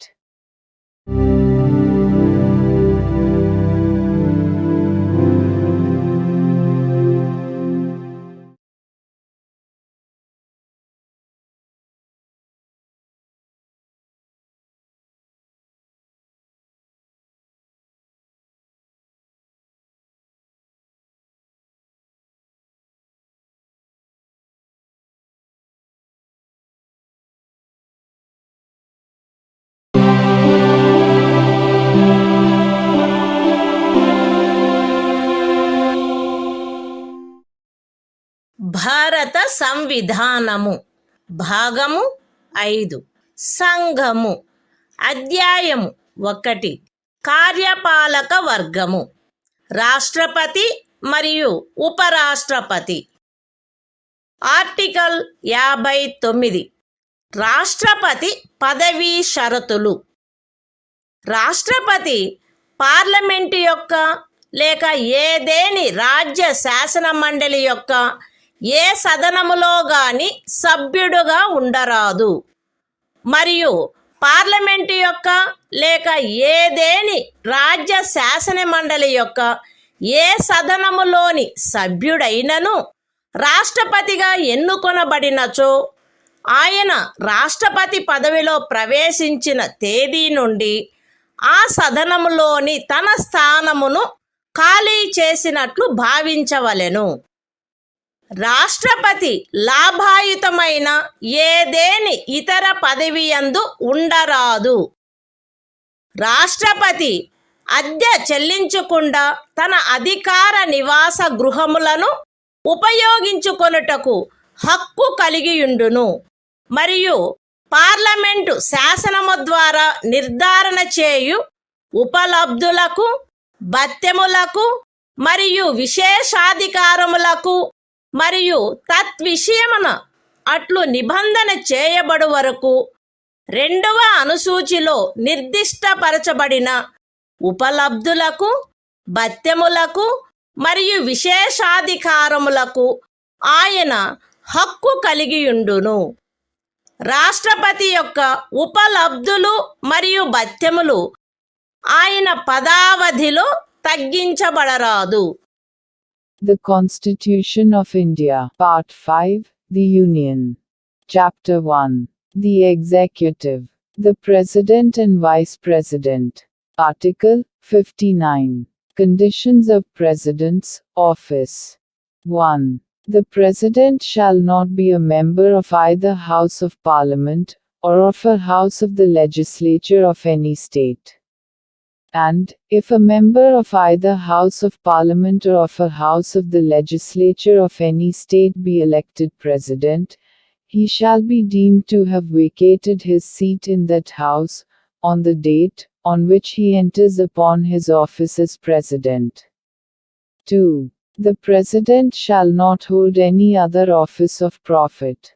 3. The President shall be entitled without payment of rent to the use of his official residences, and shall be also entitled to such emoluments, allowances, and privileges as may be determined by Parliament by law.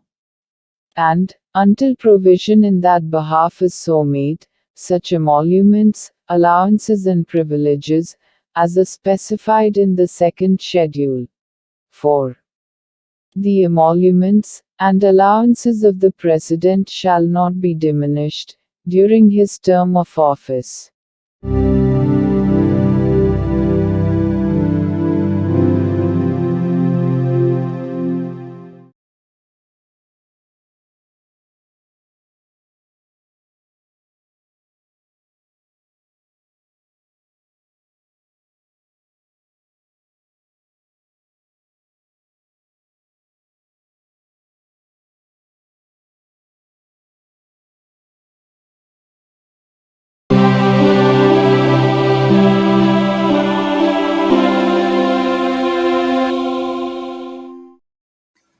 భారత సంవిధానము భాగము 5 సంఘము అధ్యాయము 1 కార్యపాలక వర్గము రాష్ట్రపతి మరియు ఉపరాష్ట్రపతి article 60 రాష్ట్రపతిచే ప్రమాణము లేక ప్రతిజ్ఞ ప్రతి రాష్ట్రపతి మరియు రాష్ట్రపతిగా వ్యవహరించు లేక రాష్ట్రపతి కృత్యములను నిర్వహించు ప్రతి వ్యక్తి తన పదవిలో ప్రవేశించుటకు పూర్వము భారతదేశ ముఖ్య న్యాయమూర్తి సమక్షమున లేక ఆయన హాజరు లేనప్పుడు సర్వోన్నత న్యాయస్థాన న్యాయాధీశులలో అందుబాటులోనున్న వారిలో అందరికంటే సీనియర్ న్యాయాధీశుని సమక్షమున గాని ఈ క్రింది రూపములో ప్రమాణము లేక ప్రతిజ్ఞ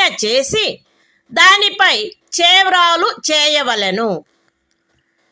ఏబి అను నేను భారతదేశ రాష్ట్రపతి పదవిని శ్రద్ధాపూర్వకముగా నిర్వహింతుననియు లేక రాష్ట్రపతి యొక్క కృత్యములను శ్రద్ధాపూర్వకముగా నిర్వహింతుననియు నా సంపూర్ణ సామర్థ్యము మేరకు సంవిధానమును మరియు శాసనమును పరిరక్షించి సంరక్షించి రక్షింతుననియు భారతదేశ ప్రజల సేవయందును వారి క్షేమమునందును నిరతుడునయ్యదననియు దైవ సాక్షిగా ప్రమాణము చేయుచున్నాను. సత్యనిష్టతో ప్రతిజ్ఞ చేయుచున్నాను. The Constitution of India, Part 5, The Union. Chapter 1. The Executive. The President and Vice President. Article 60. Oath or affirmation by the President. Every President, and every person acting as President, or discharging the functions of the President, shall, before entering upon his office, make and subscribe in the presence of the Chief Justice of India, or, in his absence, the senior most judge of the Supreme Court available, an oath or affirmation in the following form, that is to say, I, A.B., do swear in the name of God, that I will faithfully execute the office, solemnly affirm of President, or discharge the functions of the President of India, and will to the best of my ability, preserve, protect and defend the Constitution, and the law, and that I will devote myself to the service and well-being of the people of India.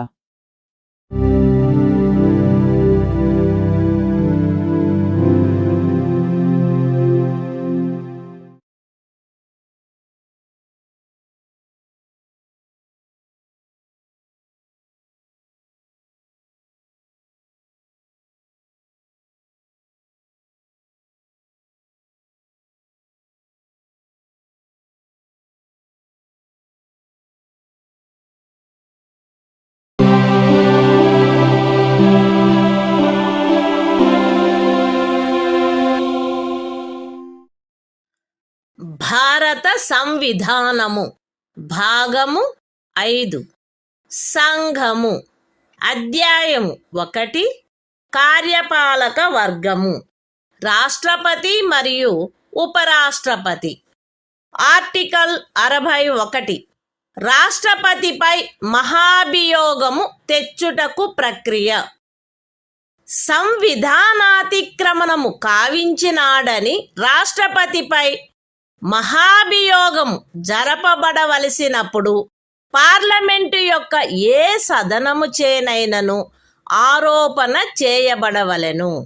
అట్టి ఆరోపణ ఏదియు అట్టి ఆరోపణ చేయు ప్రతిపాదన గల తీర్మానమును ప్రస్తావించవలెనను ఉద్దేశము తమకు కలదని ఆ సదనము యొక్క మొత్తము సభ్యుల సంఖ్యలో 4వ వంతుకు తక్కువగాని మంది చేవ్రాలు చేసి వ్రాతపూర్వకముగా నోటీసు ఇచ్చిన పిమ్మట కనీసం 14 దినములు గడిచిన తర్వాత ప్రస్తావించననే తప్ప మరియు అట్టి తీర్మానము ఆ సదనము యొక్క మొత్తము సభ్యుల సంఖ్యలో 3/2 తక్కువ కాని అధిక సంఖ్యాకులచే పాస్ చేయబడిననే తప్ప చేయబడరాదు. పార్లమెంటు యొక్క ఏ సదనమైనను అట్లు ఆరోపణ చేసినప్పుడు 2వ సదనము ఆ ఆరోపణను దర్యాప్తు చేయవలెను లేక దర్యాప్తు చేయించవలెను. మరియు అట్టి దర్యాప్తు జరుగునప్పుడు హాజరగుటకును ప్రతినిధిని పంపుటకును రాష్ట్రపతికి హక్కు ఉండును. దర్యాప్తు ఫలితముగా రాష్ట్రపతిపై చేయబడిన ఆరోపణ స్థిరపడినదని ప్రఖ్యానించు తీర్మానము ఆ ఆరోపణను దర్యాప్తు చేసిన లేక చేయించిన సదనము యొక్క సభ్యుల మొత్తము సంఖ్యలో 3/2 తక్కువ కాని అధిక సంఖ్యాకులచే ఆమోదించబడినచో అట్లు ఆమోదించబడిన తేదీ నుండి ఆ తీర్మానము రాష్ట్రపతిని పదవి నుండి తొలగించు ప్రభావము కలిగియుండును. The Constitution of India. Part 5. The Union. Chapter 1. The Executive. The President and Vice President. Article 61. Procedure for impeachment of the President. 1.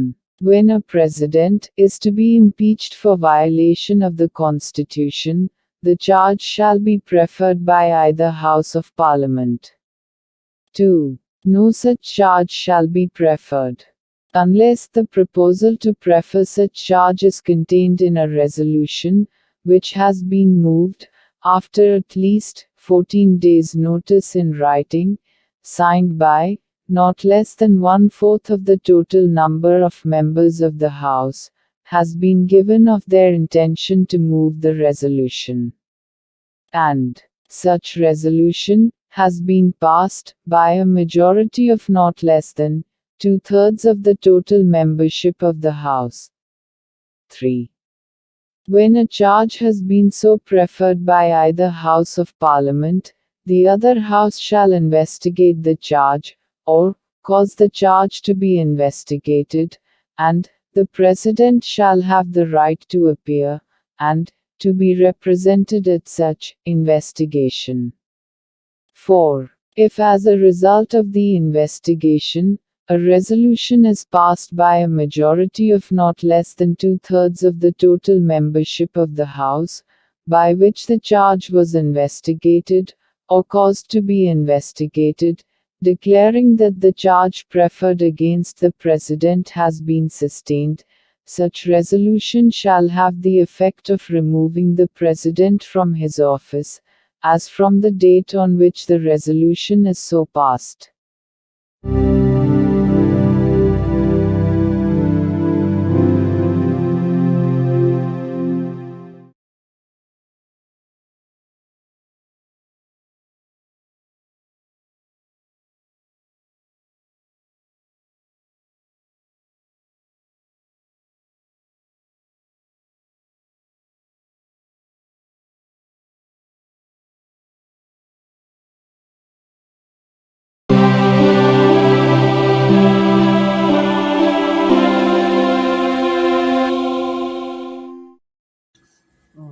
భారత సంవిధానము భాగము 5 సంఘము అధ్యాయము 1 కార్యపాలక వర్గము రాష్ట్రపతి మరియు ఉపరాష్ట్రపతి ఆర్టికల్ 62 రాష్ట్రపతి పదవి ఖాళీ అయినప్పుడు దానిని పూరించుటకు ఎన్నిక జరపవలసిన కాలము మరియు ఆకస్మికముగా ఏర్పడిన ఖాళీని పూరించుటకు ఎన్నుకొనబడు వ్యక్తి యొక్క పదావధి.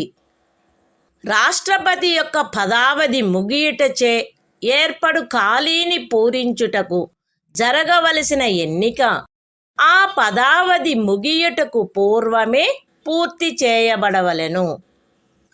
మరణము, రాజీనామా లేక తొలగింపు కారణముగా లేక అన్యదా రాష్ట్రపతి పదవియందు ఏర్పడిన ఖాళీని పూరించుటకు జరగవలసిన ఎన్నిక ఆ ఖాళీ ఏర్పడిన తర్వాత సాధ్యమైనంత త్వరితముగాను ఎట్టి సందర్భంలోనూ ఖాళీ ఏర్పడిన తేదీ నుండి 6 మాసములు దాటకుండగను జరపబడవలెను. మరియు ఆ ఖాళీని పూరించుటకు ఎన్నుకొనబడిన వ్యక్తి 56వ అనుచ్ఛేదము యొక్క నిబంధనలకు అత్యధీనమై తాను పదవిలో ప్రవేశించిన తేదీ నుండి 5 సంవత్సరముల సంపూర్ణ కాలావధి వరకు పదవియందుండుటకు హక్కు కలిగియుండును. The Constitution of India, Part 5, The Union. Chapter 1. The Executive. The President and Vice President. Article 62. Time of holding election to fill vacancy in the office of President. And the term of office of person elected to fill casual vacancy. 1. An election to fill a vacancy caused by the expiration of the term of office of President shall be completed before the expiration of the term. 2. An election to fill a vacancy in the office of President, occurring by reason of his death, resignation or removal, or otherwise shall be held as soon as possible, after, and in no case later than 6 months from, the date of occurrence of the vacancy. And, the person elected to fill the vacancy shall, subject to the provisions of Article 56, be entitled to hold office for the full term of 5 years, from the date on which he enters upon his office.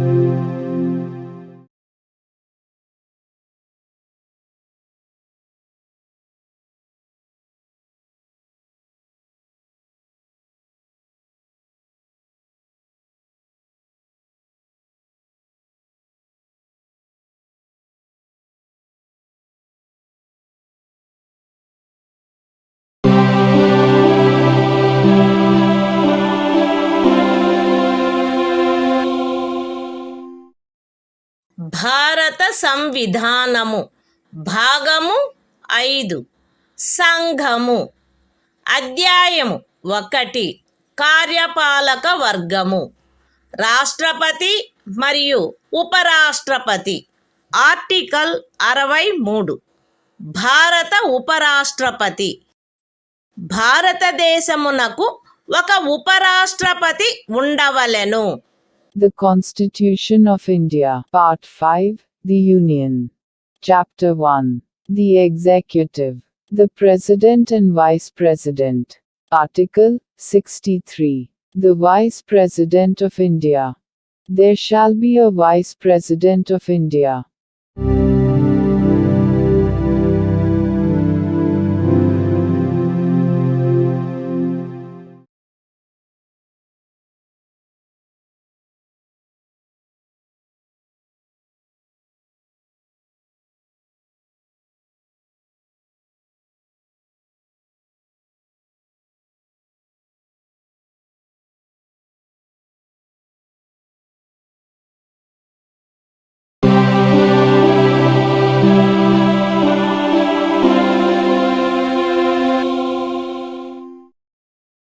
భారత సంవిధానము భాగము 5 సంఘము. అధ్యాయము 1 కార్యపాలక వర్గము. రాష్ట్రపతి మరియు ఉపరాష్ట్రపతి. Article 64. ఉపరాష్ట్రపతి పదవి రీత్యా రాజ్యసభకు సభాపతిగా నుండుట. ఉపరాష్ట్రపతి పదవి రీత్యా రాజ్యసభకు సభాపతి అయి ఉండును. ఆయన లాభాయుతమైన ఏ ఇతర పదవి యందును ఉండరాదు. అయితే ఉపరాష్ట్రపతి 65వ అనుచ్ఛేదము క్రింద రాష్ట్రపతిగా వ్యవహరించు లేక రాష్ట్రపతి యొక్క కృత్యములను నిర్వహించు ఏ కాలావధిలోనైనను ఆయన రాజ్యసభ యొక్క సభాపతి పదవికి చెందిన కర్తవ్యములను నిర్వర్తించరాదు. మరియు 97వ అనుచ్ఛేదము క్రింద రాజ్యసభ యొక్క సభాపతికి చెల్లించబడదగు ఎట్టి జీతమునకు లేక భత్యమునకు ఆయన హక్కు కలిగి ఉండడు. The Constitution of India, Part 5, The Union. Chapter 1. The Executive. The President and Vice President. Article 64. The Vice President, to be, ex officio Chairman of the Council of States. The Vice President shall be, ex officio Chairman of the Council of the States, and shall not hold any other office of profit, provided that, during any period, when the Vice President acts as President, or discharges the functions of the President under Article 65, he shall not perform the duties of the office of Chairman of the Council of States, and shall not be entitled to any salary or allowance payable to the Chairman of the Council of States, under Article 97.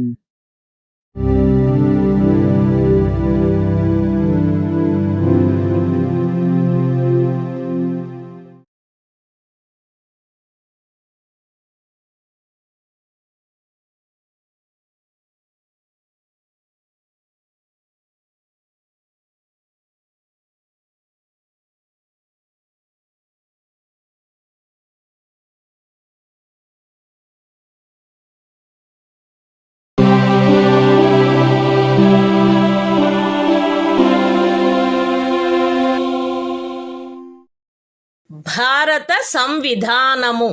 భాగము 5 సంఘము. అధ్యాయము 1 కార్యపాలక వర్గము. రాష్ట్రపతి మరియు ఉపరాష్ట్రపతి. Article 65. రాష్ట్రపతి పదవిలో ఆకస్మిక ఖాళీ ఏర్పడినప్పుడు, రాష్ట్రపతి హాజరు లేనప్పుడును, ఉపరాష్ట్రపతి రాష్ట్రపతిగా వ్యవహరించుట లేక ఆయన కృత్యములను నిర్వహించుట.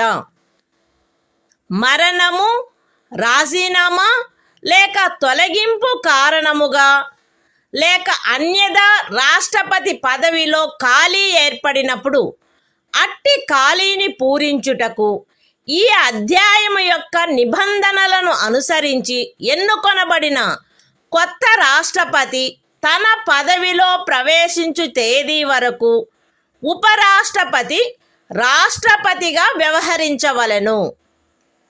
రాష్ట్రపతి హాజరులో లేకుండుట, అస్వస్థత లేక మరేదేని కారణము వలన తన కృత్యములను నిర్వహించజాలని ఎడల ఆయన తన కర్తవ్యములను తిరిగి చేపట్టు తేదీ వరకు ఉపరాష్ట్రపతి రాష్ట్రపతి కృత్యములను నిర్వహించవలెను. ఉపరాష్ట్రపతి అట్లు రాష్ట్రపతిగా వ్యవహరించు లేక రాష్ట్రపతి యొక్క కృత్యములను నిర్వహించు కాలావధిలోను, ఆ కాలావధికి సంబంధించి రాష్ట్రపతికి గల సర్వాధికారములను ఉన్ముక్తతాధికారములను కలిగియుండును.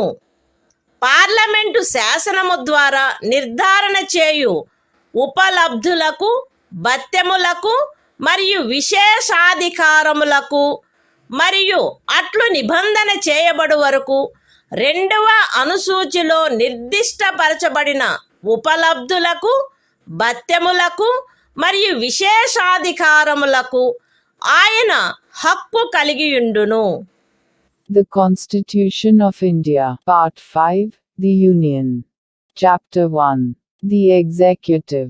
The President and Vice President. Article 65.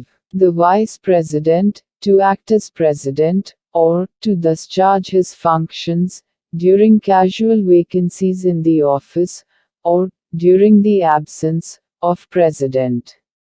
1. In the event of the occurrence of any vacancy in the office of the President, by reason of his death, resignation, or removal, or otherwise, the Vice President shall act as President, until the date on which a new President, elected, in accordance with the provisions of this chapter, to fill such vacancy, enters upon his office. 2. When the President is unable to discharge his functions, owing to absence, illness or any other cause, the Vice President shall discharge his functions, until the date on which the President resumes his duties. 3. The Vice President shall, during, and in respect of, the period while he is so acting as, or discharging the functions of President, have all the powers and immunities of the President, and be entitled to such emoluments, allowances and privileges, as may be determined by Parliament, by law. And, until provision in that behalf is so made, such emoluments, allowances and privileges, as are specified in the second schedule.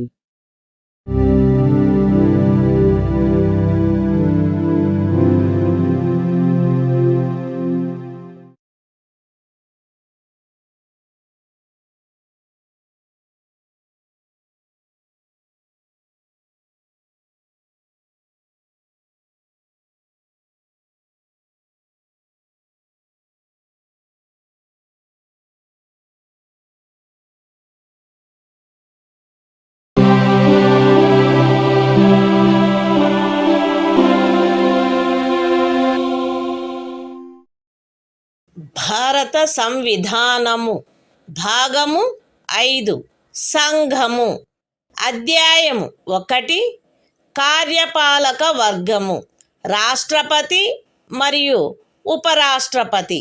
Article 66 ఉపరాష్ట్రపతి ఎన్నిక.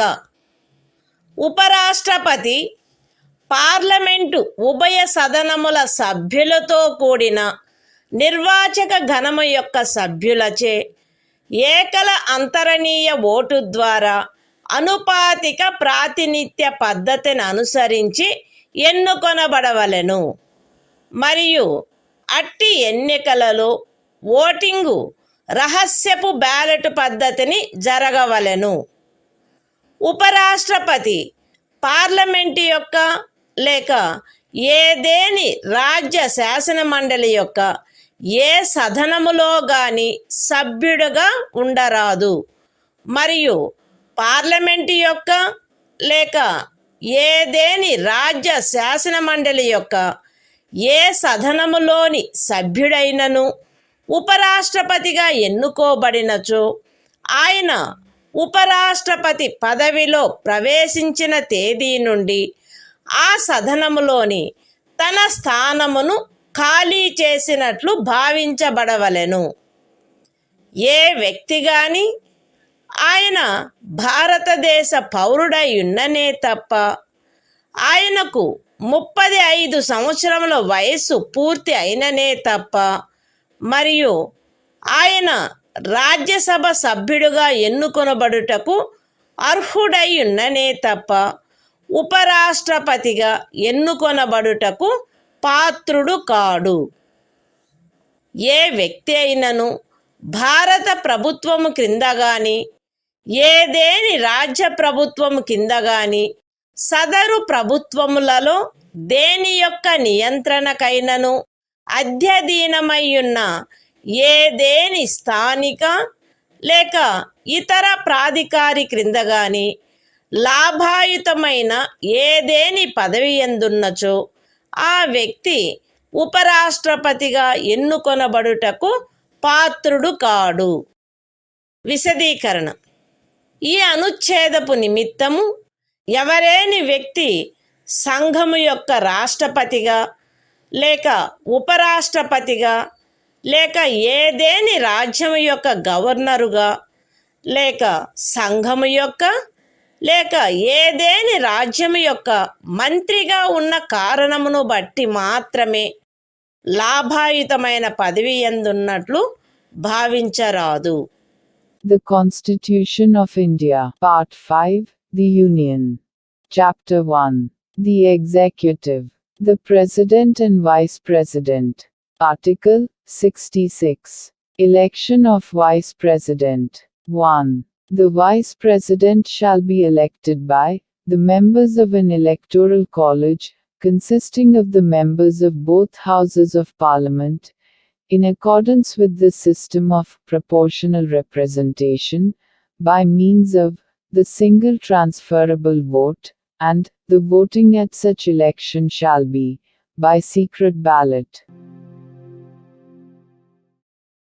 2. The Vice President shall not be a member of either House of Parliament or of a House of the Legislature of any state. And, if a member of either House of Parliament or of a House of the Legislature of any state be elected Vice President, he shall be deemed to have vacated his seat in that House, on the date on which he enters upon his office, as Vice President. 3. No person shall be eligible for election as Vice President, unless he is a citizen of India. B. Has completed the age of 35 years, and C. Is qualified for election as a member of the Council of States. 4. A person shall not be eligible for election as Vice President if he holds any office of profit under the Government of India, or the Government of any state, or under any local or other authority, subject to the control of any of the said governments. Explanation. For the purposes of this article, a person shall not be deemed to hold any office of profit, by reason only that he is the President or Vice President of the Union, or the Governor of any state, or is a minister either for the Union, or for any state.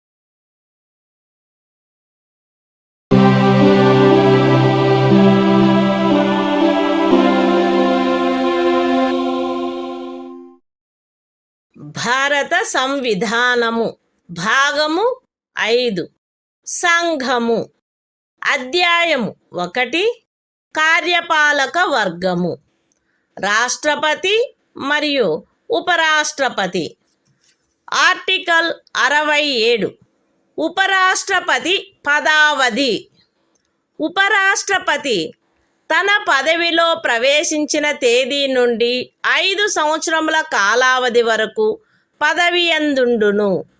అయితే ఉపరాష్ట్రపతి తన చేవ్రాలుతో రాష్ట్రపతికి లేఖ వ్రాయుట ద్వారా తన పదవికి రాజీనామా ఇవ్వవచ్చును.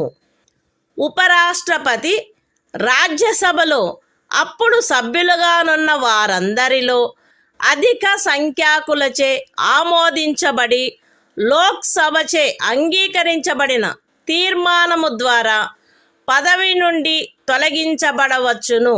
కానీ ఈ ఖండము నిమిత్తము తీర్మానమేదియు దానిని ప్రస్తావించవలెనను ఉద్దేశము కలదను నోటీసు ఇచ్చి కనీసము 14 దినములు గడిచిననే తప్ప ప్రస్తావించబడరాదు.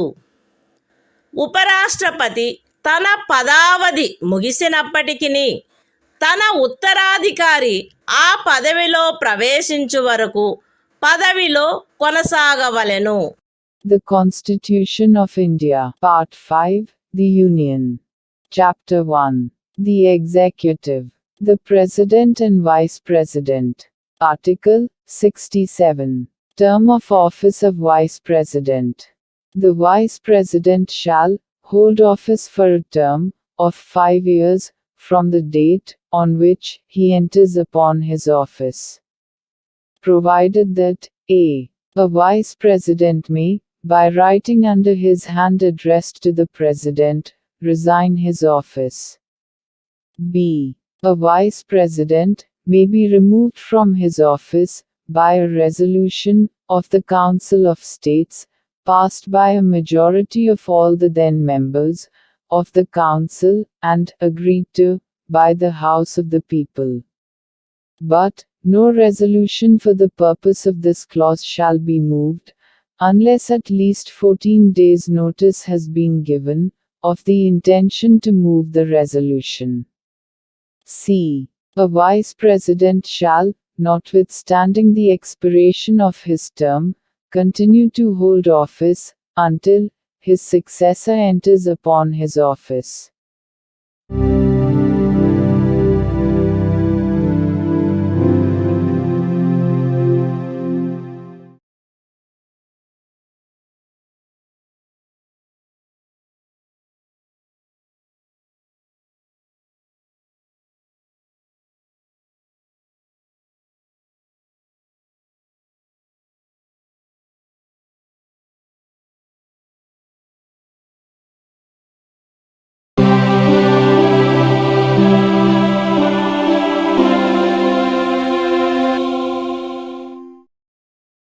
భారత సంవిధానము భాగము 5 సంఘము అధ్యాయము 1 కార్యపాలక వర్గము రాష్ట్రపతి మరియు ఉపరాష్ట్రపతి. ఆర్టికల్ 68.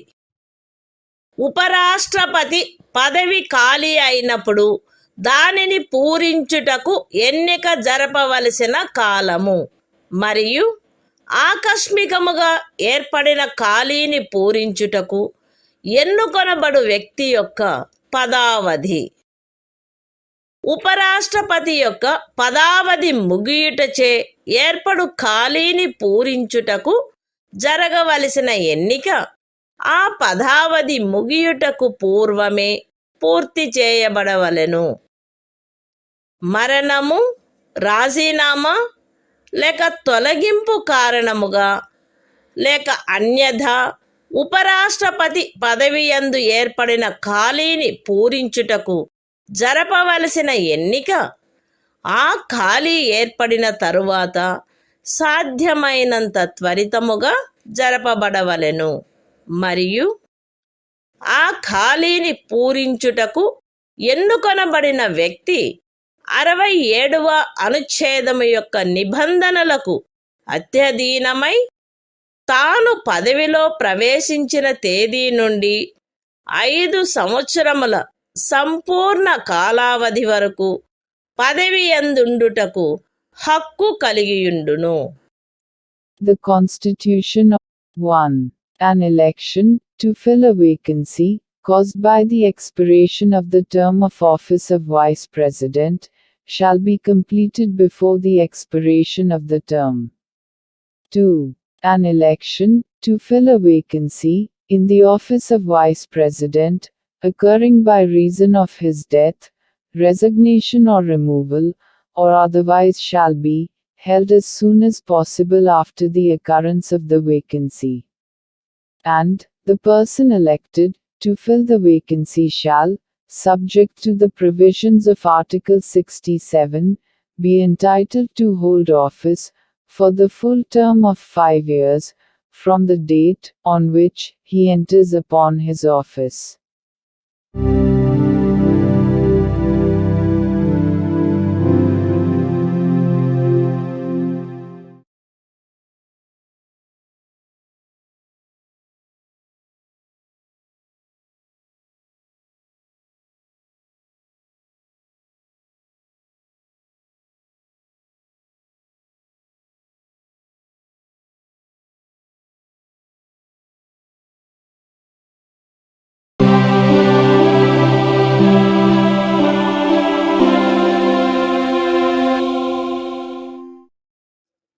భారత సంవిధానము భాగము 5 సంఘము అధ్యాయము 1 కార్యపాలక వర్గము రాష్ట్రపతి మరియు ఉపరాష్ట్రపతి ఆర్టికల్ 69 ఉపరాష్ట్రపతిచే ప్రమాణము లేక ప్రతిజ్ఞ ప్రతి ఉపరాష్ట్రపతి తన పదవిలో ప్రవేశించుటకు పూర్వము రాష్ట్రపతి సమక్షమున గాని తద్విషయమున ఆయనచే నియమింపబడిన వ్యక్తి సమక్షమున గాని ఈ క్రింది ప్రరూపములో ప్రమాణము లేక ప్రతిజ్ఞ చేసి దానిపై చేవ్రాలు చేయవలెను. ఏబి అను నేను శాసనము ద్వారా స్థాపితమైన భారత సంవిధానము పట్ల యథార్థమైన శ్రద్ధానిష్టలను కలిగియుందుననియు మరియు నేను వహింపనున్న కర్తవ్యములను శ్రద్ధాపూర్వకముగా నిర్వహింతుననియు దైవ సాక్షిగా ప్రమాణం చేయుచున్నాను. సత్యనిష్టతో ప్రతిజ్ఞ చేయుచున్నాను. The Constitution of India, Part 5, The Union. Chapter 1. The Executive. The President and Vice President.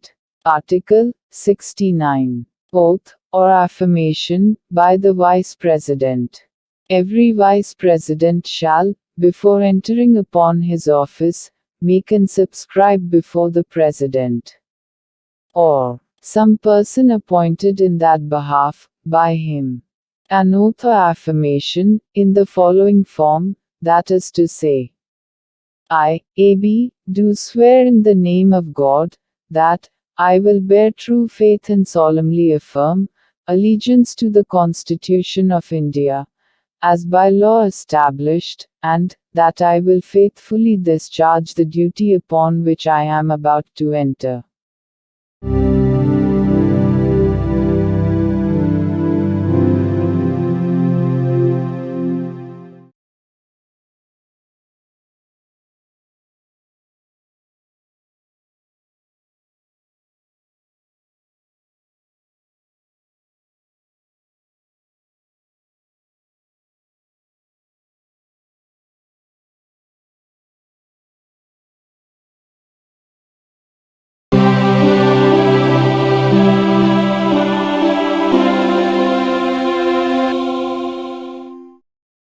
భారత సంవిధానము భాగము 5 సంఘము అధ్యాయము 1 కార్యపాలక వర్గము రాష్ట్రపతి మరియు ఉపరాష్ట్రపతి ఆర్టికల్ 70 ఇతర యాదృచ్ఛిక పరిస్థితులలో రాష్ట్రపతి యొక్క కృత్యములు ఈ అధ్యాయములో నిబంధించబడని ఎట్టి యాదృచ్ఛిక పరిస్థితిలోనైనను రాష్ట్రపతి యొక్క కృత్యములను నిర్వహించుటకు పార్లమెంటు తాను సబబని తలచు నిబంధన చేయవచ్చును. The Constitution of India, Part 5, The Union. Chapter 1. The Executive. The President and Vice President. Article 70. Discharge of President's functions in other contingencies. Parliament may make such provision, as it thinks fit, for the discharge of the functions of the President, in any contingency, not provided for in this chapter.